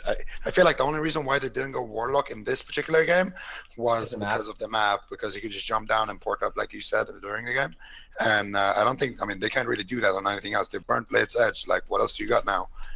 Because on the next map, they will definitely just sit on the Warlock, because the Warlock was the reason why they won. Now, Maldiva actually got to do some damage, create some pressure, be disturbing to watch the mage.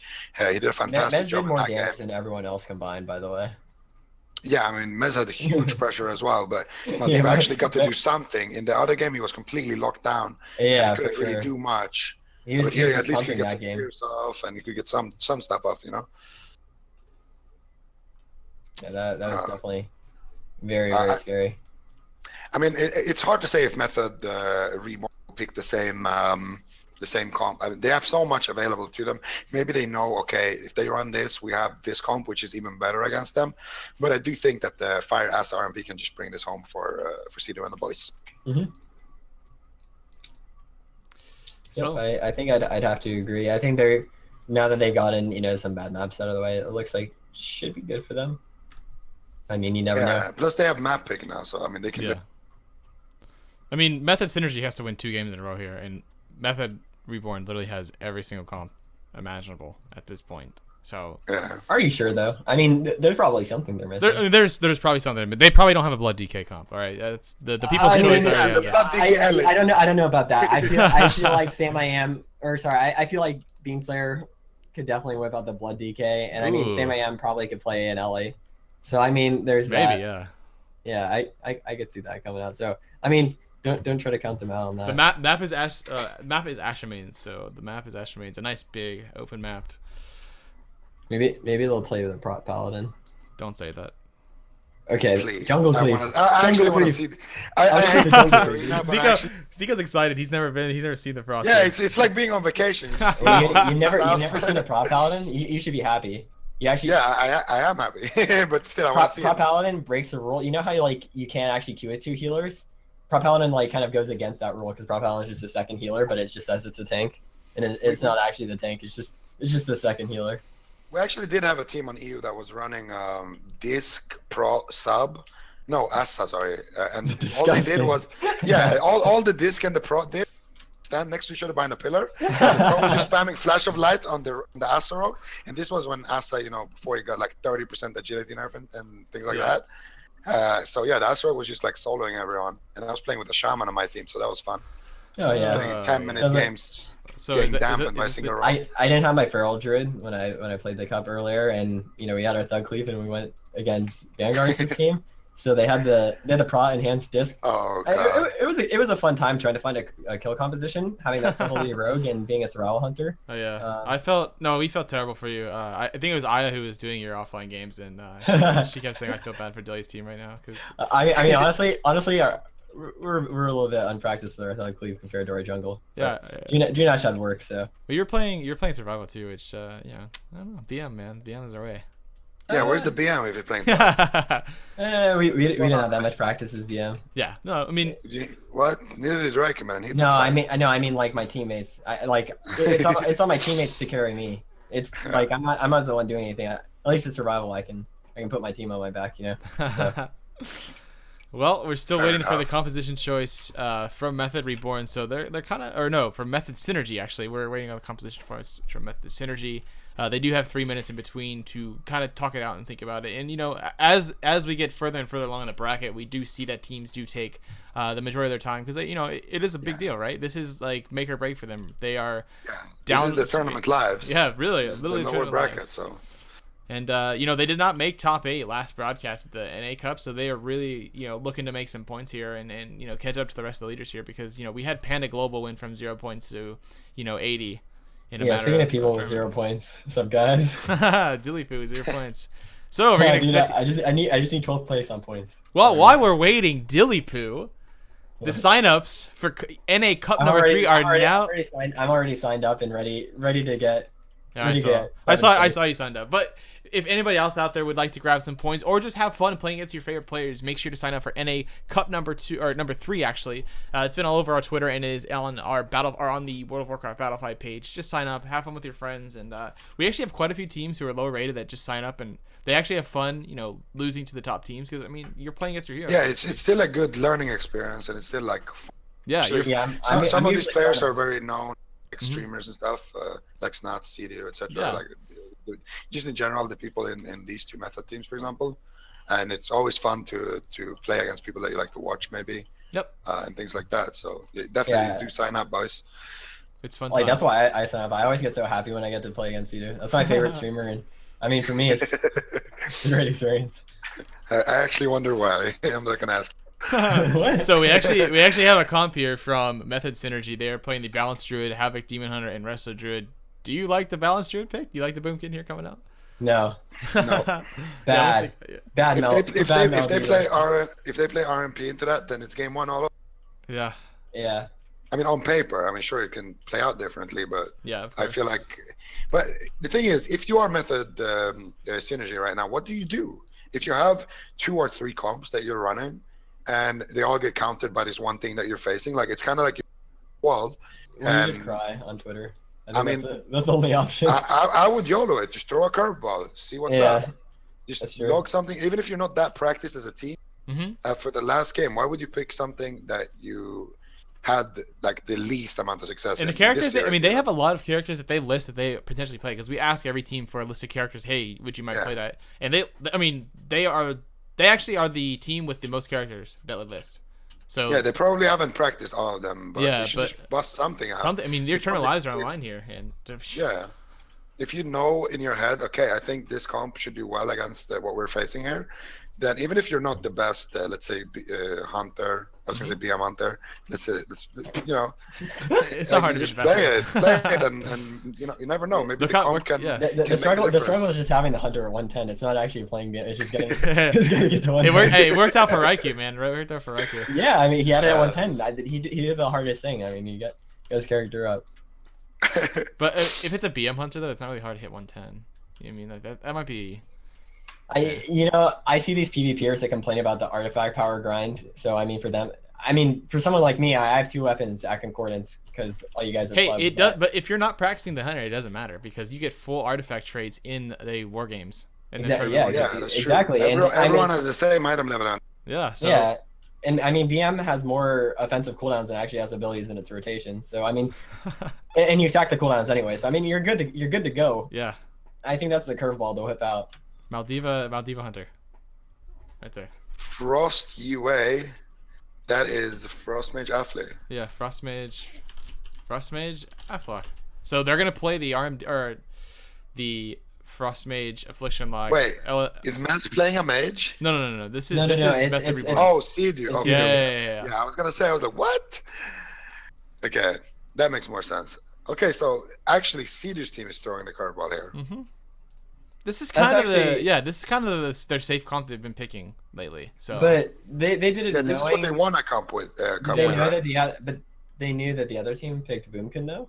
yeah, I'm not They sure. picked up. Yeah. They have the counter pick. Yeah, Well, I feel like when they into the Boomkin, I feel like.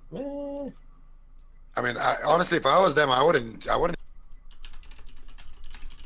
First game, like, but I don't know. Maybe they don't want to play RMP into the dampening. Maybe they feel like we have practiced this setup and we know that we do really well against it.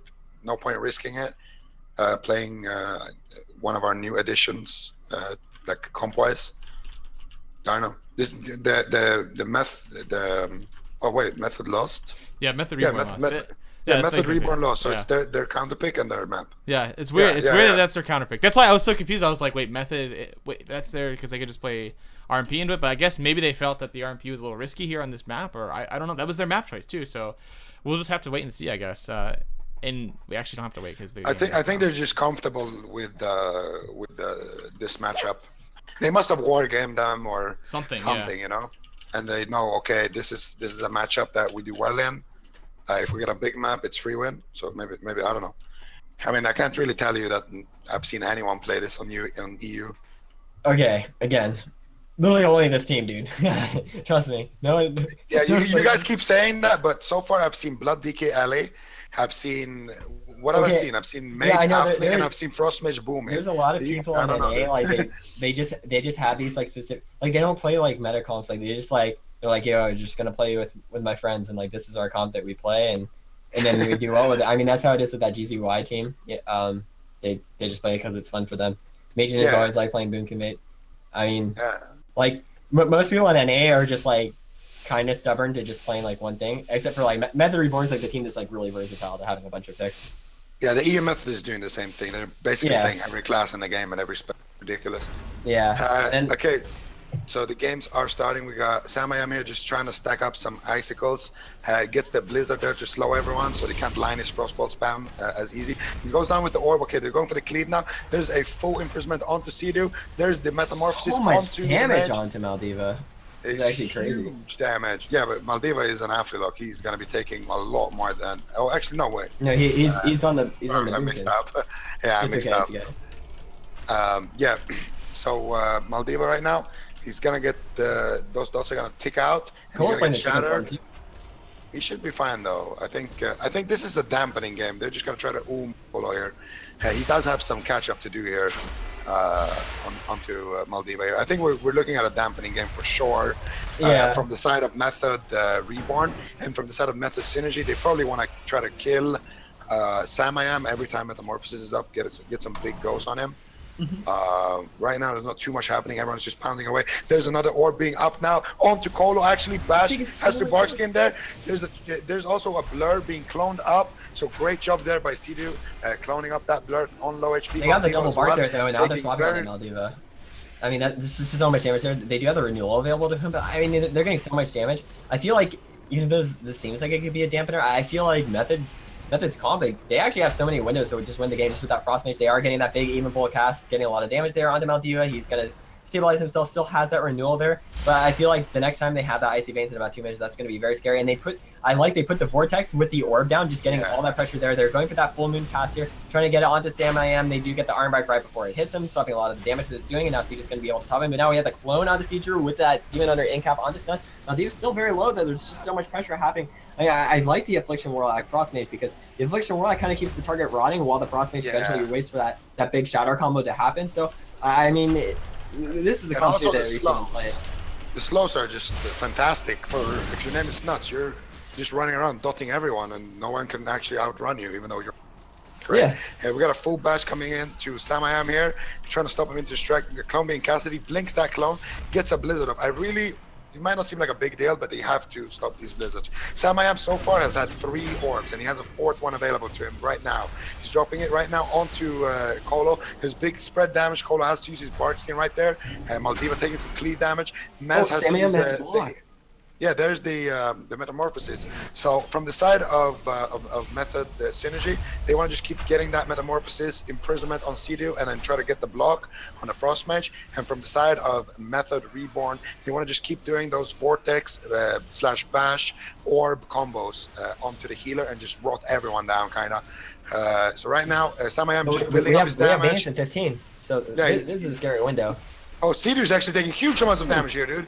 Yeah, he's getting chunked down super low, but now they do get the sheep onto Mez, and now we have some fierce onto Maldiva. So Sidu should be able to top himself off. He did end up holding that arm mark for himself, which is very good. Sam I Am is popping that Icy Veins, getting a lot of damage onto Maldiva. They do have that Vortex down with that orb. Close being swapped through in that bash, 61% HP. They do get that clone out onto him. What I do really like, though, is that Colo is playing the chicken form as well. So this makes it so Sam I Am can pretty much never get these sheeps onto Colo, with him able to cast like regrowth in that boomkin form, and he actually is immune to the polymorph. This makes it so hard for them to finish off the game, but we do have that swap onto Cole. He's going very low. Oh, he spelled the UA. Ooh, 20% HP on himself. He is going to keep himself topped off. Oh, Colo's actually played the renewal as well for himself. So he just renewal himself, tops himself off, and that is going to save his life. And now Maldiva, once again, being swapped back up to, they are going to get a big shatter combo onto him. They don't have an orb available. Yeah, that is an iron bark. Stabilizes Maldiva for now, but the problem is when they're stacking up, like as you can see, Sam I Am is just getting blizzard after blizzard after blizzard. That means he has orb again anytime soon, and every time he has orb, the pressure just continues, and Colo is just gonna fall further and further behind. There's the next orb, full bash. This time no skin available. They have the same cooldown, but he's got it back from the blizzard. So here we go. He got the damage coming in. Mez now has to use his blur and dropping very low. There's the nether walk as well on the flurry proc. Actually, I like that. Yeah. I think it was the evil wolf flurry, right? So that. Yeah, and he gets cloned up onto that on 25%. There's a full war stomp as well, trying to keep everyone in place for that blizzard to keep on ticking, to keep on resetting that CD, dropping a combat storm, just cleaving away with those blizzards. Now there's the Illidan form. They're trying to get that block number 2 here. They have to get it. They managed to force him into it. Well done. So Maldiva is still dropping dangerously low though, but Sam I Am is stuck into that ice block for now. Nuts caught into imprisonment. This is the kill here though. This is the orb. There's no way he survives. And one of them's going down cold. Big darkness though. Ooh, yeah, that darkness is going to be able to keep him safe, but we have to remember that because Colo is playing that chicken form, his bear form actually isn't as strong, so he is still a very viable kill target for them. Sam I Am has no block, so is he doing that full clone? Sam I Am has to be very, very careful here. Mez has a lot of pressure available. He does not have the Chaos Blades anymore, and he's going to be in that cheap, but we are seeing a full moon come out, but now Maldiva has tons of UAs onto him. Colo's being pressured here. Colo's actually doing fairly poorly on mana compared to Sidu, who has that very high mana, and now there's that full clone coming out by Sidu onto Colo. Maldiva sitting in that bear form, trying to keep himself safe. He does have that orb not available to him anymore. Yeah, but that orb, like you said, is going to be able to keep him safe. And now Cole is being fleeked. I think they're playing that splitting ice, just rotting everyone down. All of Method Synergy's at 20% HP. Cole is going down. He's at 12%, 30%, trying to keep himself alive. Mez is at 10%, 9%, 5%, doing what he can, but he is going to go down. Wait, no. No. Miraculously, he's alive. Maldiva gets killed the last shatter, and he's going to go down. That's okay. That's why they picked it. They got that down rolling. I like it, rolling, dude. Yeah, I do like it as well. It was very well executed. So far, Sam I Am has been very impressive in this tournament. He's been doing a great job playing the Frost Mage here. I would like to see more. I would have liked to see the demo lock from Maldiva in that final game, especially. I mean, Maldiva doesn't know that they were going to pull this comp out, but I would have liked to see him stick with the demo lock because it was better against the Rogue Mage Priest, and it would have been better against this because Sam I Am was getting blizzard after blizzard after blizzard, and right now when you have all the traits unlocked on a Frost Mage, you get a trait called Freezing Rain, which makes it so when your orb is active, your blizzard is actually instant cast. So you get 2 blizzards for free, and the more people your blizzard hits, the faster your orb gets back on CD. And baseline, orb and skin are the same CD, but since he keeps resetting it, he gets those orbs when bark skin is off on Colo, and then that's when they're getting that huge momentum. and obviously Snut's doing a great job as well, just dotting everyone, trying to keep that pressure up when he can't reach the rest of the druid as well. Just in general, playing the warlock as he tends to do. Yeah, for sure. I mean, that was still a really good series. Same way I'm honestly probably the best mage on NA. I think that's so hard to say because there's also I think him Wildingman and Jimmy, they're so close in skill that like one day I could say one of them is better than the other, but it's so close. They all have like different play styles too. I feel like He's definitely been the most impressive to me in this tournament. Yeah. So far. Yeah, definitely. He's been doing a great job to really see anything big mistake-wise coming out of him. He's been doing a great job. Sidu as well. I like the fact that Sidu plays Disc Priest. This is something I want to see more. So if your name is Absturge or Colo or Rob Cub, I want to see you guys play Disc Priest. Like, I don't understand why I saw so many Shamans today. I don't understand why I saw so many Holy Paladins today. Where are the Disc Priest at? Like, Rub Cup follow has a Sidu. disc priest. I've seen his disc priest. He has a disc Oh, priest. okay. Why didn't he bust it out then? I don't know. Well, he's not as confident with his Disc Priest as he is with his Holy Paladin. That's the thing. Like Yeah. he's just super comfortable with his Holy Paladin, and that's why he's played it so much. I mean, we saw the Disc Priest from Amni. Amni's been a Disc Priest only main as well for a good amount of time. And then obviously we saw Cindy Lou coming out with the Disc Priest. Yeah. So I mean, Robkov is a phenomenal Holy Paladin. yeah, whatever. You're firing shots. It's okay. What? I mean, no, I'm not firing shots. I'm just saying that. If it's you true. want to compete, if you want to compete in Legion PvP on the highest level, you have to play the best healers. That's just a fact. That's like me not knowing how to play a fire mage. That's just unacceptable. Well, we are going to take a quick look at our brackets here to see what we have left in this tournament. And we do. Method Reborn will move on to the next round at L29. And tomorrow, the first series of the day will be Jamili versus Majidin, a battle of the mages. Tomorrow, same time, same place, 11 a.m. PST, 2 p.m. EST. It will be Tempo Storm versus Union to see who plays Method Reborn. So we could have a Tempo Storm versus Method matchup tomorrow, which would be incredibly hype. And then in the upper bracket, we have Sneaky Snakes versus Method Awaken, both looking dominant in their wins. Sneaky Snakes taking out Method Synergy 3-0 in Tempo and Method Go Awaken. Sneaky Snakes. And Method Awaken 3-1ing Tempo Storm. So yeah, that is we have some big heavy matchups tomorrow. Make sure you guys tune in tomorrow, 11 a.m. PST and 2 p.m. EST. And yeah, so 7 p.m. Be there, CET. B Square.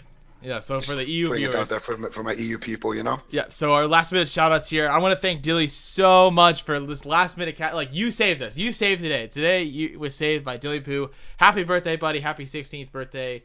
I hope you get a bye. I hope Literally- you get- literally- I hope you get a nice no, seriously though. Happy birthday, happy 22th birthday. Have a great day tomorrow. I hope you step on a Lego. That's all I Oh, have Lego. to say. Oh, God, that's brutal. Thank you also to Zika, who we'll see tomorrow. I thought you did awesome today, and it's really nice having you here, having your good analytics here, and it makes my job way easier. And yeah, so Thank you, man. any last minute Happy to shout outs be for you guys? Any last minute shout outs for you guys? No, just yeah, to the can I- viewers, man. Thanks for watching.